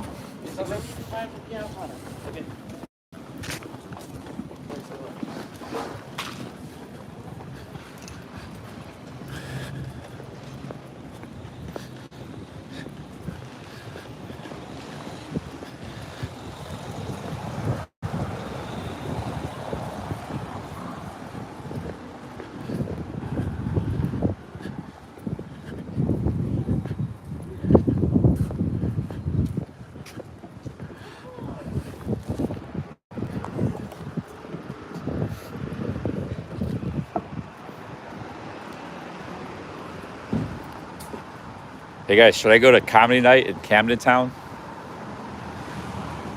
I got open mic comedy at that bar, Tuesdays and Wednesdays.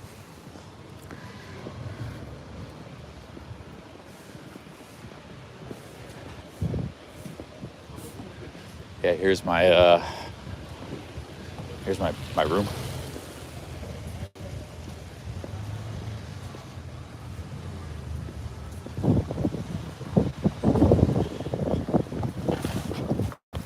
Am I gonna get on stage? I wasn't thinking about that. I think this is it here. Oh no, it's a wrong place. Shit, it's up here.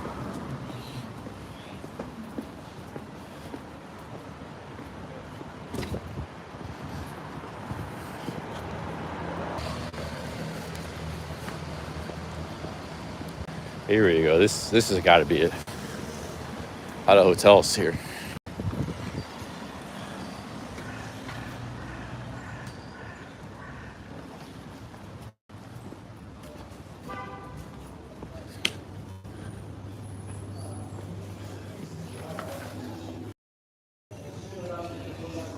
Get my card here. Where's my card at?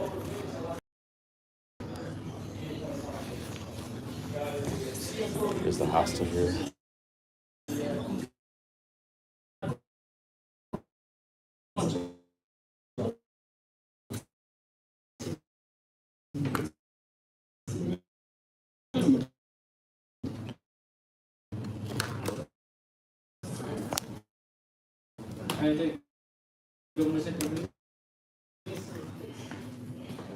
See, it's one of these old mansions. Public.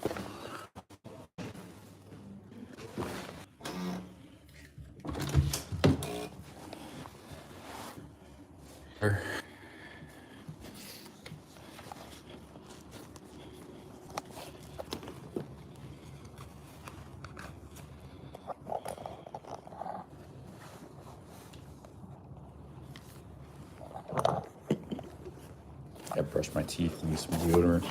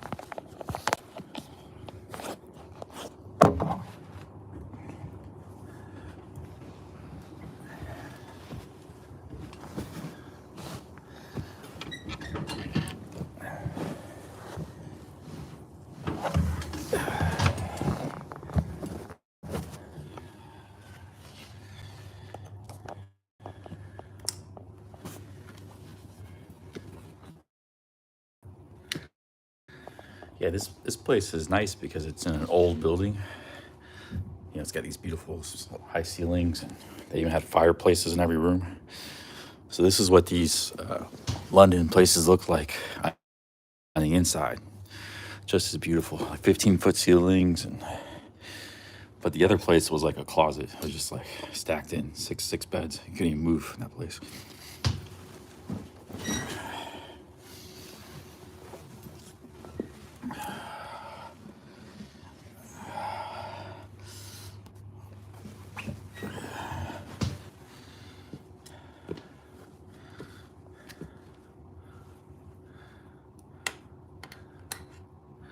Yeah, so I'm gonna like take a quick nap, and we're gonna keep the stream going all day today. Try to.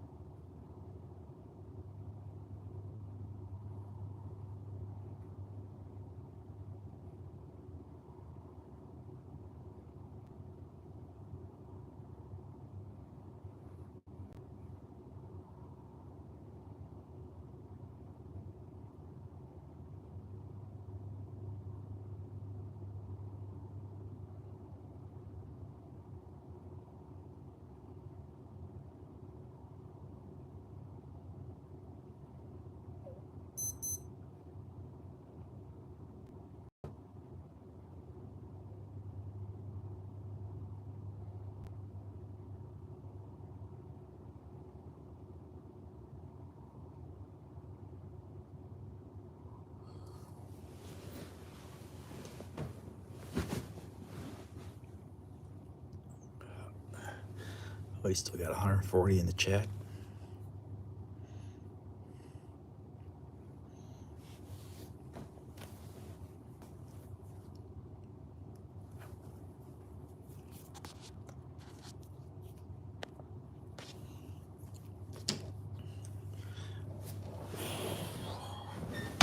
In another 15 minutes, I'll be leaving here.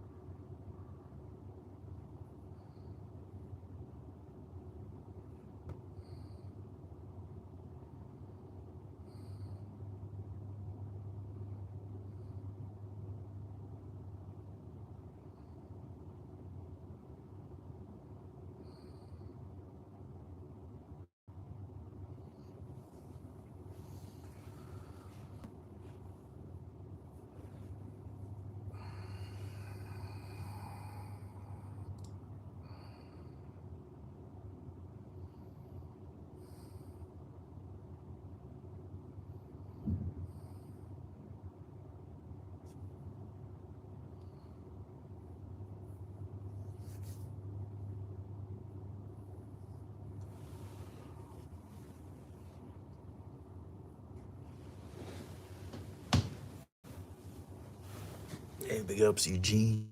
Is that Eugene? Or Fitzy?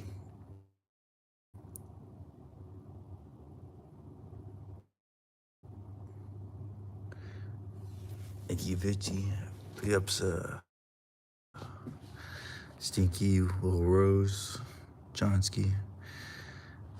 Yeah, I'm gonna leave here in a minute. I'm just kind of tired, but I'm like trying not to stay here too long. Big ups, Fitzy. Cheers.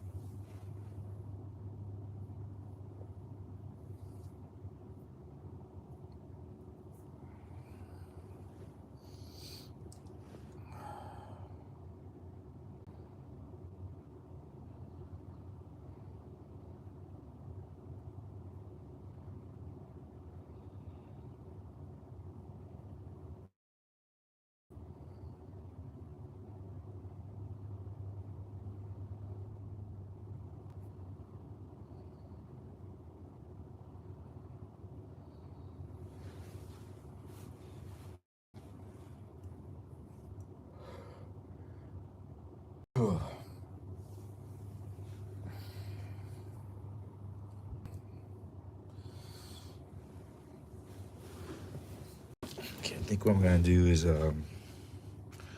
go eat some of my fruit in the common area. I haven't actually seen the common area. And then yeah, just go back outside, hang out outside, go maybe Leicester Square, get another coffee.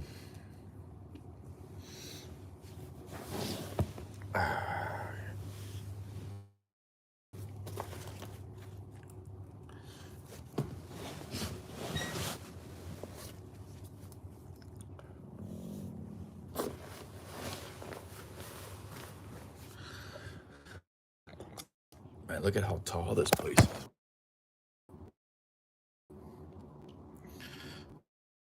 Look at how high up I am.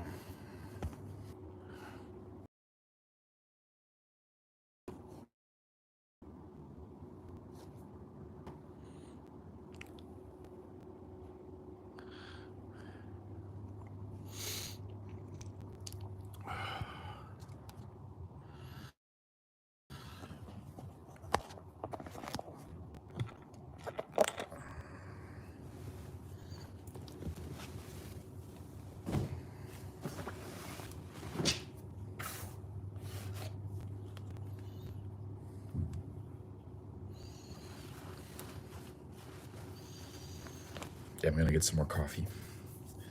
First, I'm gonna eat some of my fruit.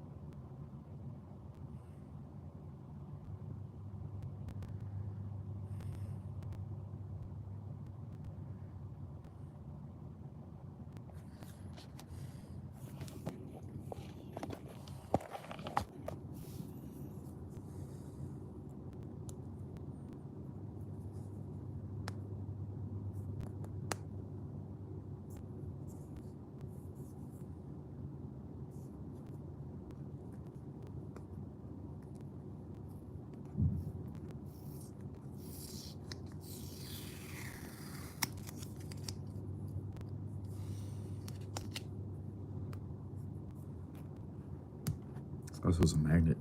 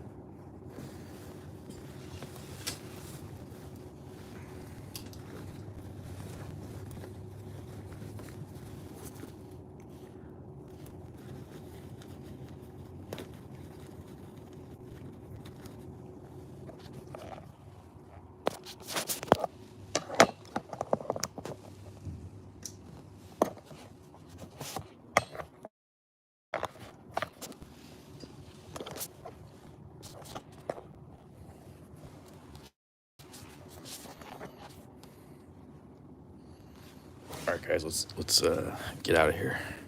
Yeah, climb down this ladder.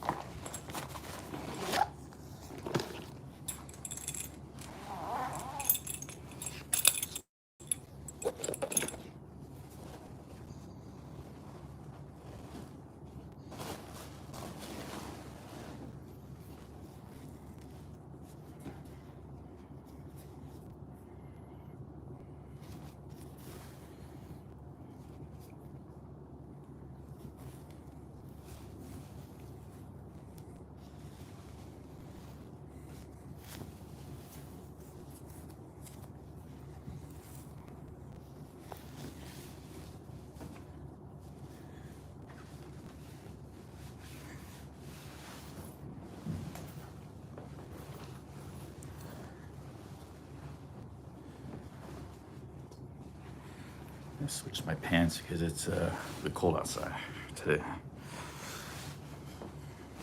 I was gonna wear shorts.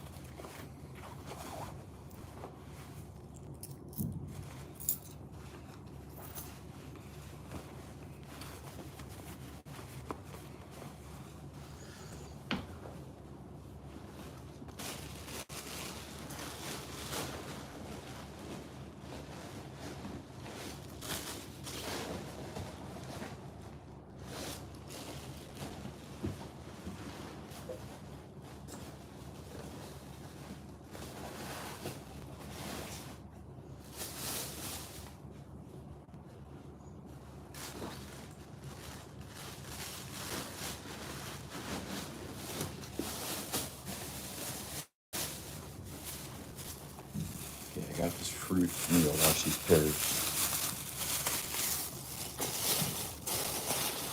I'll take these downstairs in the common area.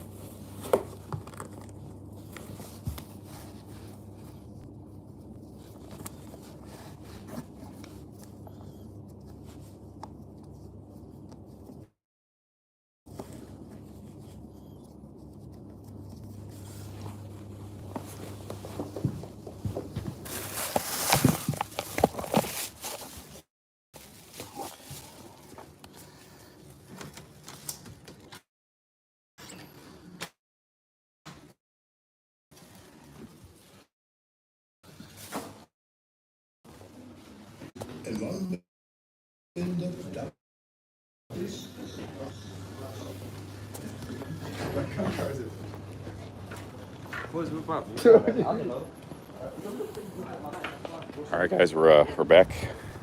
Let's go for a walk. It's gonna be dark in a couple hours. We got really dark afternoons here.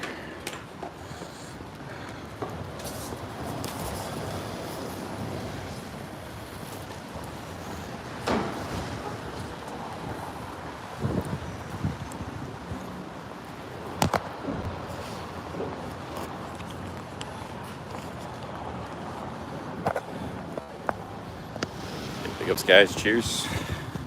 Yeah, just wow, I stream for 4 hours. Sometimes I get tired in the middle of the stream. I had to go back to my house still anyway, so I figured I might as well get some rest.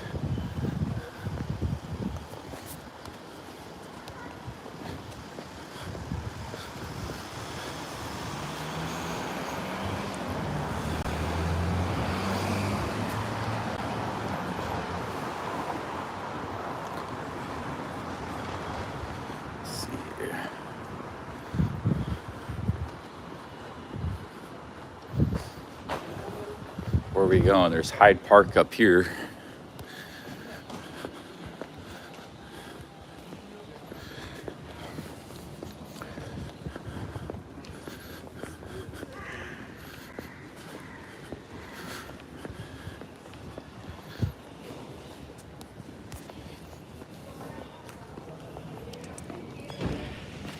Yeah, edibles and live streaming don't go well together. I tried that in Thailand.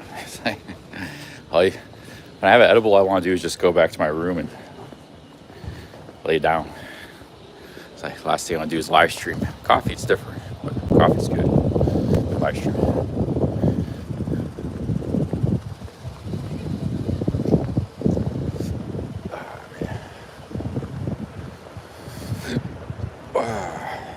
I had a pair that went down in the kitchen, and the internet went out. So no internet in the common room. But pear was, I bought at that market. It was like 4 pears for £1. Got 2. It was all right. So not the best pear ever. It was a pear.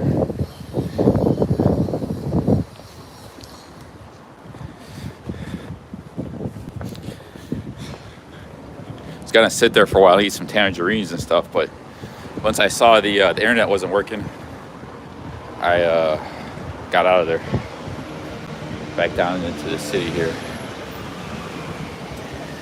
They got a lot of actually camping equipment type stores right by Leicester Square. So I was thinking about doing some shopping. I don't know if I'll buy anything, but just shopping in the sense that browsing.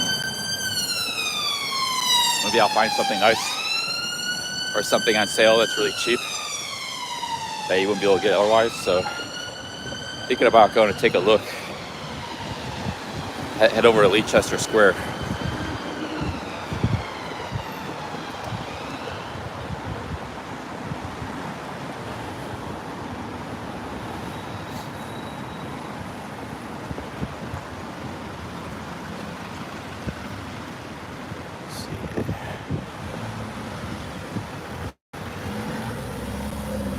Is that a bus stop?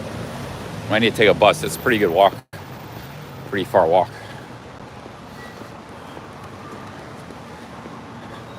That's Hyde Park across from me here.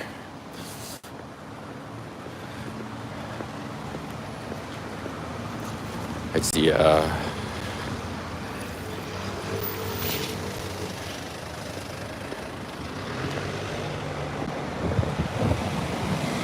gas station built underneath this building here. It's pretty cool. A wee little gas station.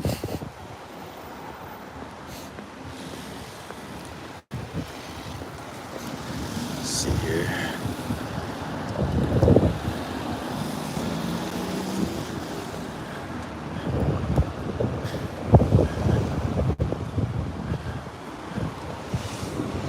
I should have stayed on the main street. The Parkside Street doesn't really have any commerce. Might be worth checking out though.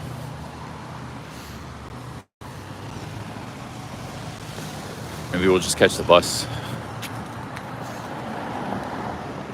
Yeah, I was in Hyde Park a couple days ago, Oscar. Actually, I was on Speaker's Corner on Sunday. That was quite entertaining. I was there for like 45 minutes. Imagine living on top of a gas station. Yeah, that's, I don't know what that was. It might have been an office building. I wouldn't want to live on top of a gas station either. I need to get some more coffee. I had a big coffee, but I don't know. Today I'm very, not real energetic.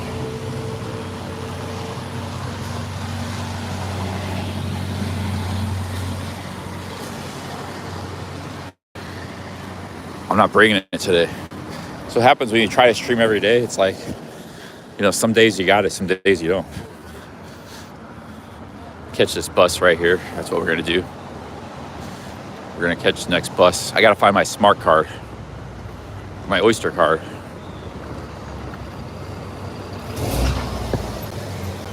But we had a good little 4-hour stream earlier.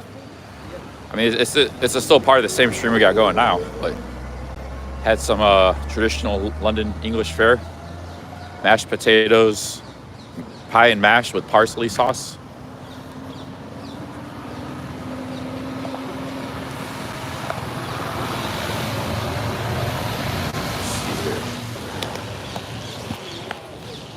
There we go. Let me get my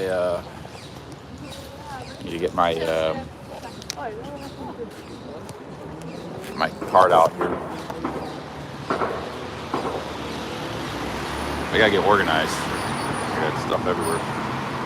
Actually, I haven't even seen my Oyster card. What do I do with my Oyster card? I got money. I have my Oyster card. Gotta be in this belt somewhere.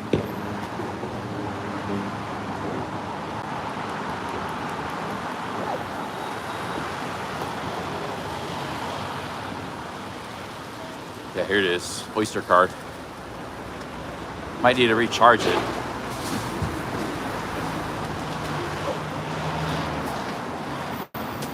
I don't mind the parsley sauce. I kind of liked it.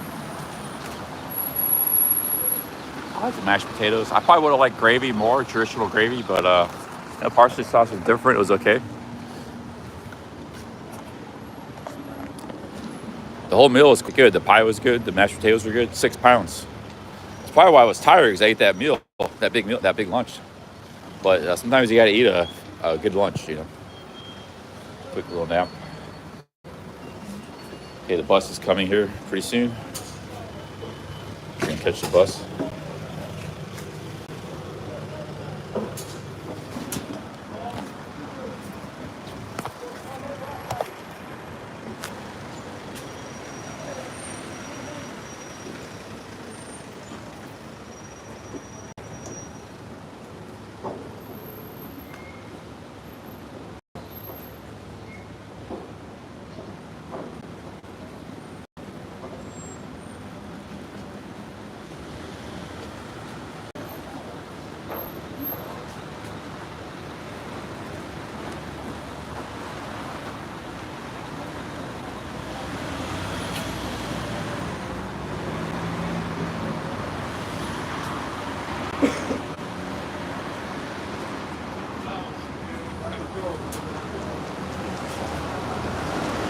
Looks like there's a lot of traffic. Oh, we got a super chat here. Wiggle alert. Bus station. Wait, no, we just missed the bus. Hey, thank you, Wiggle alert. Cheers. For $5. Thank you very much.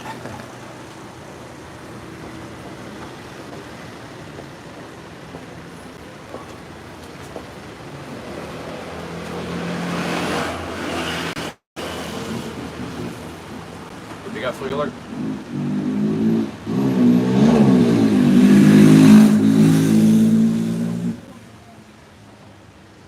Looks like a lot of traffic. Might be better off just walking.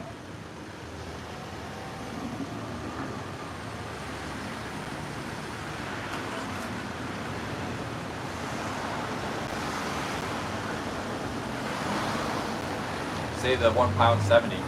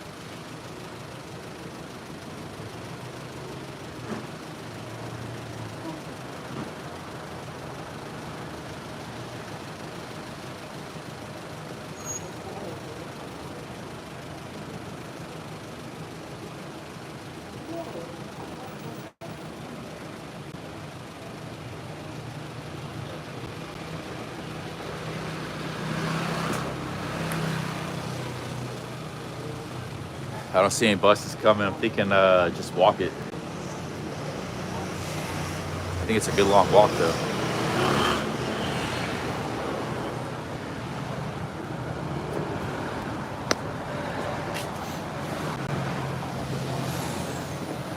Well, we were on the bus yesterday. You want to see a bus ride? We were on the bus yesterday.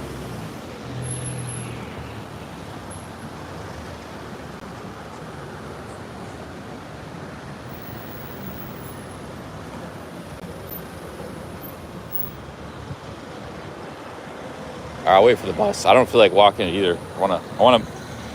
There's all this crap on the sidewalk. What the hell? I want to minimize my walking. I'm still gonna walk a lot, but I'll still be walking a lot as it is. But if I could cut back a couple miles here and there. Hey, what's up, Richard? Yeah, London's great, man. It's great. How did I have this set up last time?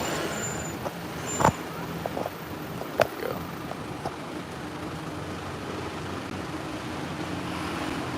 I like England. It's just a little expensive, but I like it. Yeah, great trip so far.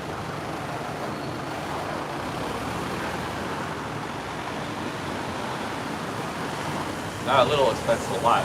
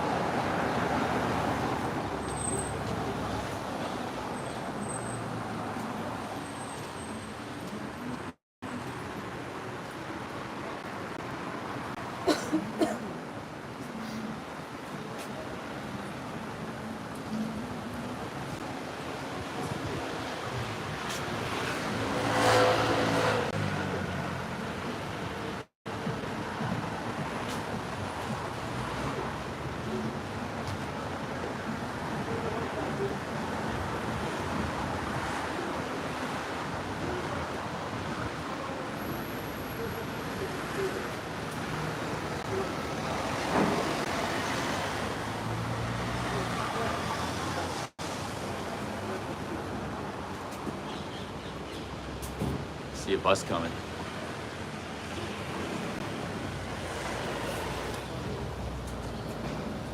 We had a really cheap lunch today. We're in a cheap hostel, so not doing too bad. Yesterday was a pretty good day. Affordability. Here comes the bus. Oh, is that a tour bus? It's some sort of tour bus. Not the city bus, dang it. There's a lot of traffic. Might be not a good time to catch the bus. Bus is probably stuck in traffic in the back.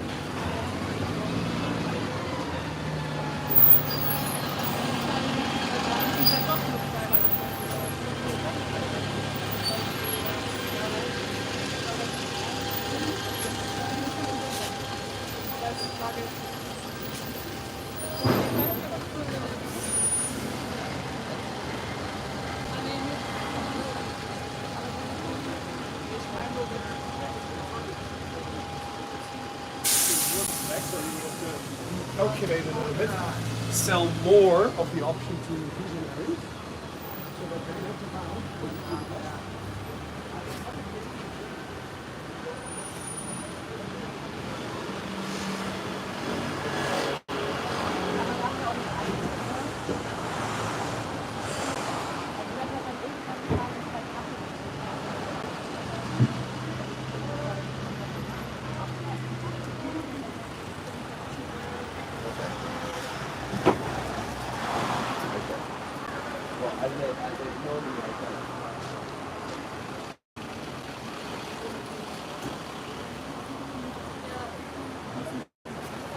Check my maps. I could already been halfway there. Yeah, let's just walk. It's taking too long. Save the £1.70.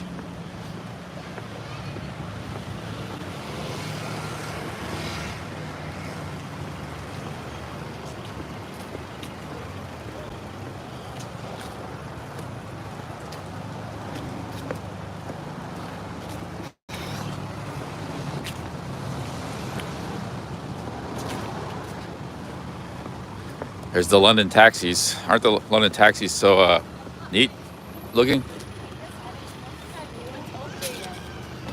Yeah, why it's such a twist?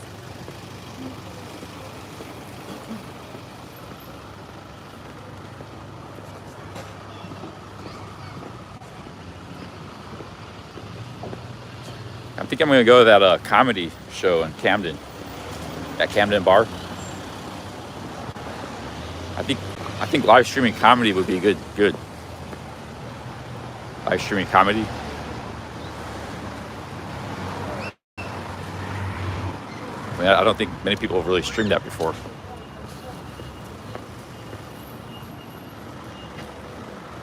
It's a nice hotel. Whatever it is.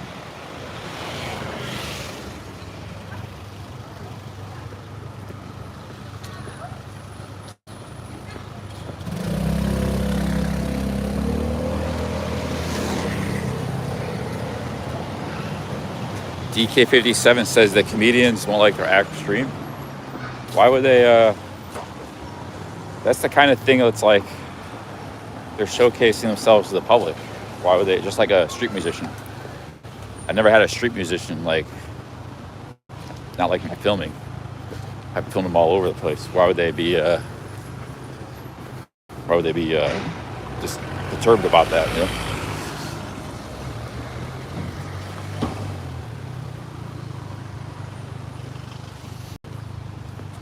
It's just a small little bar. It's not like a big performance. Probably just like random people off the street, comedians. That's why it might be good, you know. There's gonna be some disasters up there. It's just a little bar in Camden. They got comedian night every Tuesday and Wednesday. It's not like a big commercial thing. Is that same bar they had the live band? They had a live band back on Saturday, was it? Yeah.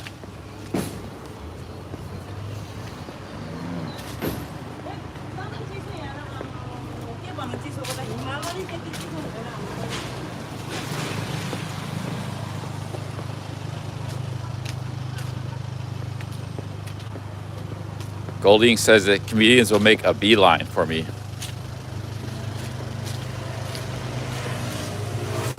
Maybe they're not very good comedians.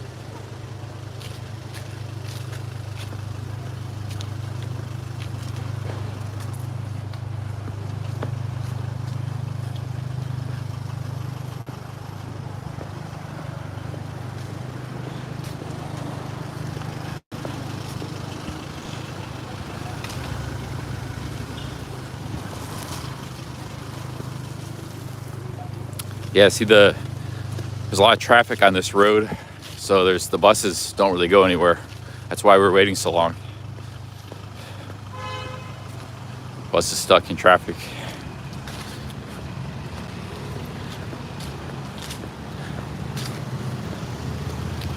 I could take the tube back to the hostel later. I took it last night to here. It was actually a direct shot. It was really easy. So, and it seemed like the internet was working on this tube, so I might be able to stream that tube.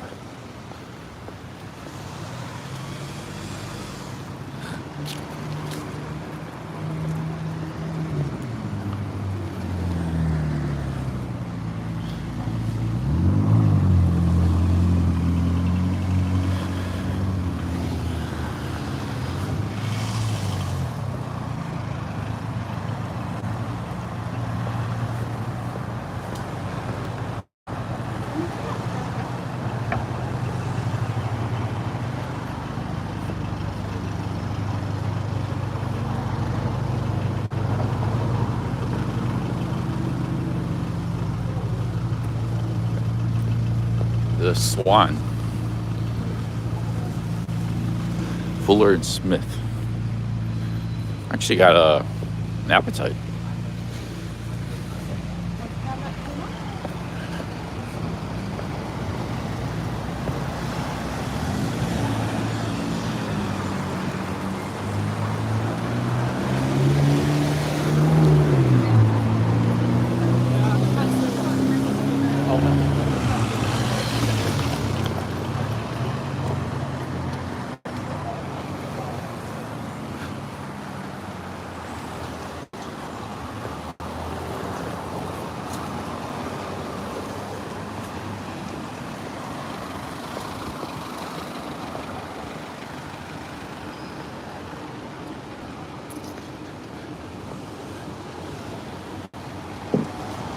I'm gonna cut up here, get off the park walk. Back into the city.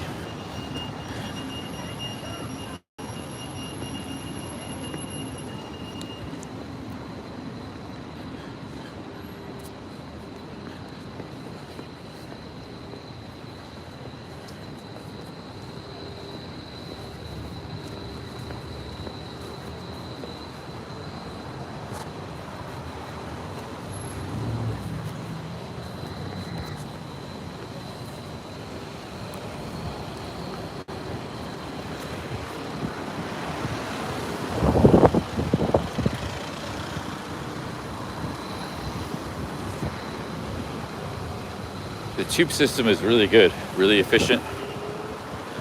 Big fan of the tube.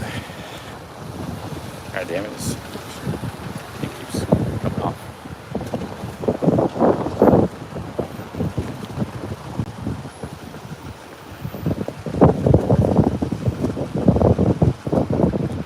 Guys are saying Weatherspoons.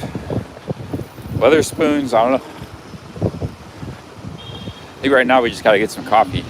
I gotta get out of this funk I'm in right now today. Lazy funk.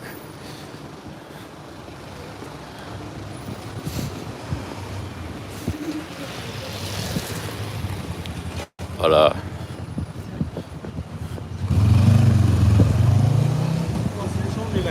and then we're gonna go over to maybe Leicester Square, Chinatown, Soho, that little area, hang around there a little bit.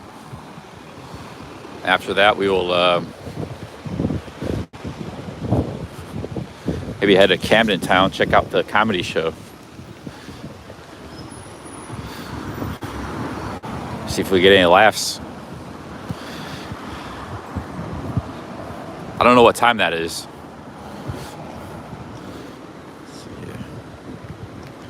I can't tell what's going on here in the streets. You got all these. I got no idea. All these there's like bike lanes, six different streets. I have no. I just try to cross and there's no cars, or I got the green light. I can't figure out English streets. It doesn't really make much sense.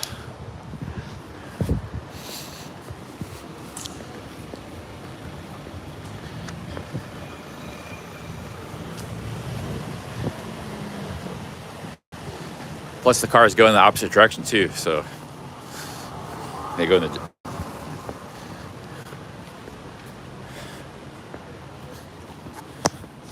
the wrong direction here.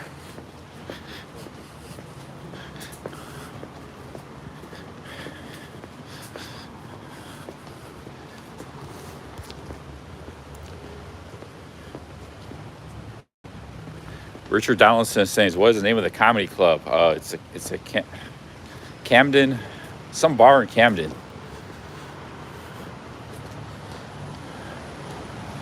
Some bar in Camden.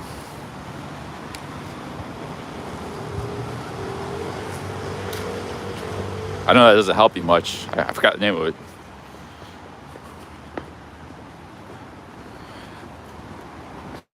Yeah, sorry, mate. I just forgot the name.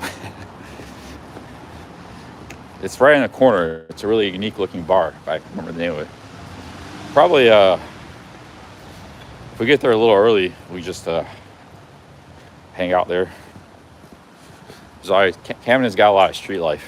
It's like homeless people, and people like eccentric people, punk rockers.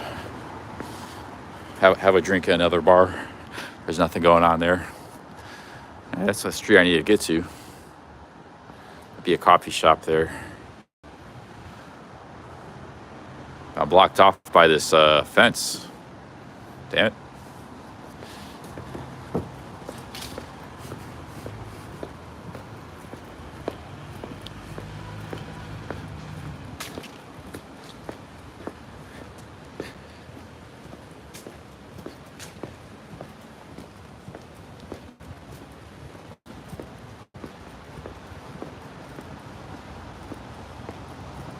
Stinky likes the nature walks. Yeah, it seems like people like the nature walks more than the city walks, which is actually kind of amazing because you would think the cities with all the stimulus and people would be more interesting to people, but people really like the nature walks.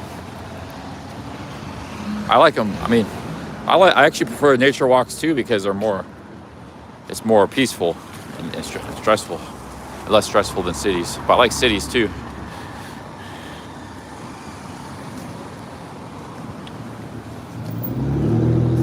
See if there's any coffee shops down this way.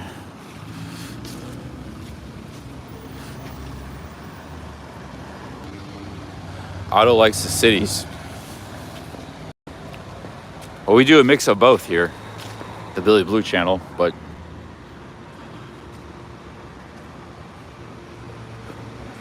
all right, this is really sketchy jaywalk here. Okay.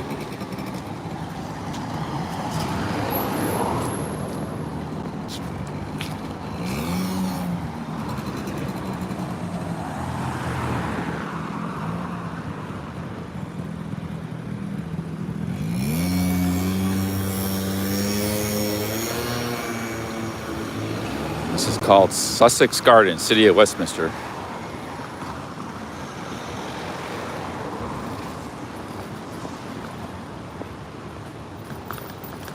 A lot of hotels on the street. Edward Hotel. I saw something else.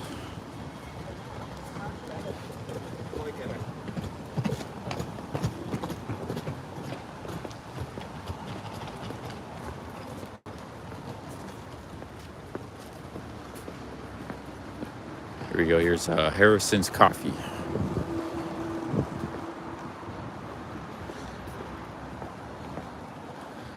Key thing is we need a place to sit. We're not disturbing other people. Do they have that there? What flag is that? Puerto Rican flag? Oh, it's a Texas flag. Must be maybe a Texas-owned establishment. Let's see here. Look at this. Look at this. They call these little alleyways a mews. Got these all over.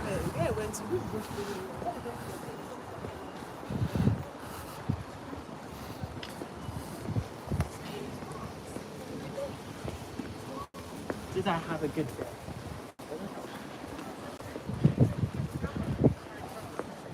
Head Case Barbershops.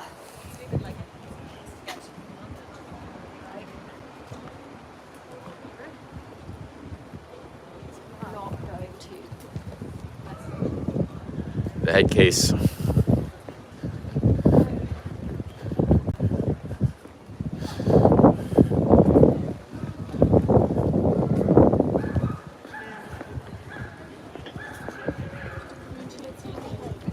Oh, there's Cafe Zero or Nero.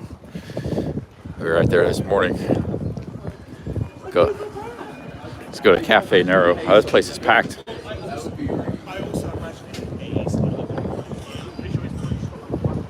That place is packed.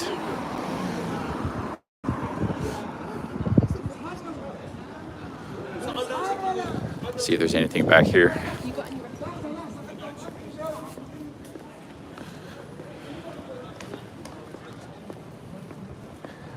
Ghost Fred says some nature is okay, not too much.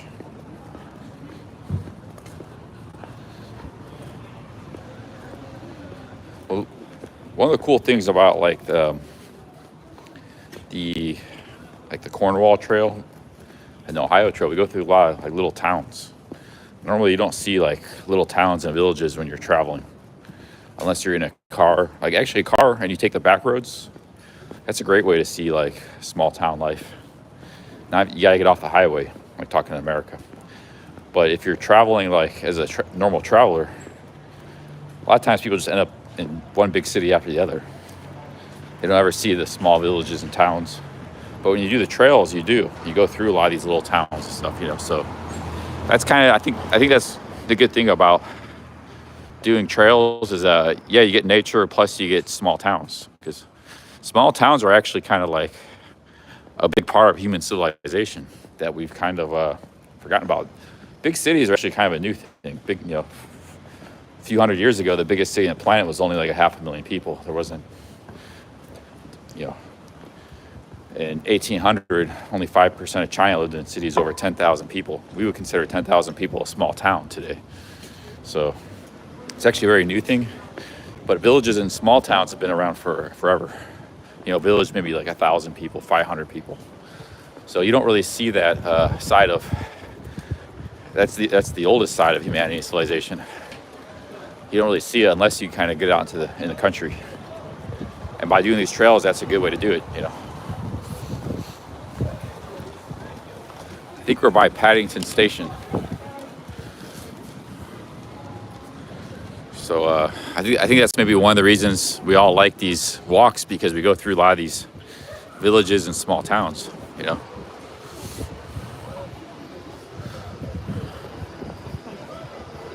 I think I'm gonna go back to the Cafe Nero.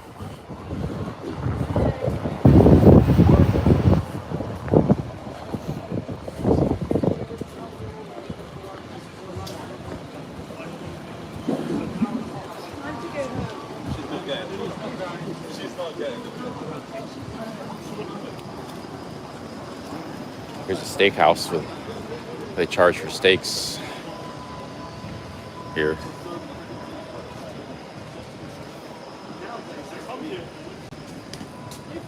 Pretty expensive, but I'm sure there might be cheaper places. This is by the train station and a lot of hotels around here, so.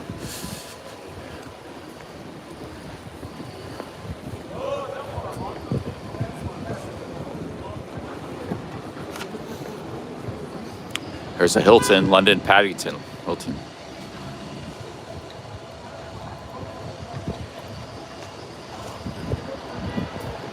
Ambient Wanderer says do some live streams in Cleveland. I might. No, I've only had one coffee.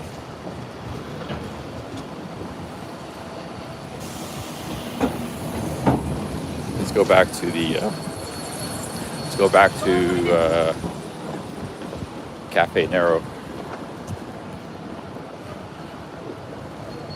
There's a bagel place.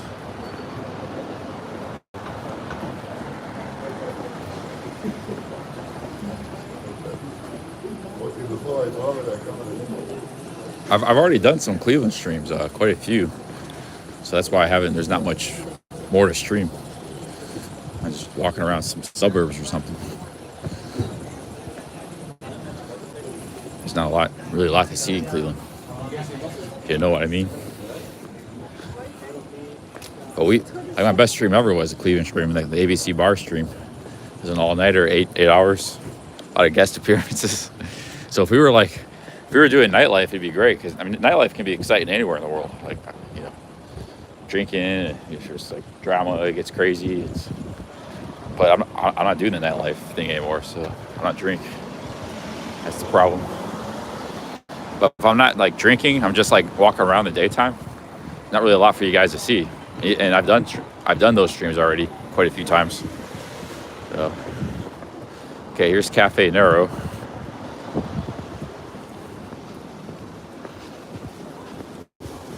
Guys doing kebabs here. This place looks pretty good.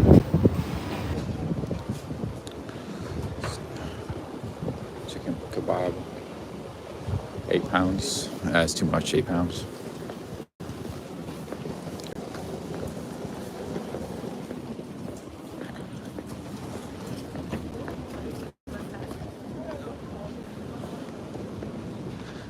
Okay, let's go to Cafe Nero.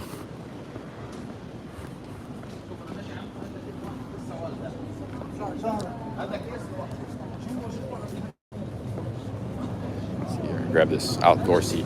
Thanks.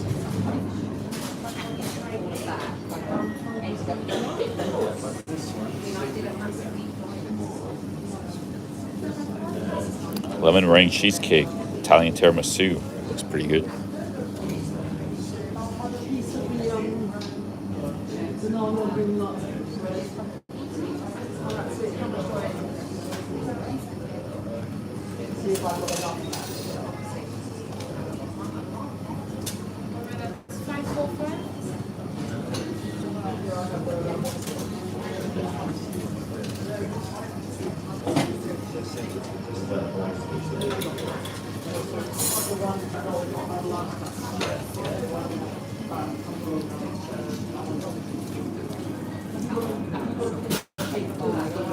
I think I might get the tiramisu. That sounds pretty good.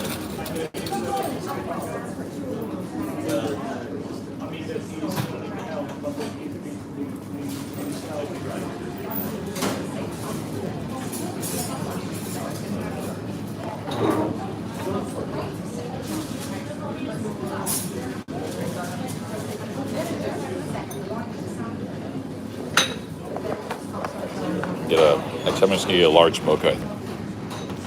I'll get that fixed up. Hi, can I get a large mocha? Yeah. I'll take a to-go cup. Oh, sure. Yeah, a little bit.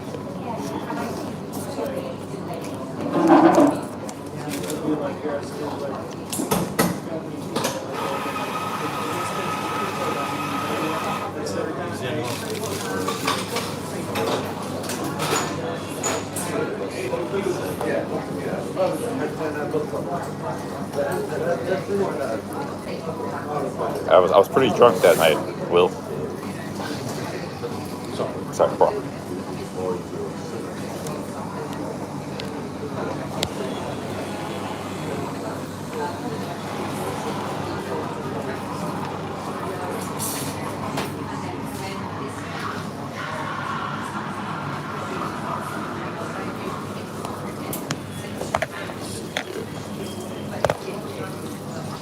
Use some of my coins. I got a lot of coins.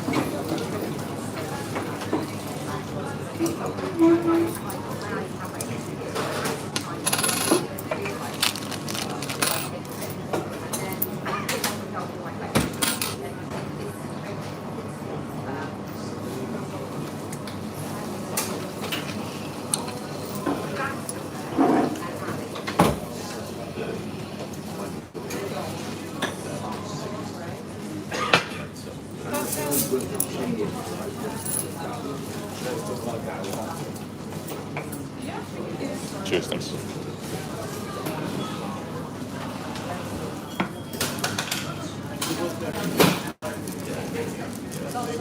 Got a lot of sugar. Yeah, need a lot of sugar.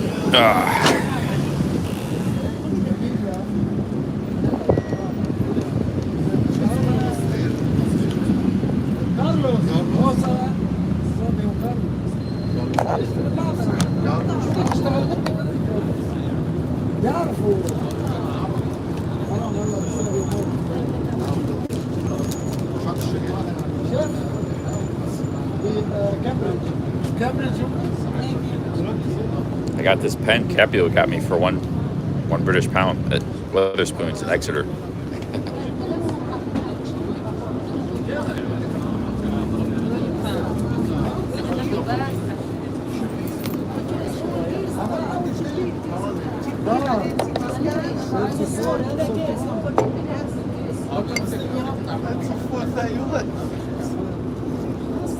They leave with me.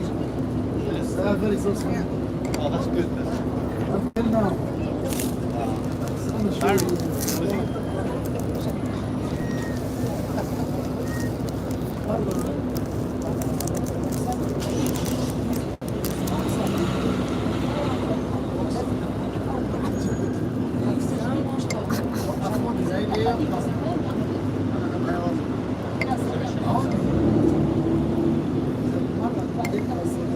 لو ما في سبب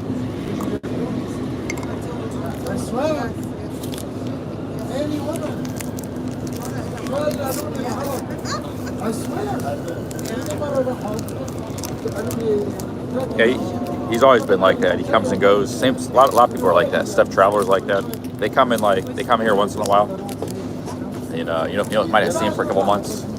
Tequila Joe's like that. Like he'll pop in, be all over the chat, but then you won't see him for like a month or something. People come and go. A lot of people don't have time to watch all the time. They watch in spurts. A lot of people are like that. I'm like that too. Like I'll leave some comments, but I won't be seen like for 2 months. In the chat.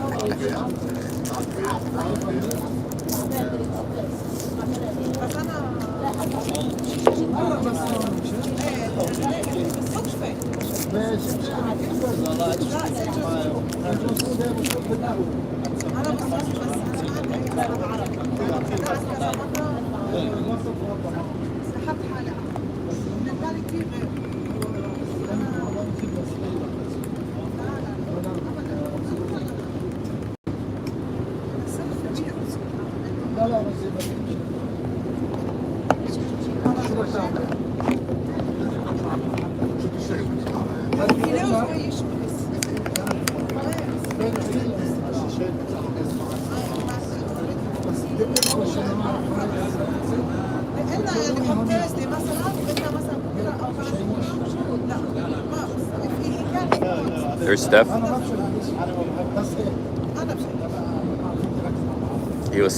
Steph was summoned.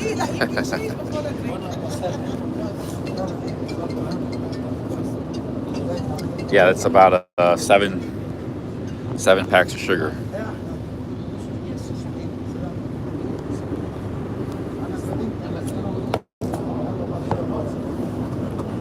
ماما اعطيك مامتك التليفون بدكم 20 الله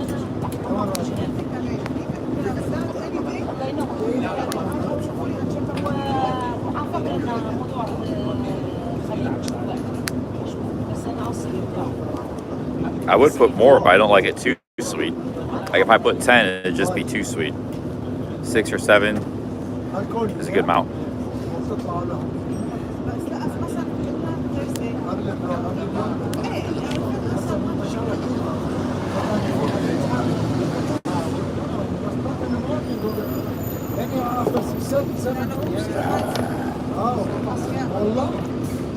Hey, there's Capio. I don't drink tea or coffee, but surely that much sugar just tastes like sugar water. What it is if I have a dessert or something sweet like a pastry or a Snickers bar, then I like my coffee no sugar. I just take it straight up. But if I have a bagel, something that's not sweet, or if I'm just drinking straight up, then I want to make it sweet. So, but if I have a Snickers bar is already sweet enough. I don't need to put any more sugar in the coffee.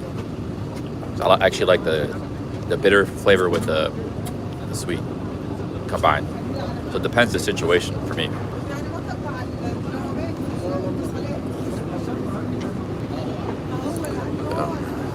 And I'm kind of lazy today. I don't want to walk or anything, you know.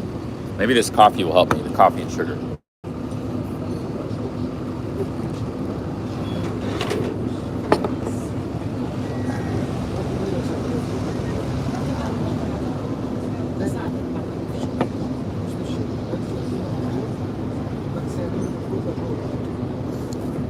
Yeah, the thing is, people like, they'll eat like one banana, like, oh, it's just I need one banana, you know, or they'll eat a whole bag of chips, a whole bag of Doritos.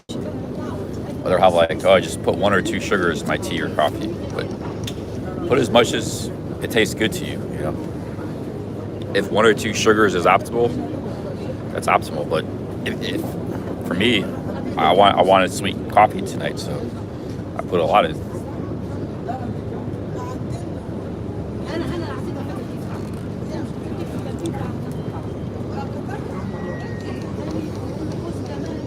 Like, you can actually eat 10 bananas. If I make a banana shake, I make like 6 bananas, you know. I've been put in a blender. Durian Rider taught me that. Like, you don't just have to eat 1 banana or 1 orange. You can eat 10 oranges. That's actually really good for you. 10 bananas.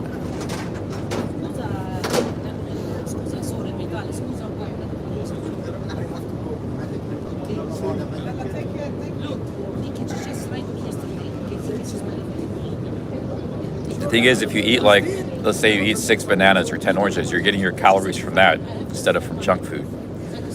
So like, you're less hungry for other stuff. You know, so like sometimes when I'm traveling, I'll have like fruit for dinner. Like I'll just get a whole bunch of fruit, eat a whole watermelon or something. But actually, it's pretty good. It satiates and yeah. I don't do that as much here in the Northern Hemisphere. It's actually not a lot of fruit in the UK.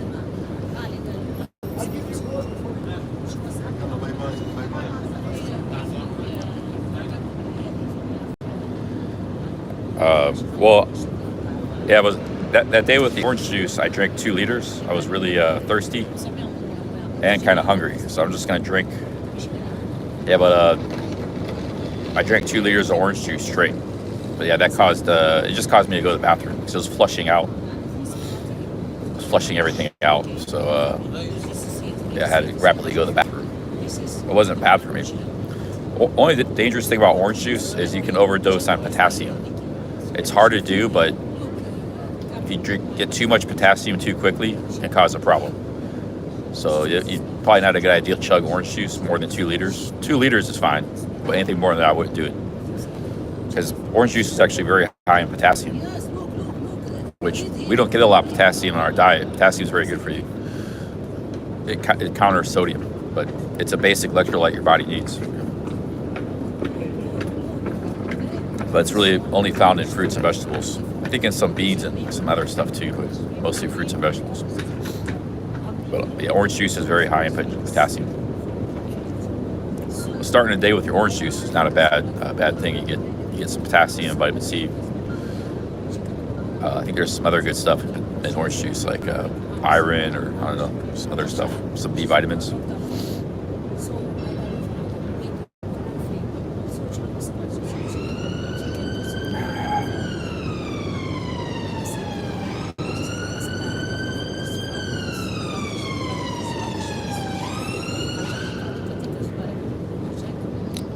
You want my glasses and hat? This is a wool hat. Very good hat.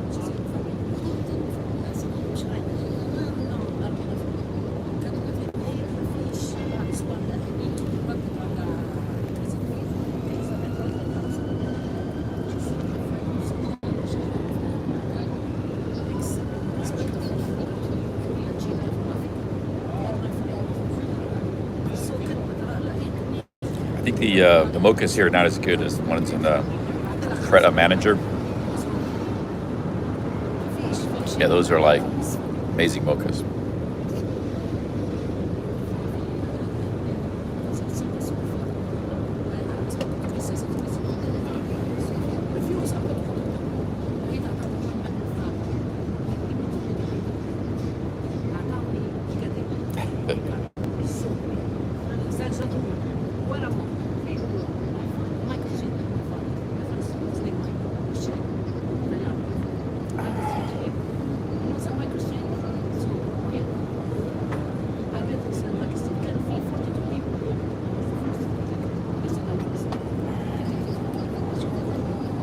Yeah, the mocha's gone. I feel like I need more coffee, man. I don't know what's with me today.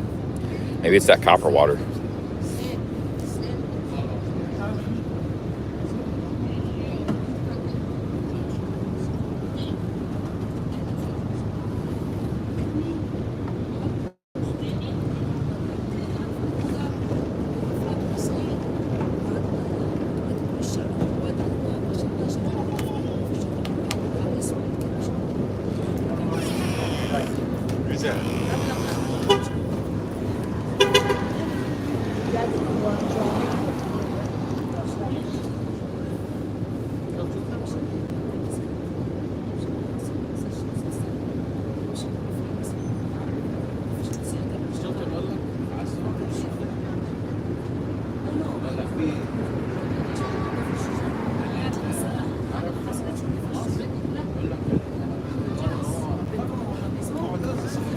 Yeah, the guy gave me a nice haircut yesterday. And I got a nice beard trim, so.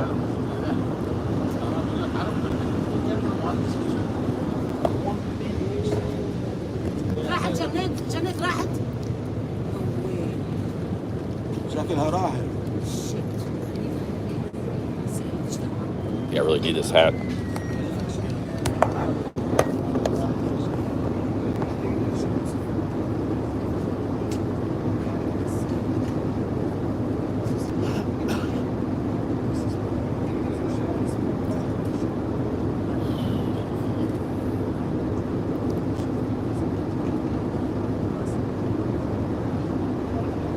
Hey, B. Moran, big ups. B. Moran.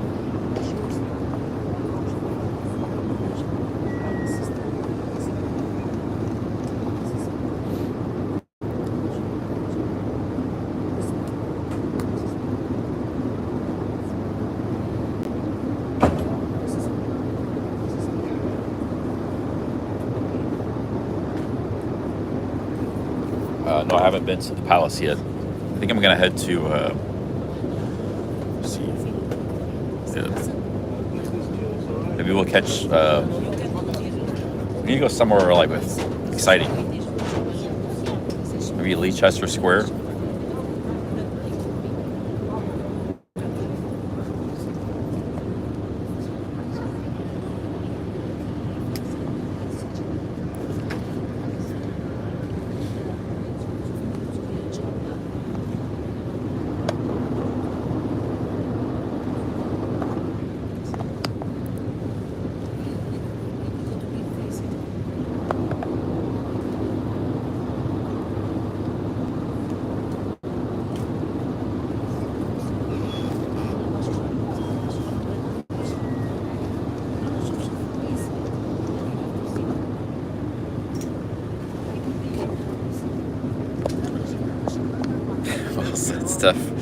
Why is... Yeah, that's just you guys. You guys are always bickering. I don't really pay much attention. If Capio wants to crack some jokes, Steph wants to go back, I don't mind. It's been going on for years. As long as you don't go anything overboard, you know. Anything too crazy.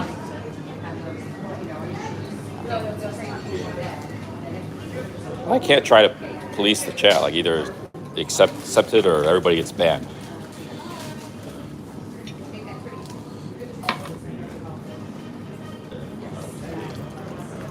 I'm trying to go more of a freedom of speech route here. You haven't noticed.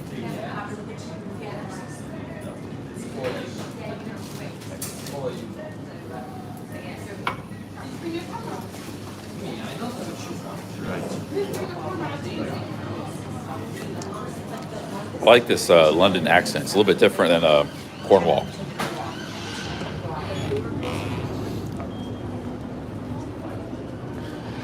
Did you bring your camera?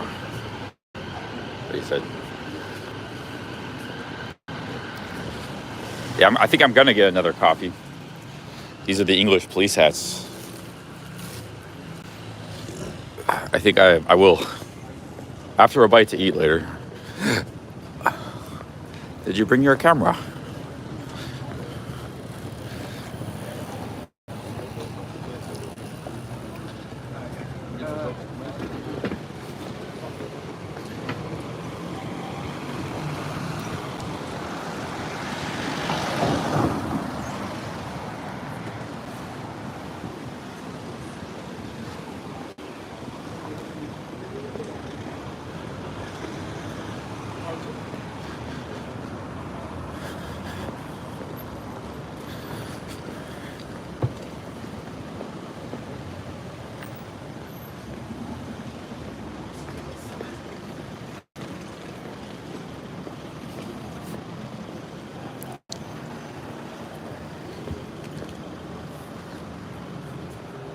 It's a pretty lady walking by.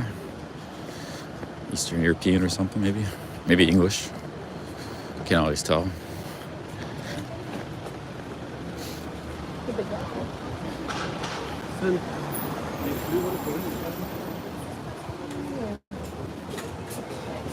Where do these buses go? Westbourne Park, East Acton, Paddington. That's where we're at, Paddington.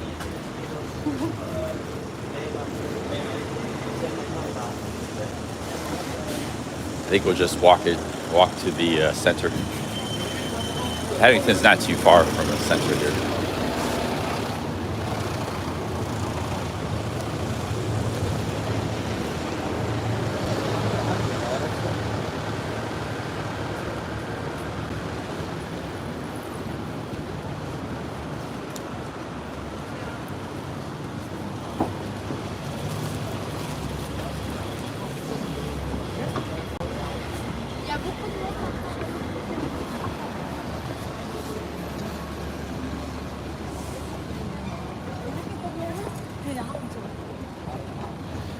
Okay, if we walk down this street, will this take us to the center or is it a dead end?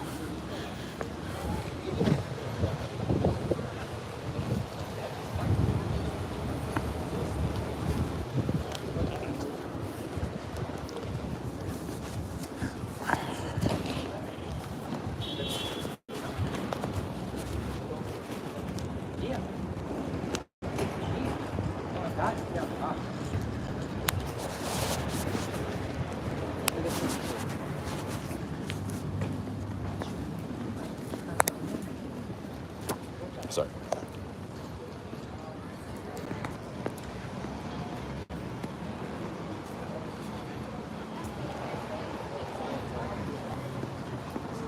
I'm sure someone.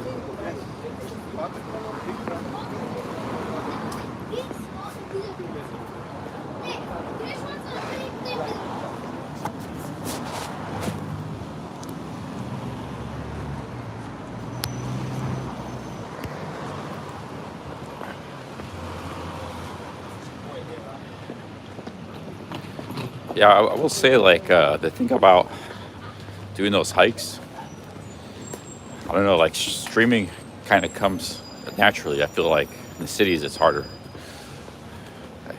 I feel like I have to like create some kind of content instead of just walking around drinking coffee. Whereas like, I don't know, people, it's like the content's just hiking when you're on those trails. It's like that is the content. I'm not really sure. Like right now, I don't really know what to do.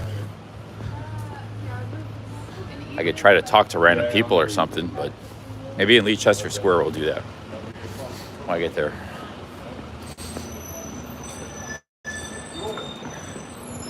I don't know. I mean, I've done like tons of city streams all over the world, but the trail hiking streams seems more natural. It feels like the city streams, you gotta try to create content and push stuff, you know. How far of a walk we got? We have a pretty far walk.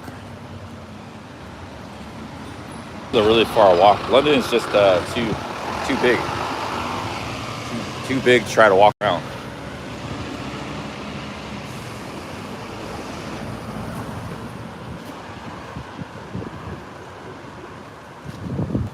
It's like a good 3 miles or something, 3 or 4 miles, I don't know. So, I don't know, the taxis are too expensive. 2, I lose internet. I guess we'll just walk, I guess. Or maybe try to catch a bus.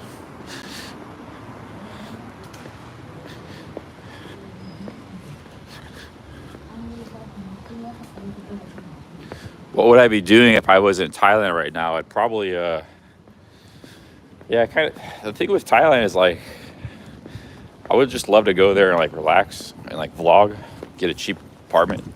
But the visa screws you up. The visa screws all that up. Like so like you only get 30 days. Then you have to renew it for another, like, costs $70 to get another 30-day extension. Then you gotta leave the country. So like that kind of destroys your cost savings. Not completely, but, and it adds a lot of hassle. It's like where like you don't have to bother with that crap. Like there's been times I went to the immigration office, it took me a day, you know.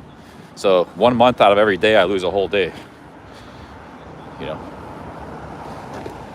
But it might seem like a lot about nothing, but like the whole point is like I just want to go there and like for 6 months and kick back and make videos and stuff, but you got this visa hanging over your head. You know, what happens if you got to leave the country, you get sick or something, you know, you can't really travel, or there's a lot of, so it's, yeah, that visa really issue kind of, but yeah, anyways, to answer your question, if I was, I'd probably just, yeah, get a cheap room and try to vlog or something, but I kind of want to find a new country, but I really like Pattaya and Thailand. I want to find a new country where I could live cheap. Live on like $700 a month. That's not like, you guys think of any countries where you can live as cheap as Thailand? On like say $500 to $800 a month. Remember, I don't drink, so I don't drink. That's not a big problem. I don't drink anymore. But you need a cheap room, you need transportation, cheap food, and you need some quality of life. You can't just live like a pauper. Like on that budget, I can still get Thai massages. I can still hang out, do stuff. I mean, I can't do a lot. I can rent a motorbike in that budget. Where in the world can we do that? That doesn't have this bad visa problem, you know? So there's other countries that give you 3 or 6 months.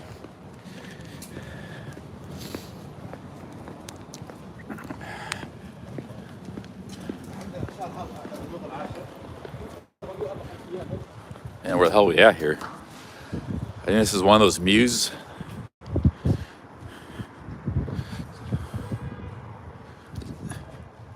Is this a dead end back here, or is it? Looks like it's an opening there. Yeah.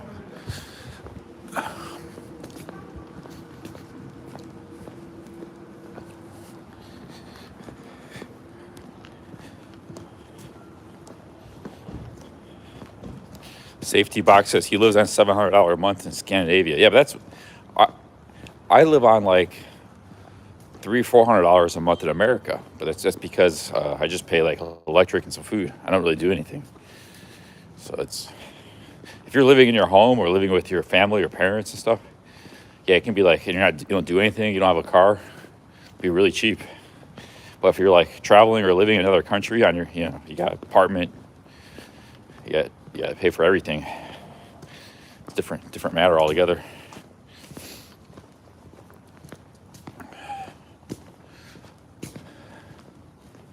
I don't know, like the Philippines. I haven't really seen any place in the Philippines. We were talking about the Philippines earlier today. Beyond Brian got robbed, sued for, he's the nicest guy ever. Doesn't cause problems. He got robbed, his house robbed. Then he got sued by the people who robbed him for, they said they defamed him. And then the mayor of the little village is trying to take his land that he bought with his wife. So, yeah, Philippines is a nightmare. And then if you look at the cities, there's no really like nice cities. Like Manila is not a nice big city. Angeles City's okay, but it's kind of small. I haven't been to Cebu yet. Boracay was nice, but it's expensive and tourist oriented. So I don't know, like there's nowhere in the Philippines. Vietnam is, man, where the hell are we, dude? I thought we're, see, by Hyde Park, we just keep walking straight, I guess. Vietnam can be really cheap, but yeah, you just can't beat Pattaya, man. Pattaya, or like the only other country maybe is like maybe Cambodia. Cambodia is actually a pretty awesome country. It's pretty fun. It's cheap. It's just the food sucks, and food's not only bad, but it's dangerous. Like you could be in a country the food's not that good, but you're not gonna get sick from it. Like not only is the food not very good in Colombia, but you can get really deathly ill from it. It's dangerous. So that's a big problem with Colombia, or not Colombia, Cambodia.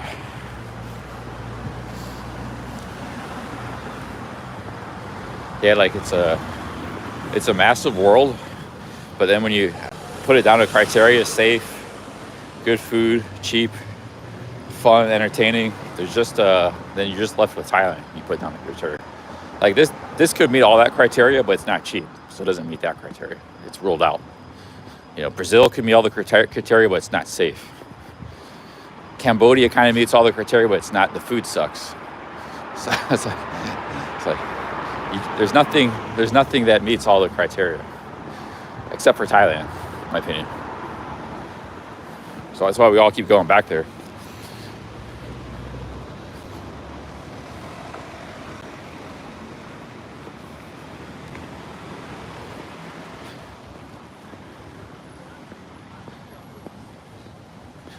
Vietnam is kind of fun to travel in if you've never been there and experience it.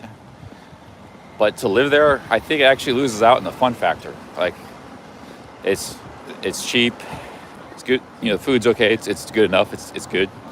Food's pretty good. It's pretty safe. But it's actually kind of boring once you're living there.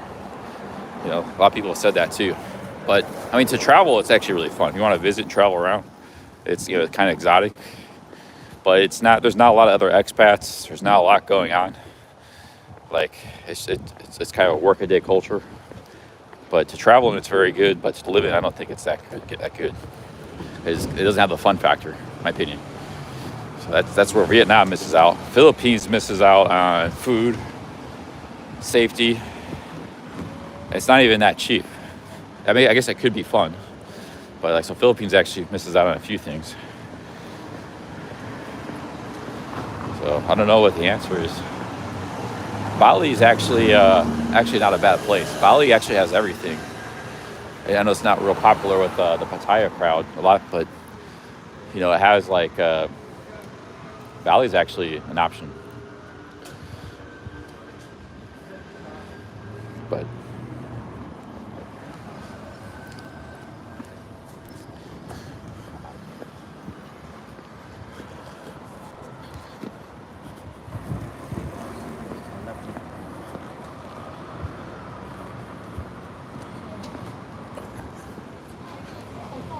Actually, every place is impressive. I told you guys before, I like traveling, and every place I go to, it's neat, it's fun. You can go anywhere and travel, but like the question is, would you want to live there? There's a big distinction there. You can. I enjoy everywhere I go traveling. You know, it's I guess having lived in Pattaya so long, I demand a lot from where I live. You know, I demand a lot. I got spoiled at Pattaya. There's another coffee shop here.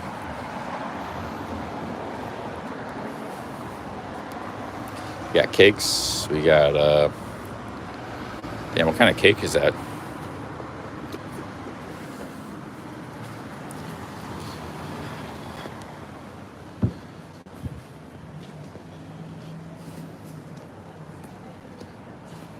Yeah, I've been to Vietnam a few times. I like it, you know, but maybe maybe Hanoi is actually pretty fun. I could maybe live in like Hanoi or Saigon.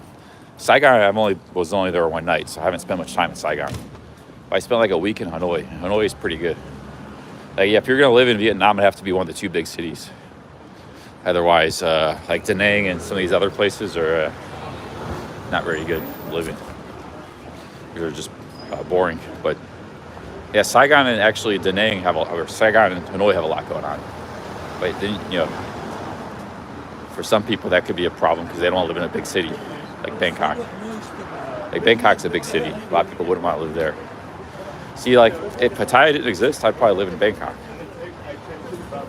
It's like Thailand has it going on. And I may still live in Bangkok one day, even if Pattaya's there. So, like London's pretty awesome, but you know, like I said, it just doesn't meet in the cost factor. But like, if you could somehow make money here, hustling for a job, that could offset the cost factor. I'm just not sure what that would be for an American foreigner.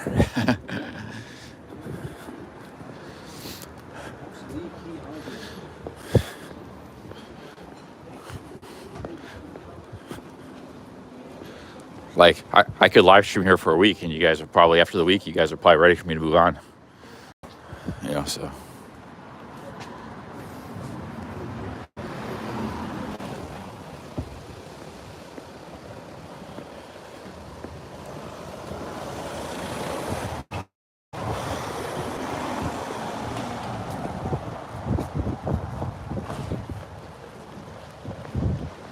Might go for some fast food. Oh, shoot, tripped. Might go for some fast food tonight, like a Whopper, Burger King or something. I haven't had fast food in a long time. Maybe like all year, maybe like only 4 or 5 times. But we go for maybe like a Whopper or something, just for the hell of it.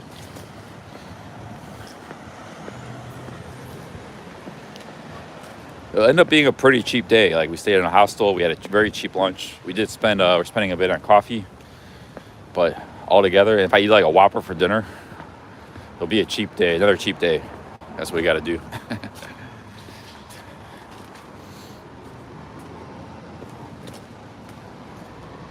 I got to try to find some content is what I got to do, too.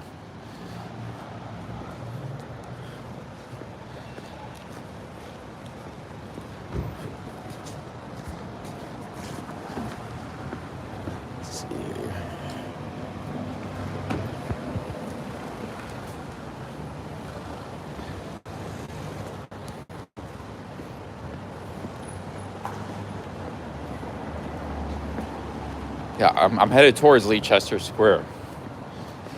So we're gonna hang out in that area, like try to find some content. Not that there's not content in a big city, it's just hard to interact with people. Like, everybody's just kind of going about their business. Everybody's kind of in a hurry. There's no Rios to meet here. Or if they are, they might be hostile Rios. Hostile version of Rio. This place looks really good. Go for a kebab too. Actually, I'm talking down the kebabs, but maybe go for one.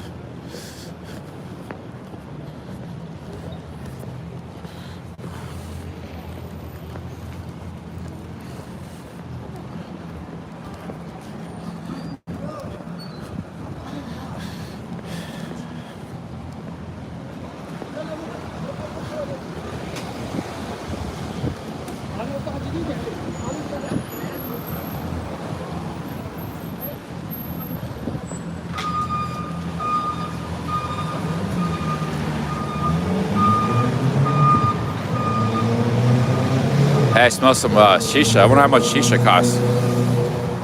We could smoke a tobacco pipe.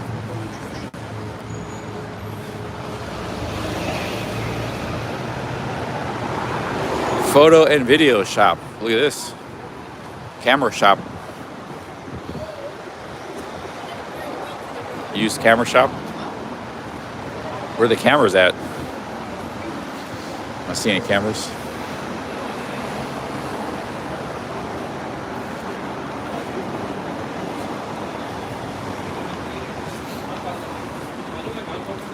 Oh, there's Pret, a manager. Let's go there and get a sandwich. Another mocha. We need more coffee. That's what we need.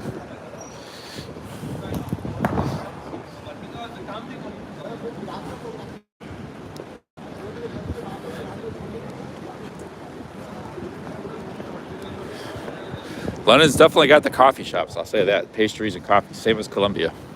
Colombia, I was not lacking coffee and pastries. Hey, look at this place here. Really good looking. Oh man, this might be better than a Prada manager. Let's see here. Look at these sandwiches. Sandwich Montagnard. Yeah. Place looks really good. I think I'm gonna go to Prada manager. Yeah.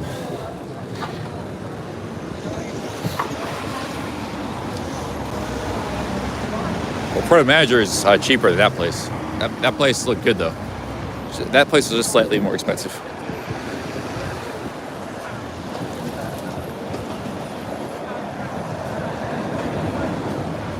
One thing I might do today is check out some of these. They got some like good camping shops in downtown London, like near Leicester Square. I saw some yesterday. We might check that out. Actually, I probably need to get over there pretty quick because everything closes early.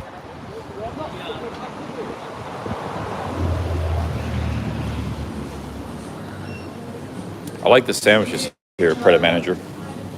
Where's the horseradish I had yesterday? That was really good. Oh, this looks good. Look at this. I like the baguettes.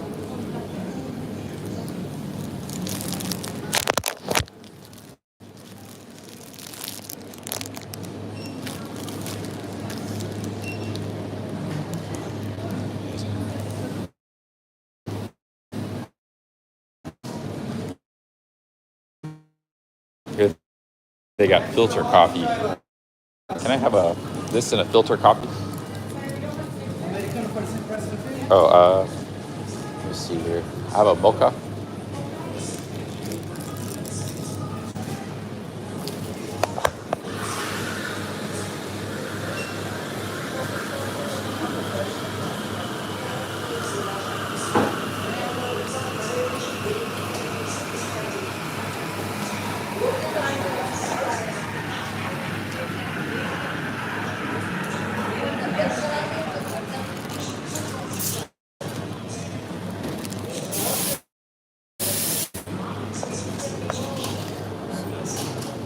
Yeah, I'd like to stream all evening tonight. I didn't start streaming today until 10:30. I'd like to go 12 hours into the night.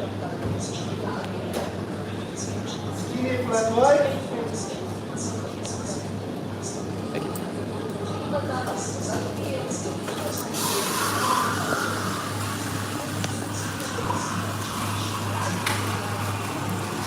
Yeah, I never heard of this chain, man, but they're pretty good. Over here, they got soups. Look at this stuff. They got these nice salads. This is a great place. We need this in America.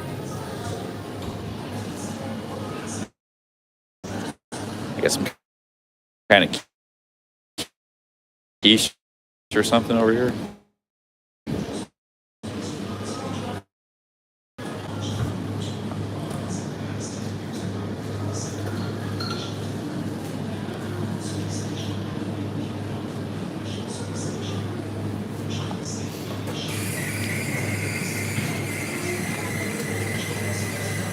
Gonna be pretty wired after 2 mochas. I never drink 2 mochas in a row, back to back. I'm gonna be this mocha's got chocolate in it too.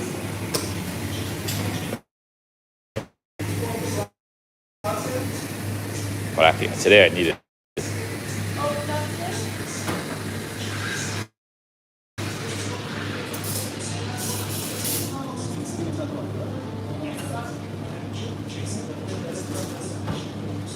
Actually, in this drink, I won't be putting much sugar in it. Mocha? I won't be putting much sugar in it because I actually got sugared out. I do have my limits with sugar, so I'll just be putting like two sugars.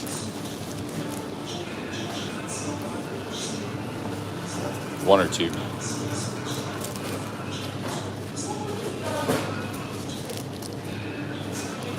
Shall we sit?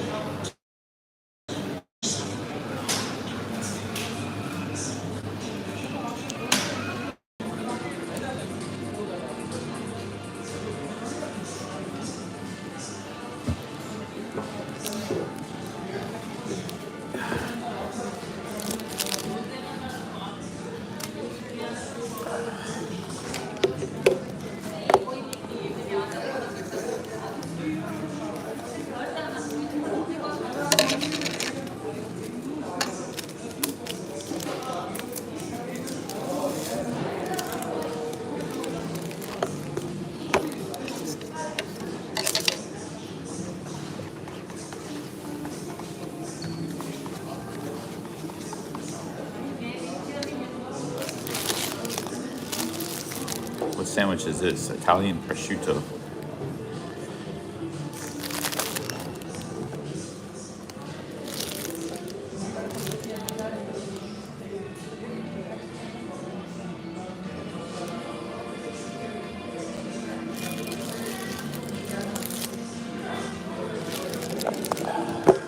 Hey, what's up, Kieran Hook?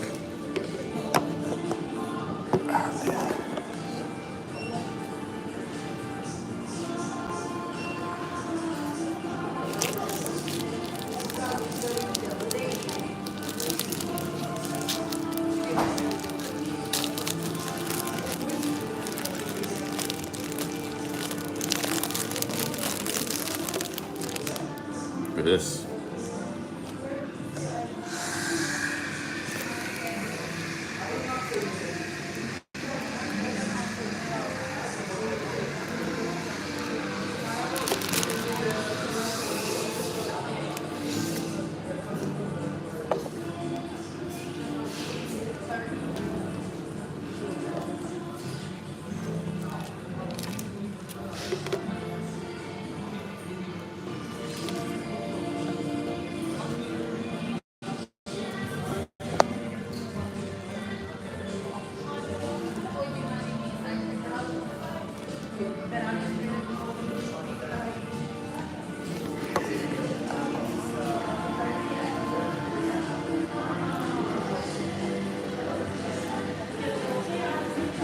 So how much have I spent today with all these coffees?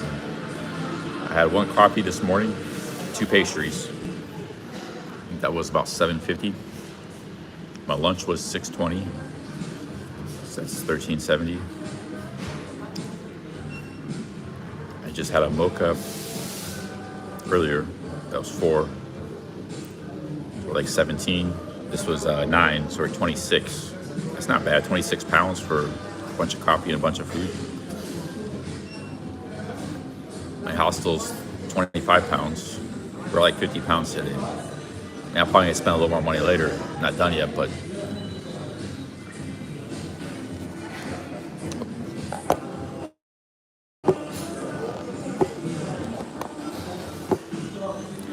yeah, it's not easy to camp in cities. It can be very dangerous. You get arrested. You get punks can target you.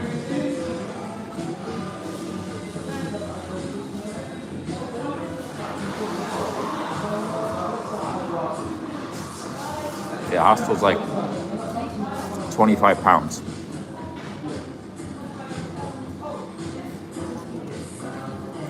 Most of the hostels are in central locations. That's one of the good things about a hostel, is that they're in central locations, you know.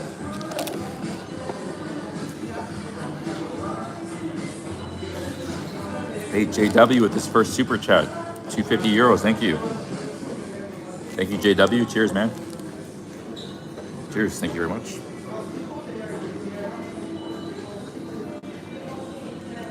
This is, yeah, it's actually nice with just one sugar. I had enough sugar last.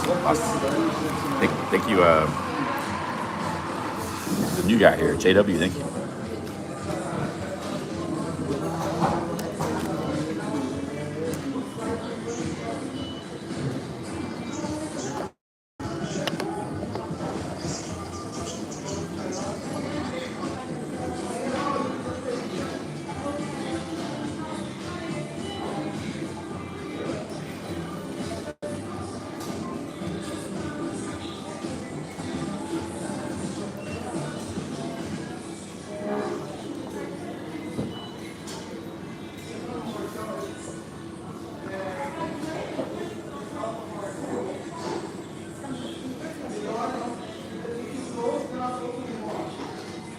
Yeah, Mad Max, somebody brought that up before. I'd be open to do some couch surfing.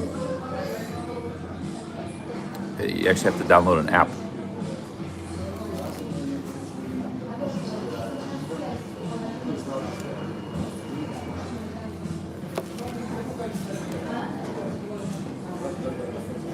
Kaufman and Andy, I would like to. You tell me how I can do that.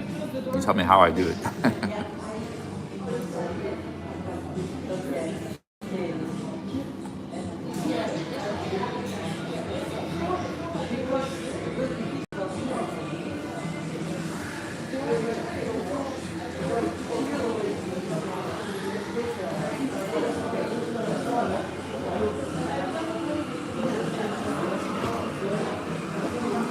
Charles Babbage.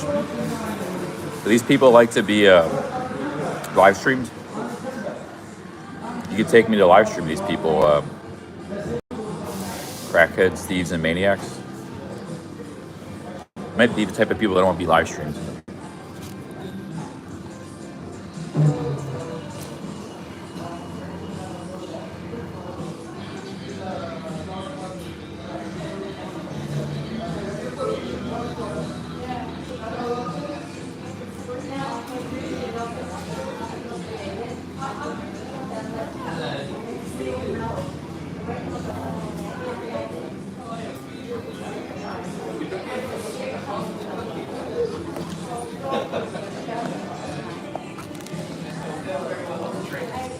Yeah, is it safe for me? They won't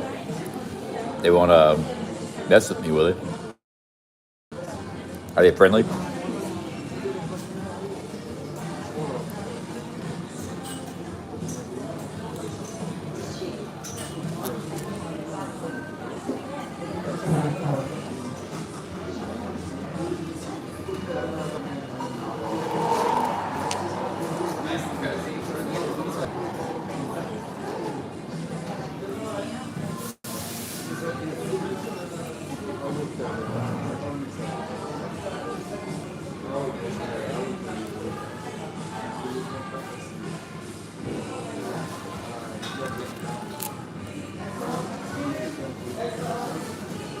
Charles Babbage says it's safe, my people.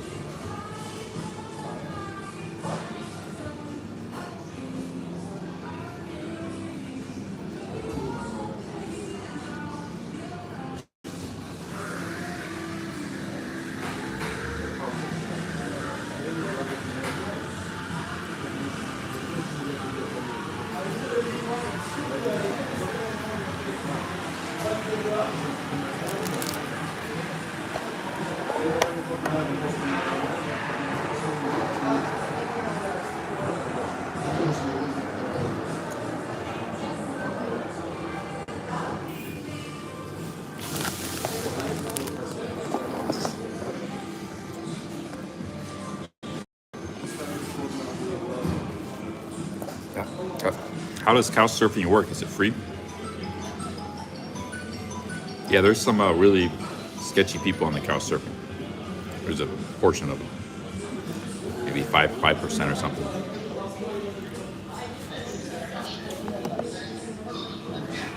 Sandwich is great. All the sandwiches here are great.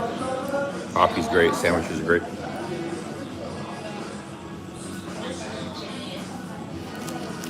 French baguettes.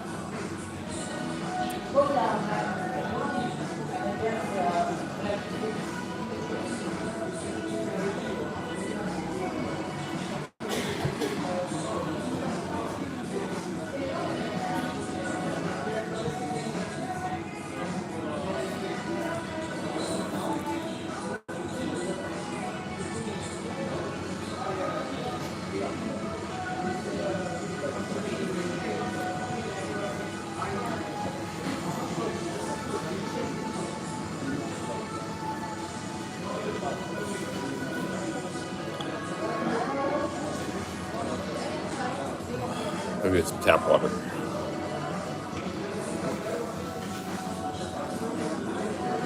I got plenty of power banks. I got like 2 power banks. I charge the power banks in the house while I'm sleeping. They got like a little charging port by the bed. So I get everything charged up.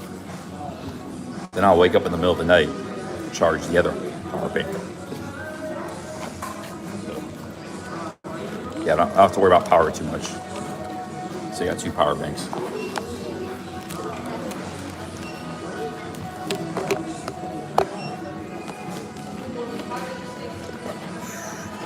Go get some water here.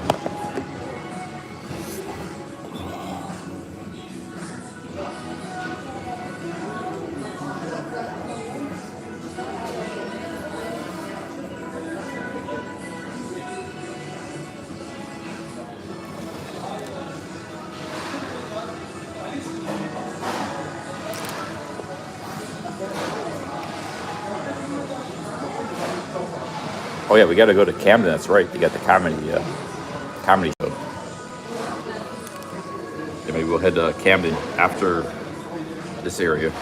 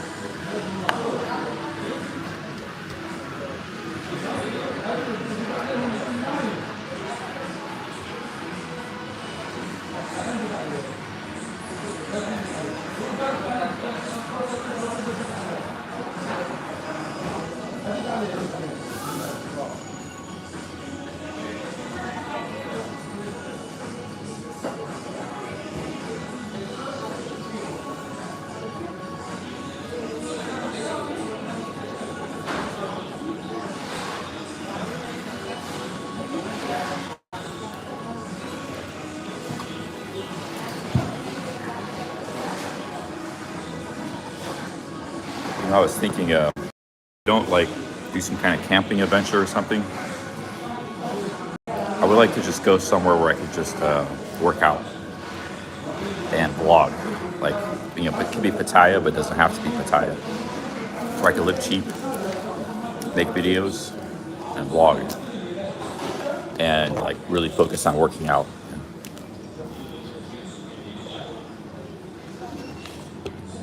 Could be like Rayong, Thailand. Could be I don't know where I would go. Vietnam. But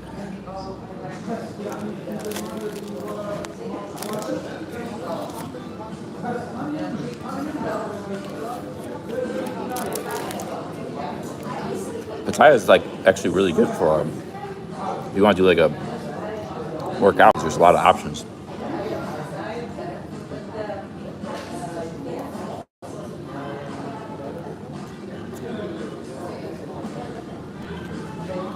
Yeah, it's good. And like, what I would do is I would do like the my old style vlogs, but include some more fitness in there. So it'd be like fan room, rice cooker, friends like Sean, Louis Cabo, sexy barb, and working out, walking street, beaches, a lot of content there.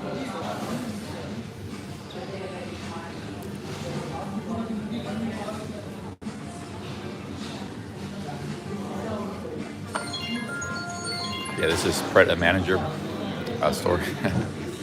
I get a kick out of the name.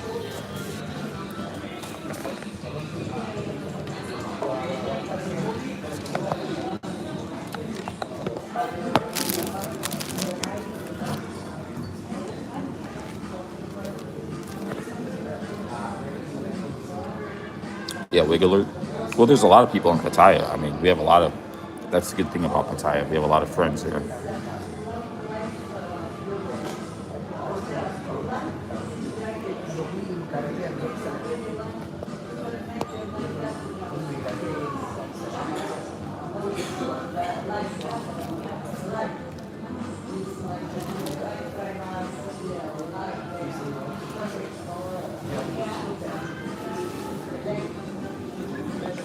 Yeah, the streaming house would be good, but who's up for that? You need like 4 or 5 people.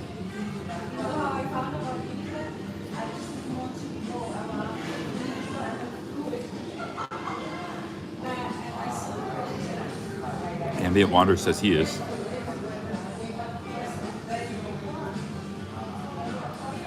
Tom, that's a long time, man. 10 years.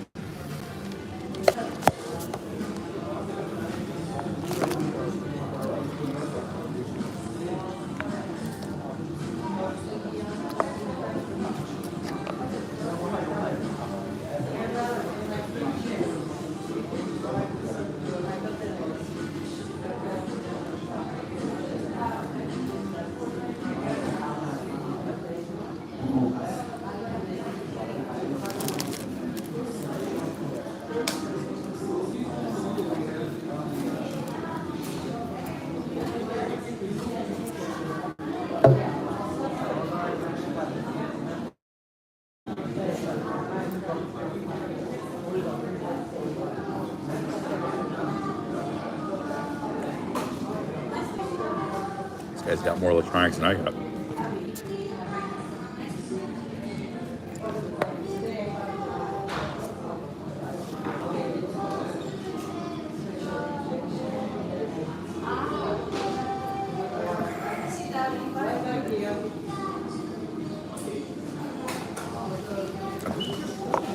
I think I just live in a fan room on my own. Fan room, rice cooker.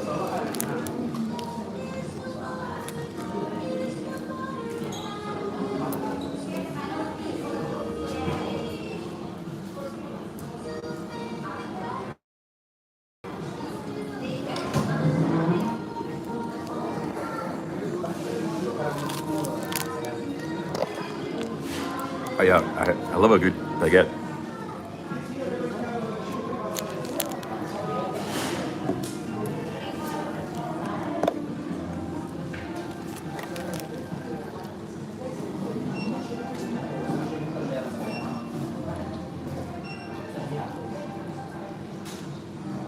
Actually, Sean does want to live in a vlogger house.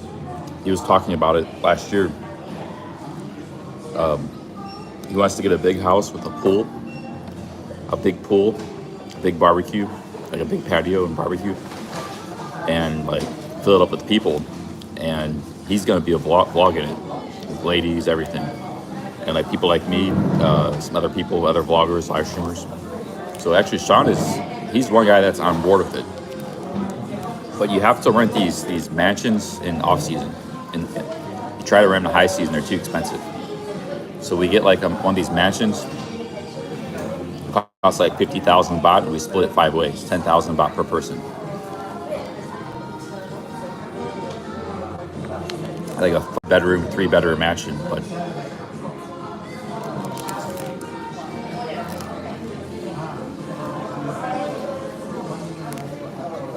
yeah, pimp in paradise.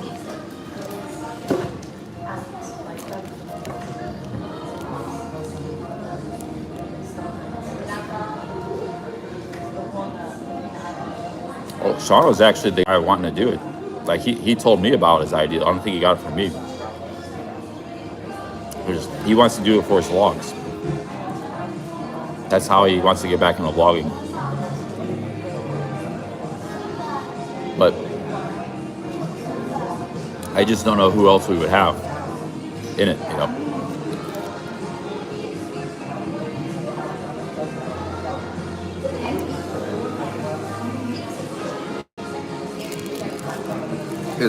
Sean would like to cook. Like he'd be cooking in the barbecue. He'd be cooking for everybody.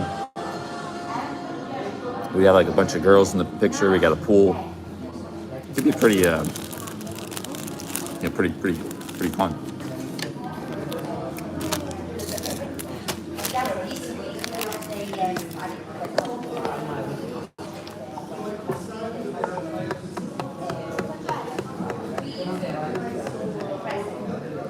Sean had a friend, Matthew, who was maybe interested. Matthew, then I met him, and he was on my live streams. He's a friend of me now, too.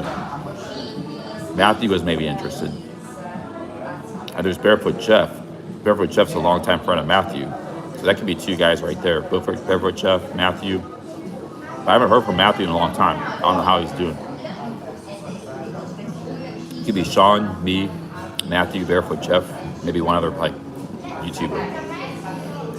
Because Matthew's not a YouTuber, and Barefoot Chef's kind of like, he's a YouTuber, but he's not very active.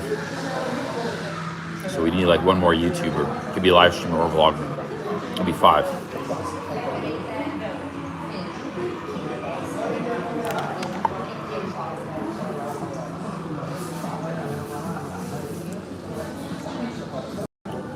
Ricky Drama.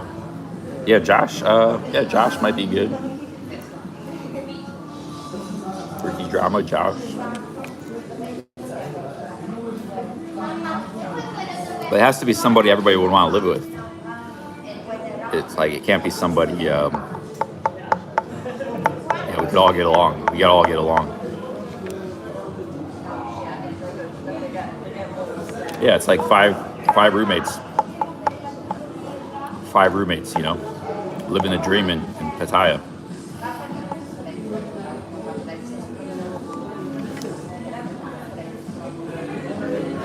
Sean was actually very serious, and I've talked about this before myself, but Sean just seemed very serious about it.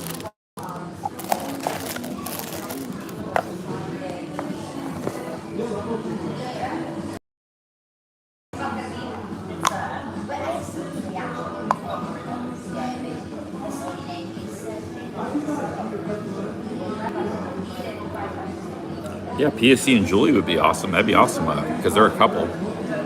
That's a great idea. I didn't think about that. Yeah, PSC is actually a really cool dude. Yeah, that'd be a good one. He's into exercise, so Sean.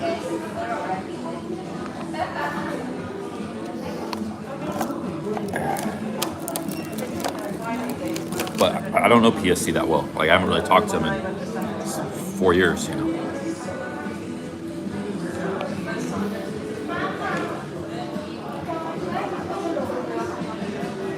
The thing is, it'll like in a mansion with a pool at the cost of an apartment. We all got our own bedroom and get this nice big mansion. Of course, the downside is you have to be around a bunch of other people. You might not want to be around all the time, but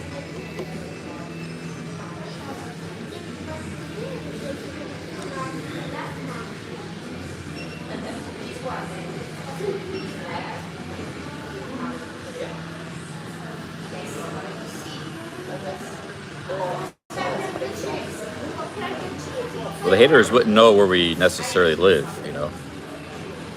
Haters would it'd be secret, our location. Secret location. Like, remember Beefy? Nobody knew where Beefy lived. I knew where he lived, but you guys didn't know where he lived. where Chris travels in Beefy. Beefy had a mansion too. Nobody knew where he lived.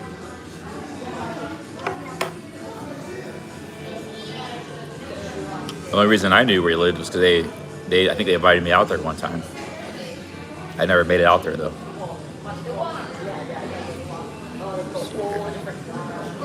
Well, I got two mochas in me. We're going on 7 hours of streaming. Let's get to Leicester Square, and then we'll go to that comedy show tonight. Got to up our game. We need probably some content, especially it might be raining next couple of days.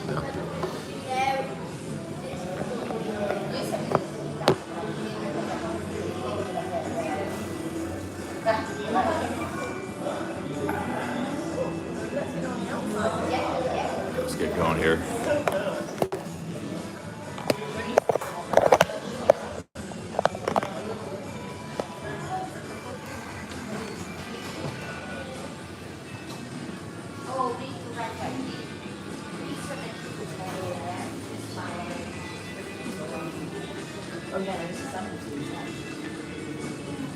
How come these places don't have trash cans? Oh, there it is.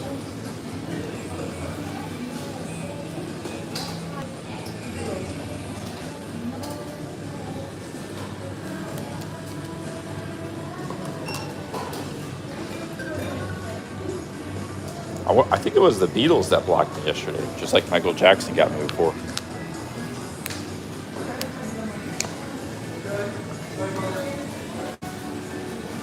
Yeah, I remember the Beatles was playing somewhere.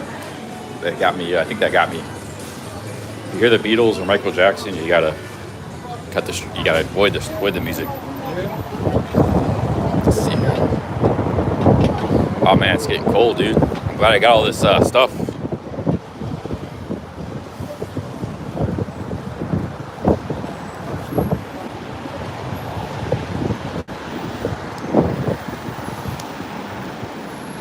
Yeah, the problem is like that super high end, like Michael Jackson's and Beatles, they both make a ton of money still. Like they earn millions and millions every year. So it's highly, highly protected. Even though it hasn't been, there's people around the world that listen to that stuff. So like I know like in Japan, Michael Jackson's huge. They still like listen, so they're like a franchise in their own right. And you can get away with like a new song that's popular hit playing in the background, but you hear like a real classic like that, yeah, it'll like destroy your stream.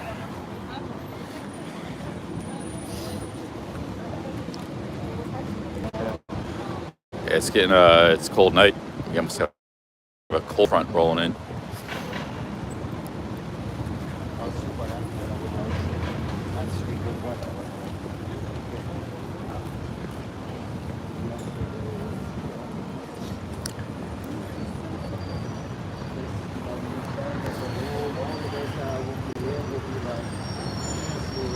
See, there's a guy walking by who was covering his face.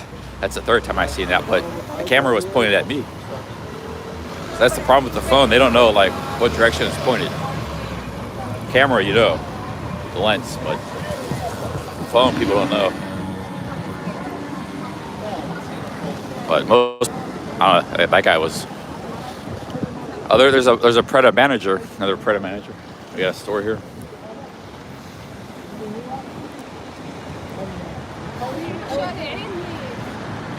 I've had enough coffee. That's good. Three big coffees. That's it for me.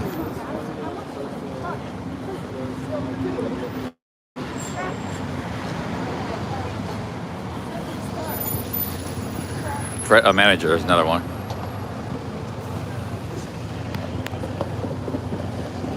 Actually, after that sandwich, I probably don't, and all that mocha, I probably don't need any more food. Maybe just a light snack later. Probably good for the rest of the day for food. I had a pretty good lunch. 2 pastries in the morning, a bunch of sugar and sandwiches. Another Preda manager.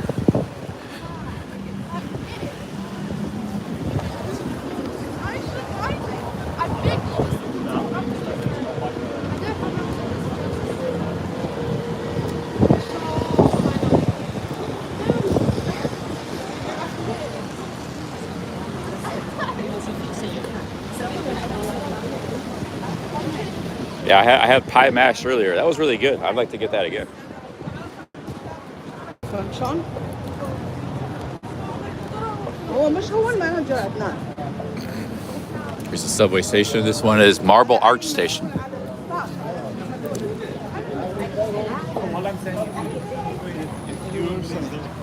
Here's the exchange, money exchange.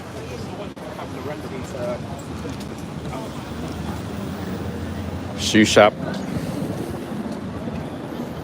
What we're gonna do is we're gonna maybe do some browsing. I think they have some like high-end camping stores. But like I said, we might be able to find something on sale or something unique we can't find anywhere else. Might do a little browsing some of these shops.